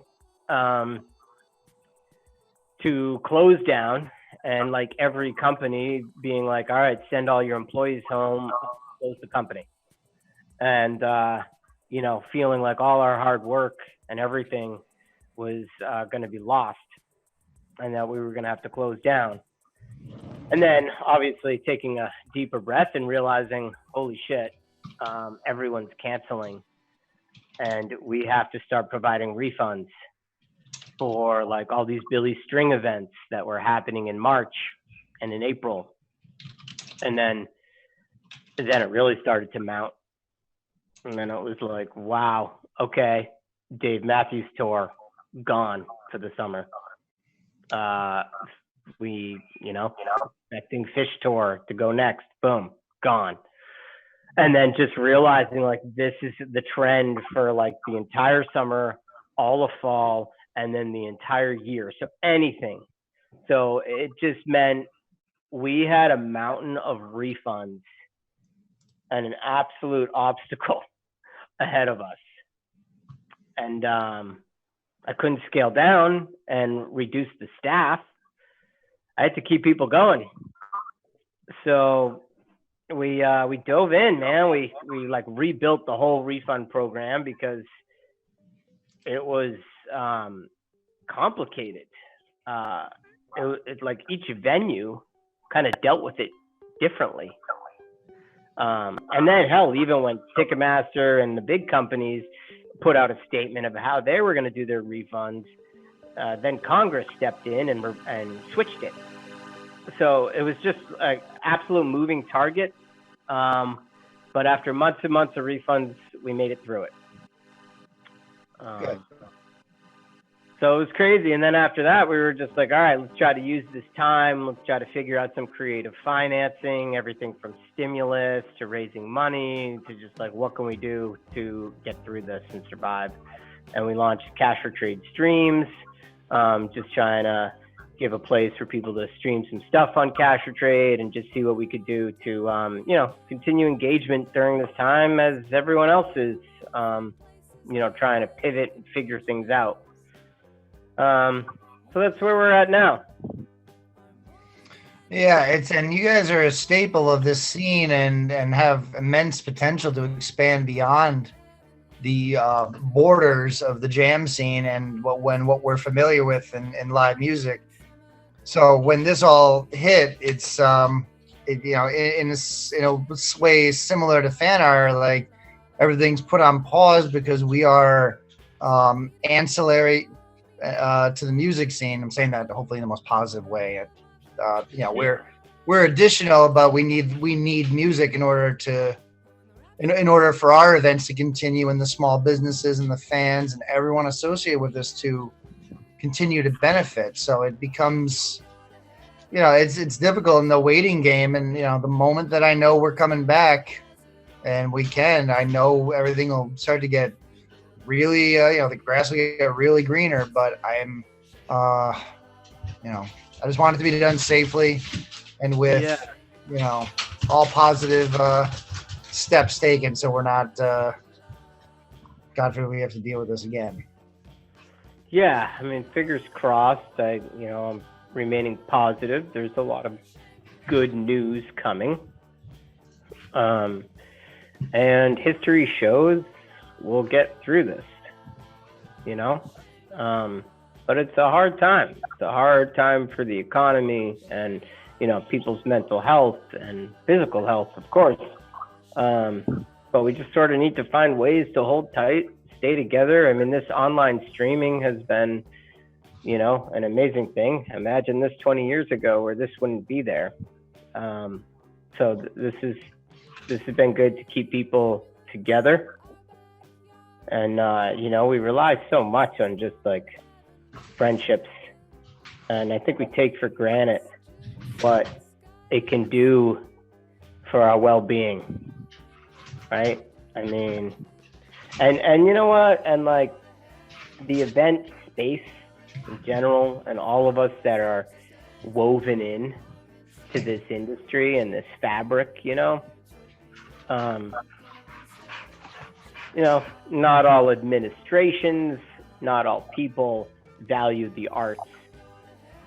But when you think about it, it has a lot to do with overall well-being. Mm-hmm. As any Fish fan or just live music lover knows, that euphoria that people get from attending such events. And the friendships. And I'm grateful to be in a position where even though the arts are deprioritized in education and underfunded, I can still find ways to work that into the education that's provided to my students, and work in some capacities with the music and art teachers to be like, what more can we do here? What more can we get them to be involved with this? There's the handful of my students that I catch doodling or drawing. I've seen them over years doing it, and they talk about what kind of career they want to have with graphic design. And I'm just like, yes, let's. Awesome. Good. Get into that. Get into something. And I tell them all, do something that can't be turned into a robots or a computer's job. And they know, they know that going in. But we want to encourage it all the way through, because it's all they got to have a skill for the future. And hopefully, and arts and music are necessary. And I think this pandemic has taught us that, especially because it's not just the musicians on stage, it's the stage hands, it's the security, it's the vendors, it's the venue, it's everything associated with it. And more it branches out from the root, without that root, you can't have a show. You can't have a mini economy. So yeah, it was interesting to really think about. I was like, okay, like I'm affected, so ticket companies are affected. Okay, sure. But then venues are affected. But then when you start like going into like all the people the venue employs, and like, as you said, like the stagehands and just like every piece of this industry, even from,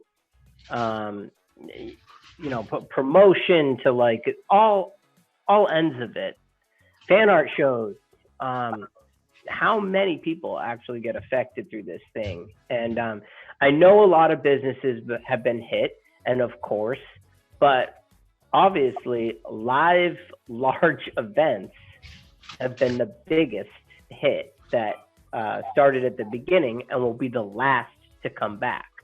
As right. Other businesses will so slowly trickle back to some capacity, even at a reduced rate. Live events will be the last that will come back to its normalcy, I guess. So yeah, wild. and I'm waiting for this to, for us to at least see the end of the tunnel here, and where we're going. But I know when we come back, we're going to come back stronger than before. Across the board, not just the jam scene. I think all of us will come back stronger than before because people have greater appreciation for the arts and for all that's offered through these. Yeah, I mean, there's always great innovation that comes out of difficult times, right? And this is a perfect example. But your lineup, let's talk, you got a great lineup. This is a killer group of people and killer group of artists. And, you said you started on 2013. And I'm lucky that, we've been friends throughout this. And Cash or Trade has had many of opportunities to set up tables at all these events and to help sponsor and just promote where we could. Gosh, I mean, I wasn't at all of them, but I've been at most, I think. The Dead 50 ones maybe being like some of the best ones. Yeah, we get to stare at each other for 15 hours over 3 days. Yeah. That was so great. That was a trip because you had, I don't know if you called it a golden ticket, but you had a golden ticket as part of your promo, and it was like I knew I couldn't enter to get that, and without feeling, having a certain edge. But knowing somebody got that ticket and you were in possession of that was quite the feat. So. Yeah, that was an amazing time. I mean, and all the shows, and I always love the photograph, the group photograph of everyone. You take it before the show gets underway. It's usually like 11 a.m. or something. Everybody sets up and comes together for that photo. And I don't know, it's just real nice community. And I think everyone's super supportive of each other, like wanting to put their money there, wanting to buy gifts for their friends for the holidays. And the thing is, all the other shows we've had, except for Providence last year, we've never had a show just before the holidays. I mean, you can count the Vegas shows because they're in November, or right around Halloween. But we've never had a show designed in this way for, hey, go do your holiday shopping. Besides that Providence show, that was a big hit. So looking at this, it's like the artists need to connect with their fans. You can go search Etsy all day for fish stuff, and that's fine. But it's a lot better if it's all in one place. That's why we bring it together. That's why we bring it together the way we do in New York City, because you can't just wander around hoping you'll run into that person low-key selling stuff in a bar because you can't sell it on the street. Bringing a show like this, it's a lot better. Yeah. Having the events like so close like that to the show, where in cities it's difficult, everybody's coming in on trains and they're all over, and then you get there an hour or two earlier and you can walk across the street and have a beer, and like having beer is awesome too, right? Being able to drink a beer and hit a fan art show and buy some great merch and just roll next door to the event. Have a heady beer. The hotels know what kind of beer we want them to bring. Don't bring in the headiest stuff. We'll buy it. We'll have them make the most of it. And then you started having music. When did that start? Music was the first time I ever had a real music curated was the Dead 50 shows. Sleeping Wade from Sleeping Views put that together. And then after that, except for the Vegas shows, which because of the Biscuits set up their soundboard, we can't play music, but so we can play house stuff. Beyond that, he covers every one. So, Brando, I do want to thank you for stopping by. We're about to bring. Yeah, thanks for having me. It's great to chat and reminisce about all the shows over all the years. So for real, dude, I was bummed I couldn't get to any Burlington drive-ins to catch up with you, but good to see you now, and I'm glad we can work together and keep things going. Cash or trade, we need you, and you're a staple of our community. Great, man. Likewise. Thank you so much. All right, be well, man. All right, guys. Take care. All right, Brian, I'm bringing in Ashley right now. Volume's good. You're a little through the Zoom quiet, but let me check.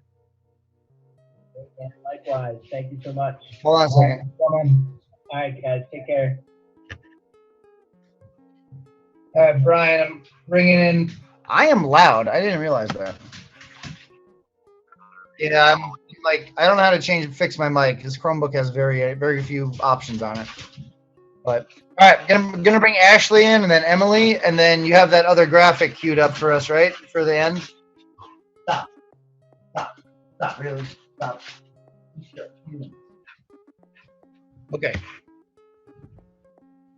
Oh, how you doing? You want to be in the show? Come here, be in the show. Ashley's here. Come on. Come on. Yeah? Yes. This is Oscar. Oscar's staying with us for a few weeks. How you doing? You're a good boy. You're a good boy. This guy is just destroying your legs. Get him. Ash, you got.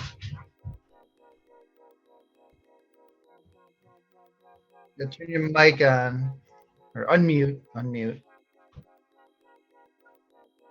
Feel like I'm at school sometimes. Come on, you gotta turn the video on. You gotta turn the video on if I don't know you're here.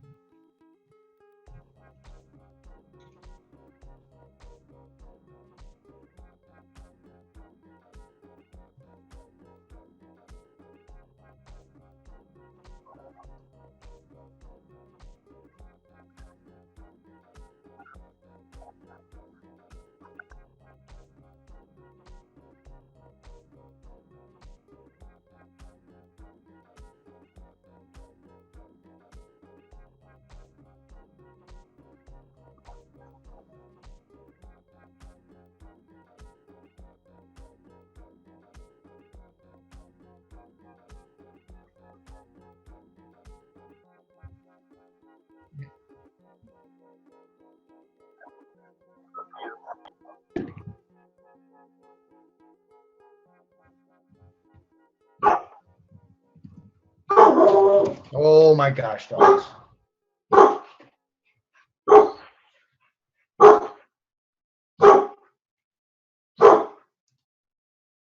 Hey, there she is. Oscar, not now. Come here. Ashley's here. Come on, look. Hello, Ash. How you doing? Unmute. Lower left. There. Wait, no.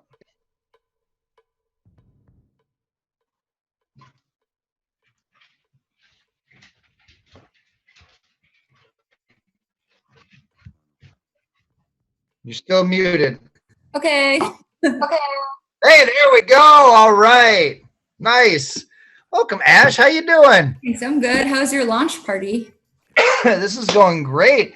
It's fun. It's good. I've around 4 o'clock, I loosened up enough to have a beer, so it's we're at that point. It just feels like a regular thing. Satoshi was here, you're here, Brando's here, and all the artists. That's awesome.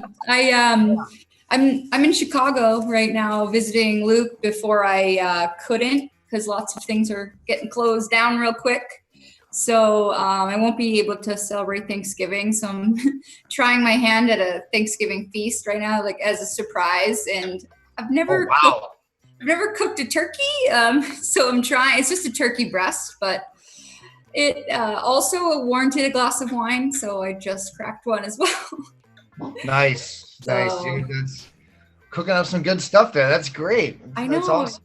It's kind of a mock Thanksgiving, but it's better than nothing because most of us aren't really doing anything this year. So, was there anything growing up in Cape Cod? Was there anything unique that you guys had for Thanksgiving dinner that you didn't find elsewhere at Thanksgiving? I mean, I wouldn't say anything super different. We always have an Italian kind of flair to everything. My mom always made the cranberry sauce from actual cranberries, which a lot of people don't do. It's kind of coincidentally Cape Cod because of cranberries, but sort of unrelated. And then we just do an Italian stuffing that's just basically Pepperidge Farm mix with a lot of homemade additions, I think. Sometimes she'll put in, I think it's raisins or something totally random, or craisins. But it depends on the crowd, because a lot of people don't like fruit in there. Anyways, we change it up. My parents cook every night and always have, so. Nice. Very cool. We never really had anything too unique.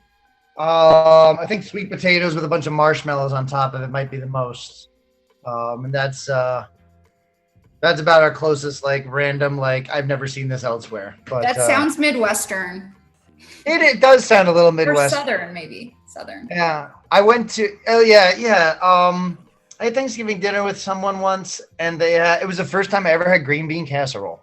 Okay. Now that's Midwestern for me. I loved it. That was something. Yeah, right. I spent a lot of time in Virginia for college, and so I had family. I'm friends with, went to family Thanksgivings there. So I think that the sweet potatoes with marshmallows was something I had in the South, and then the green bean casserole is definitely a Midwestern thing.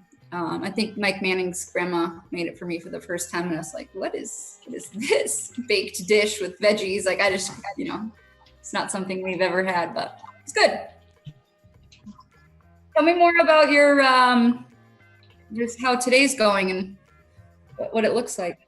Well, it looks pretty great. If you visit fanart.net, you have the option to go to virtual.fanart.net. And you can basically have the same array of artists that you would find at a fan art show right there in front of you.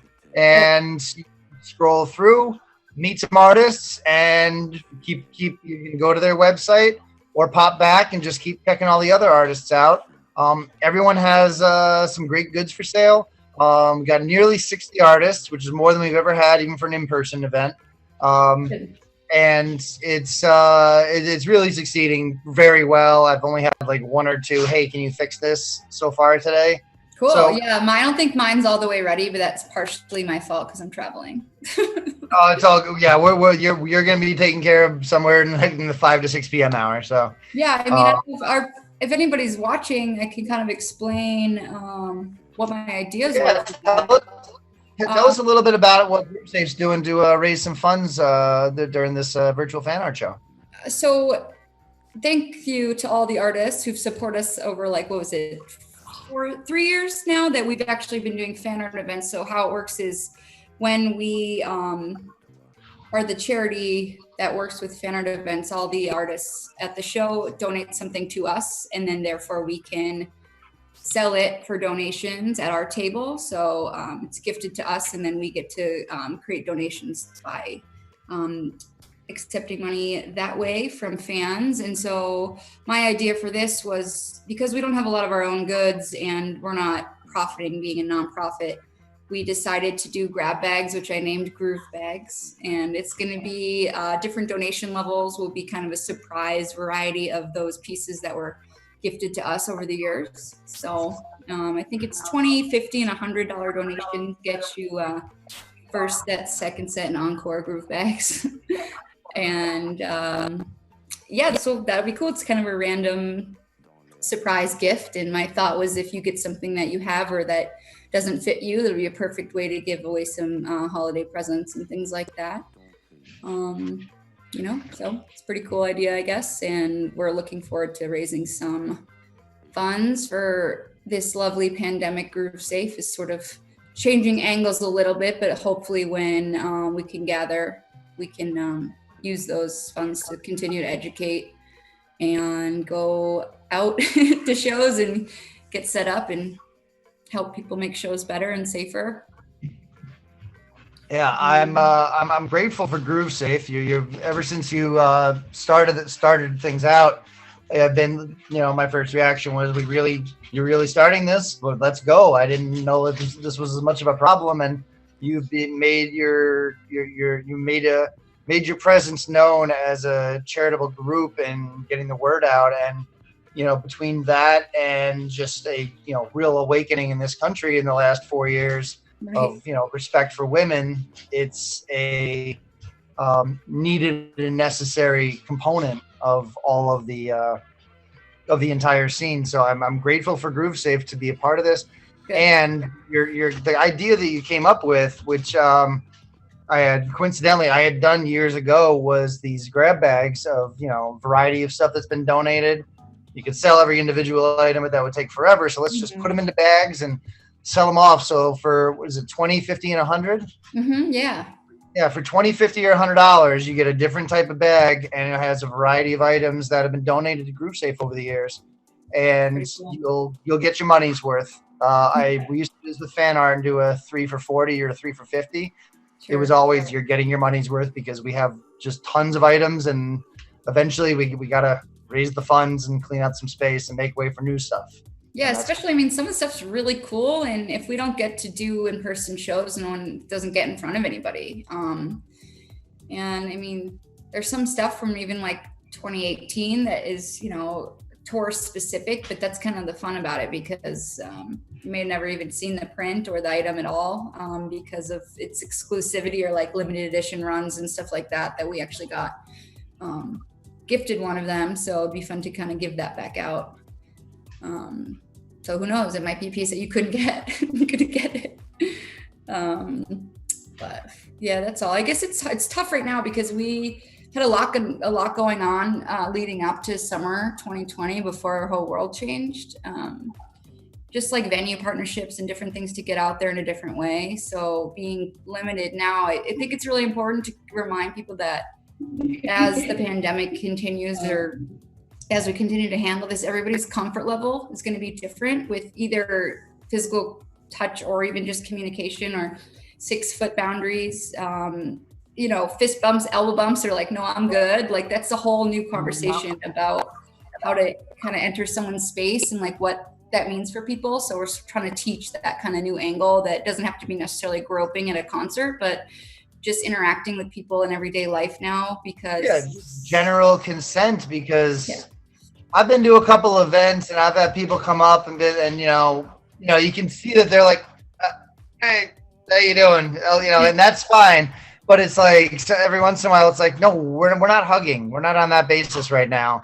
And, you know, it's going to have to be, consent's going to be a word across the board of, I don't want you to hug me. And if I'm doing this while you're trying, don't, you know, take the hint. And it brings up that whole idea that we always were saying that it seemed awkward, but it's what we need to start doing is literally ask, like, can I hug you? Like, that's people, oh, I'm a hugger. Like, that's great. I want you to be a hugger, but the other person has to want to hug you too. Yeah, so, exactly. Not every COVID. It's like as great as hugs are, not everybody likes a hug. Then not everybody wants a hug. Maybe they do. Maybe they're good with something else. And you know, understanding what others, you know, prefer or may want, and taking that into account before our needs is definitely something that needs to be taught. Just ask a question. It's all it takes. Yeah, I mean, I'd be like, you know, if a kid does good, and I'm wary of germs in general, I'd be like, can I get a fist bump? I'd ask them. It's not give me a fist bump or give me a high five, but since we barely even interact with the kids on a physical level, that hasn't changed. but the kids have to are gonna have to notice soon too. Like, and I can totally see somebody being like, "Oh, I don't want to kiss you. I don't want to get COVID. I'm not. I'm on protocol. Goodbye." Like, I mean, at all. Even at in least there's everything. other ways to kind of move the conversation along. Like, no, I don't want to do that. But anyway, so Yeah, I mean, it has. So we just have to continue to like make it okay to set your boundaries and also ask for them. Ask other people what their boundaries are, because I know that things are getting worse again with virus numbers and stuff like that. But even before, when we were starting to get into allowing events and allowing gatherings, but there were still people that were terrified and people that were getting more comfortable with it. And so now we're pulling back to being a little bit more scared because numbers are going up. So it's just, even the grocery store today, I was like, oh boy, I don't know you and you're way too close to me. Like, I don't want you reaching across me. Like, use your words. Excuse me, I need to get to that aisle. Pardon me. Like, I understand that you might be wanting 6 feet, and they should want 6 feet. Like, yeah. Whatever, like pull your mask up. Just stuff that has to be taught in elementary school and refined when you get to 8th grade and stuff. When at least 8th grade here, it was when you take health in middle school, and it's and they talk about healthy relationships, but the kids are like barely dating by 8th grade. When they get to be sophomores, it's like, oh, healthy relationships just means don't do this.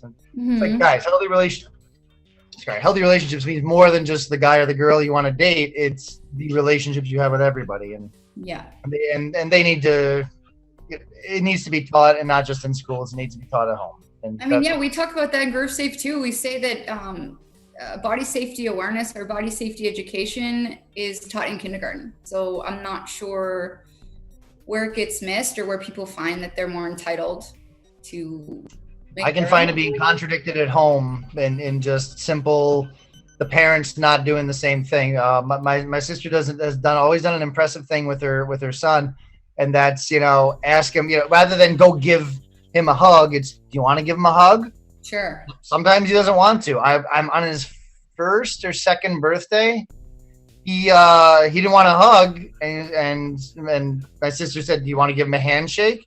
I'm like, sure. And he shake this little 2-foot-tall kid's hand. I'm like, fuck it, fine. That works. I don't, a hug's not that necessary or a deal breaker. So yeah, especially with family members that you kind of know, like it was all old school ways. Like, okay, go hug and greet everybody, like hug and kiss and greet everybody, and it doesn't have to be that way. So the whole idea is that we just gotta ask permission. If it's, like I said, Groove Safe at a concert or Groove Safe live safe, I don't know, just like interacting socially, respectfully. Yeah, your mission definitely changes a little bit with everything, because now you have a broader reach, a broader potential with like you just said, live safe, like just asking for consent across the board, and it was introduced as something like, this is something specific for women who can touch the shows inappropriately. And it has to expand to beyond that, not just in the physical space and physically touching someone inappropriately, but just in the walking around, giving people space, not crowding in. I can't imagine what it'll be like when we get into line at MSG again, and we're shoulder to shoulder with everyone. Yeah, we were. I mean, I worked at the Yarmouth Drive-In, the Cape Cod Drive-In concert. Oh, nice. And even just watching people, those rules are way more strict at the Cape Cod one than other places. They're in like New York, they had a little bit less strict rules. Same with New Hampshire and stuff. But I was watching kind of people, they kind of were hesitant to follow the rules that were just going to keep them safe. And but you still had to ask permission if you and the ones that weren't as strict, you'd ask permission to enter someone else's pod, or, you're still talking about hugging, even though you're at a concert, there's still distance in place. But hold on. I think Luke is locked out. Hang on one second. Just give me one sec. Sorry. Well, anyways, I might have to jump off in a minute. It might be time to start my. It's all good. We're actually coming down to the end of the hour here. The 5 hours. We're going to bring in Emily DePietro. She made the all the graphic design for this virtual fan art show, and did it damn well. It's been great work with her. She started working with fan art last year, and put together graphics for the fall. And I'm so glad she's here. So we're gonna check in with her and then wrap things up. Ash, I'm so glad you stopped by. I'm glad you're safe and doing well in Chicago and enjoying life out there. Just a quick visit. I got to get back to Massachusetts. You know, I can't be stuck out here. It just, I wanted to come before I couldn't, I guess. So. Yeah, and I'm sure there's a winter storm coming in next few weeks that'll make it harder because we're just going to blanket the eastern half of the country. And and I mean, Chicago starts a mandatory lockdown on Monday, or advisory, but so I'm ready to get out of here before that gets weirder. Yeah, good point there. It's harrowing times, but brighter days are definitely ahead. Right. All right. Well, get in touch with me. Let me know how things go, and I will be in touch to get my page updated and all that. For sure. All right. Thank Thanks you. for stopping by. Talk to you later. Be well. Bye. Peace. All right, nice. All right, so we're gonna bring Emily in, and then we'll talk for a bit. We're gonna go over 5, and then that graphic I sent you, the little video clip, we can run that. If you just got the still of Lindsay, then we're good. And we'll hate her as Lindsay. Yeah. Okay. All right. I'll let Emily in just a second. I'm gonna grab a drink real quick. Okay. Be right back.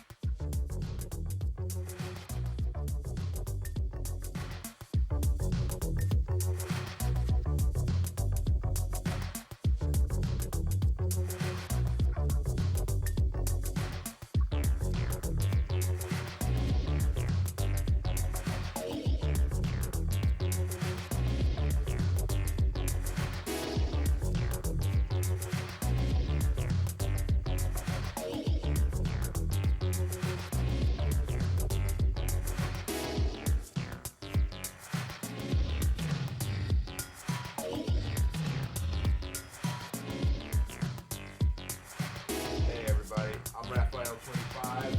You're watching the PhanArt virtual PhanArt kickoff show on LaunchTV. Big ups to Pete Mason for doing this whole thing. Big ups to Sweeping Views for starting us off. Thanks to all of the artists who came and spoke, everyone who played along with the trivia. This was fun. Obviously, we're not at a fish show, but this is a real fan art show. So thank you, Pete, for doing this. Yeah, and not just a real fan art show, it's a 2-month fan art show. We're doing this into July, and Jesus, I can't say this right. We're doing this into January. That will be 2 months from now. At virtual.fanart.net. You visit fanart.net, and it'll take you there as well.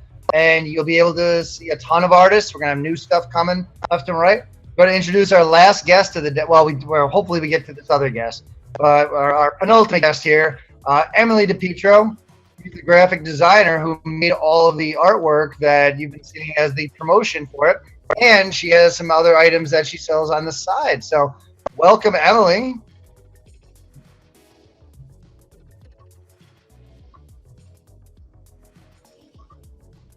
Emily! What up? How you doing? Good. Good to see you. Awesome. I think this is actually the first time we've ever seen each other face to face. There you go. Welcome. Nice. Good to see you. This is good. So how's things going? You're outside of Denver, right? I'm in Denver. Yeah. Hi. How's it going? Yep. I'm in Denver. Just hanging out. You got some office vibes going on behind me. Yeah. A little bit. What is that? What is that piece of art behind you? Is that Dylan? Oh, dude, it's so cool. Is that the what's his name? So this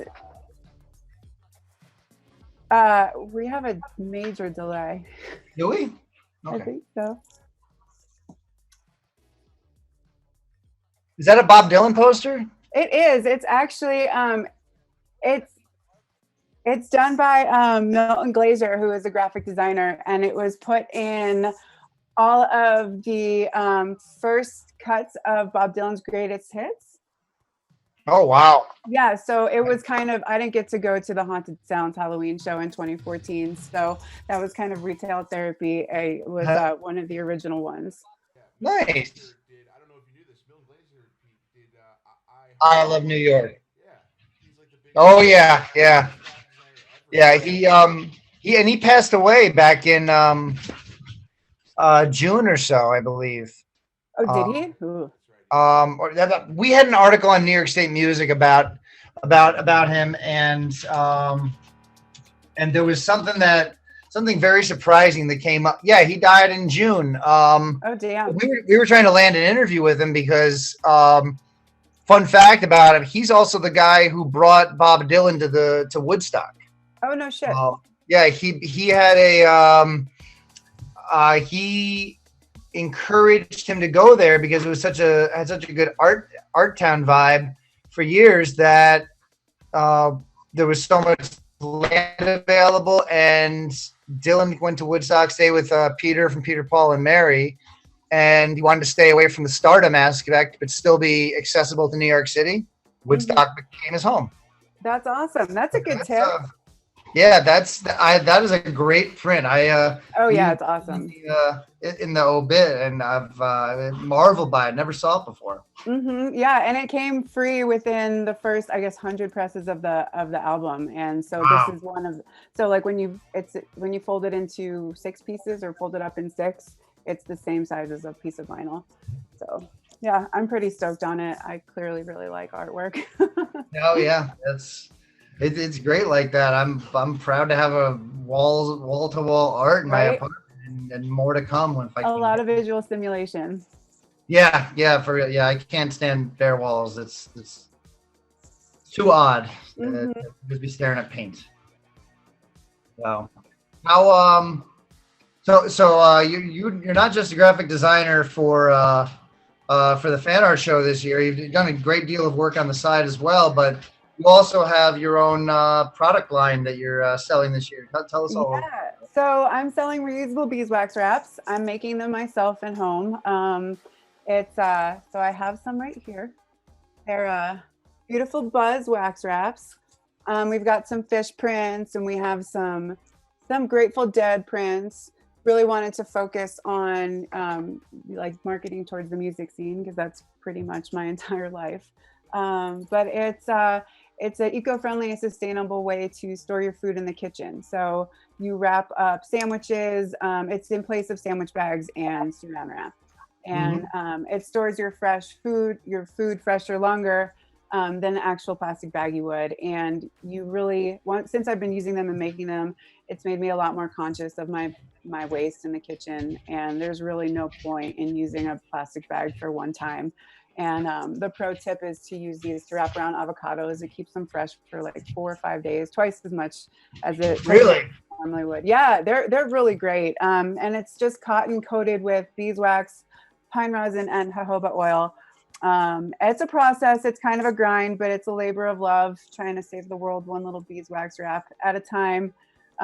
It's fun. I really like it. It's combining a lot of my talents and things that I've learned in the past years, and putting it all into one. And I do have specific, like Grateful Dead and fish specific patterns, but I also just, go off on my own and find some stuff that I like. I really have an eye for style, I'd say. And I end up at the store and I'm like lost in the fabric aisle for a while. So I'm trying to tone it down on purchasing more fabric and focus on what I have. But yeah, I'm just trying to hustle and trying to make it work.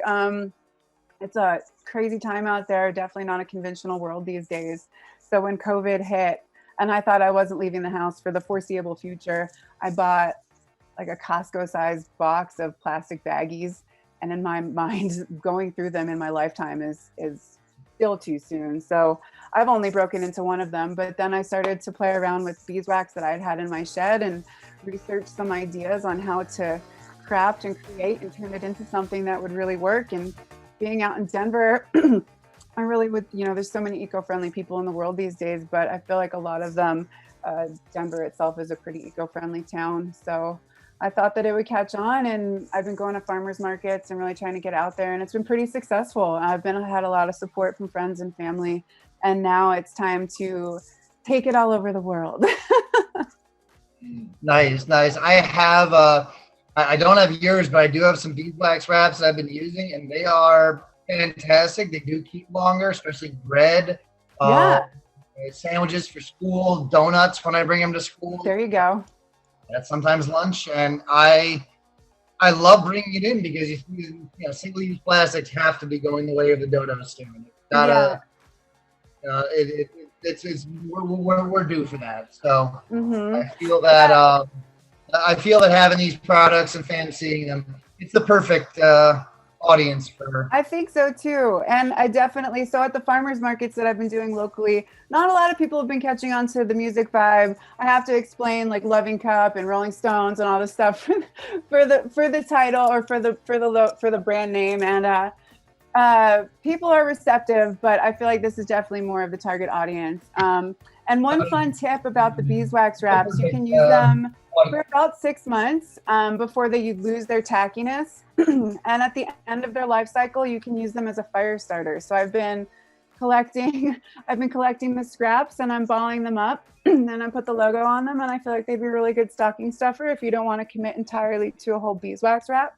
But I do really think that once people start using them more, they'll catch on a bit more. And I'd say, you can't wash them or apply heat to them. You can wash them with your hands, but you can't put them in the dishwasher. And we Americans we're pretty lazy, but I don't see, like with all of us working from home, or ideally if we have working from home, I don't see us being in a rush to get places anymore. So you can take some time to wash your cloth to store your sandwich in a reusable beeswax wrap. I think it's completely valid. It's something that everybody should start to realize is what we need to work towards, rather than just reusable, or rather than just disposable. We need to shift to reusable. There's been enough of a grassroots push, and I do see it in the next generation of kids being a little more like-minded. Don't waste that, or reuse it or recycle it, and it just needs to be across the board. And home, school, office, make it part of your life, because we only have one of these. We're just passing through. Yes, exactly. We're all just passing through. There's no planet B. We got to keep this one as clean as possible. Well, and I'm going to give a cameo to my dog. This is the mighty Quinn the Eskimo. Hello. Come here. Hello. What are we going to do? With the dog hang? Keep him out there. He's super mighty. He just came over to say hello. He's my assistant. What up, Quinn? Say hi to the dog. Perfect. Hi. Hi. Come here. Get here for a cameo. What up? All right, he's done. He quits. No. Yes. We'll get some food in a minute. The next is to get Westy Prince. All right. Yeah, but you can pretty much get whatever you want as long as it's 100% cotton. And then I can code it for you. So if you have any special way. Nice. Well, I love the wraps that you make, and I think it's great you have a product on top of that. I'm glad to have you on. We've been we've been in communication for over a year, working together on these shows. I know, it's been great. I really appreciate it, and it's really fun to put a face to the name and finally connect in person.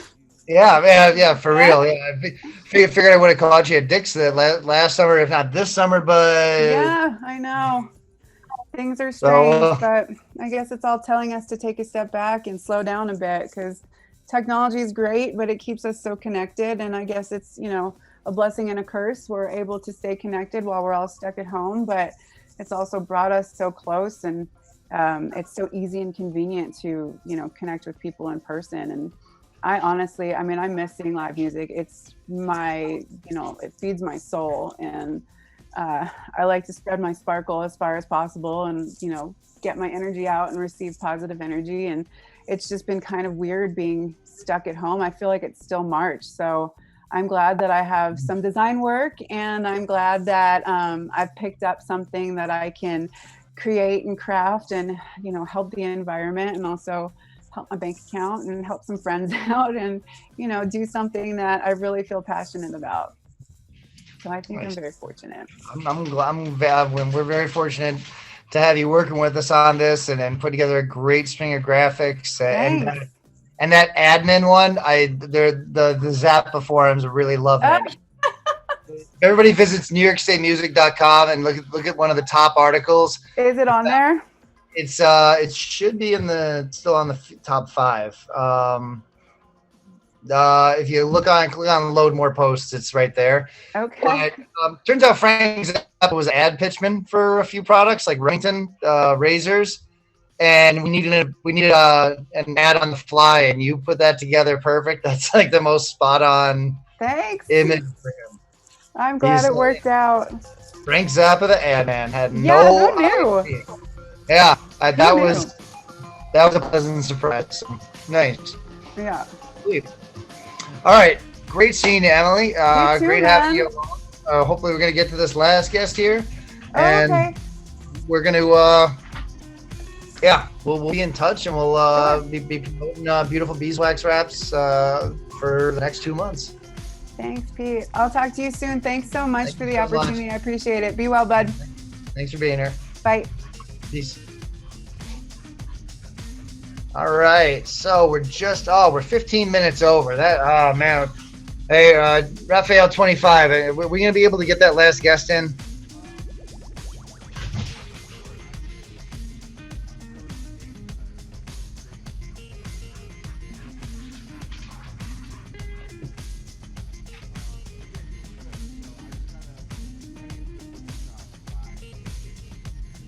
Yep. Hell yeah, dude.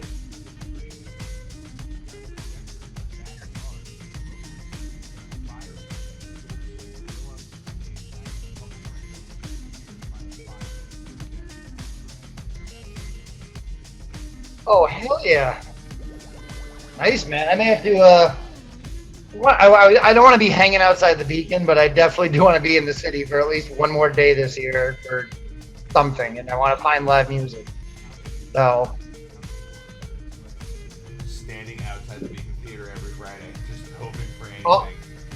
All I know is there was one week 2 who stood there, held out his poster, and opened it up and said, "Sign here, please." And Trey humored him, but come on, like, there's a goddamn pandemic, and you had to get your poster signed by Trey. Like, no.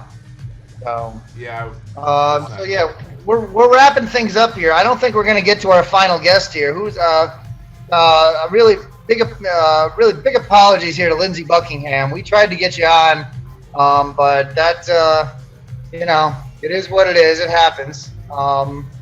Any thoughts, Lindsey? I'm sorry.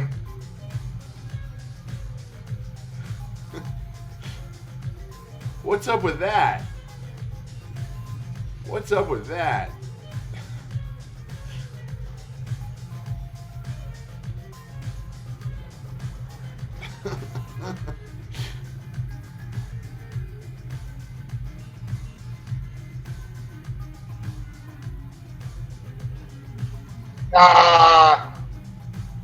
Lindsey Buckingham, man, we just can't catch a break. I'm sorry we couldn't have you on. You're a great artist and everything.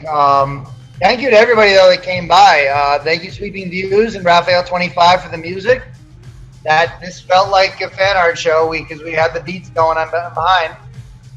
Thank you to all the artists that stopped by. We had quite the roster today. Karina Reichman, Jeffrey and Sarah from Super Rad Cape Company, Tanner and Monk from Mife Designs, Ryan Kerrigan, Greg LaPlaca from LaPlaca Pottery Works, Michelle and Lauren from Girl Tour, Harry from Outcasty, Jamie Lee Meyer, Justin Watt and Satoshi all the way in from Japan, Chad Anderson, photographer from up here in the Northeast, Brando from Cash Trade, Ashley from Groove Safe, and Emily DePietro, who designed all the fantastic graphics for this virtual fan art show and makes her own beautiful beeswax wraps. Want to make sure I'm saying those the name of that right. Beautiful buzz wax wraps. So check out virtual.fanart.net We're going to keep this going through mid-January at least. And it'd be a great way to check out new stuff. Stay tuned on all social media for FanArt, at FanArt with a PH, for any updates, any drops, any new items, anything, any deals that are coming up. There's a lot of random deals located in these stores. Some are 15 or 20% off. So check out all the stores. Support these artists. They are small businesses. They're the ones that we want to help the most. You know, skip Amazon and Walmart. Go to FanArt and check out the show and get some great stuff and support local businesses who are friends and people just like you. Thank you, Trey Anastasio, for the Beacon Jams and for the shout out last night. I'm still like in shock. That was great. Thank you to everybody who donated to Divided Sky Fund. I'm very, very grateful to be part of a community that looks at addiction as a disease and something that we need to, help people with. Thank you, everyone. Visit fanart.net for more on this. And thank you, Launch Global TV, for everything. Thank you, Brian, and the entire team over there. You guys really pulled this one off. I'm glad we could put together such an event. So thank you. Thank you, everyone. And we'll see you soon. Yeah, it's kind of fun. Thank you, Pete. Thanks for tuning in, everybody. Be safe.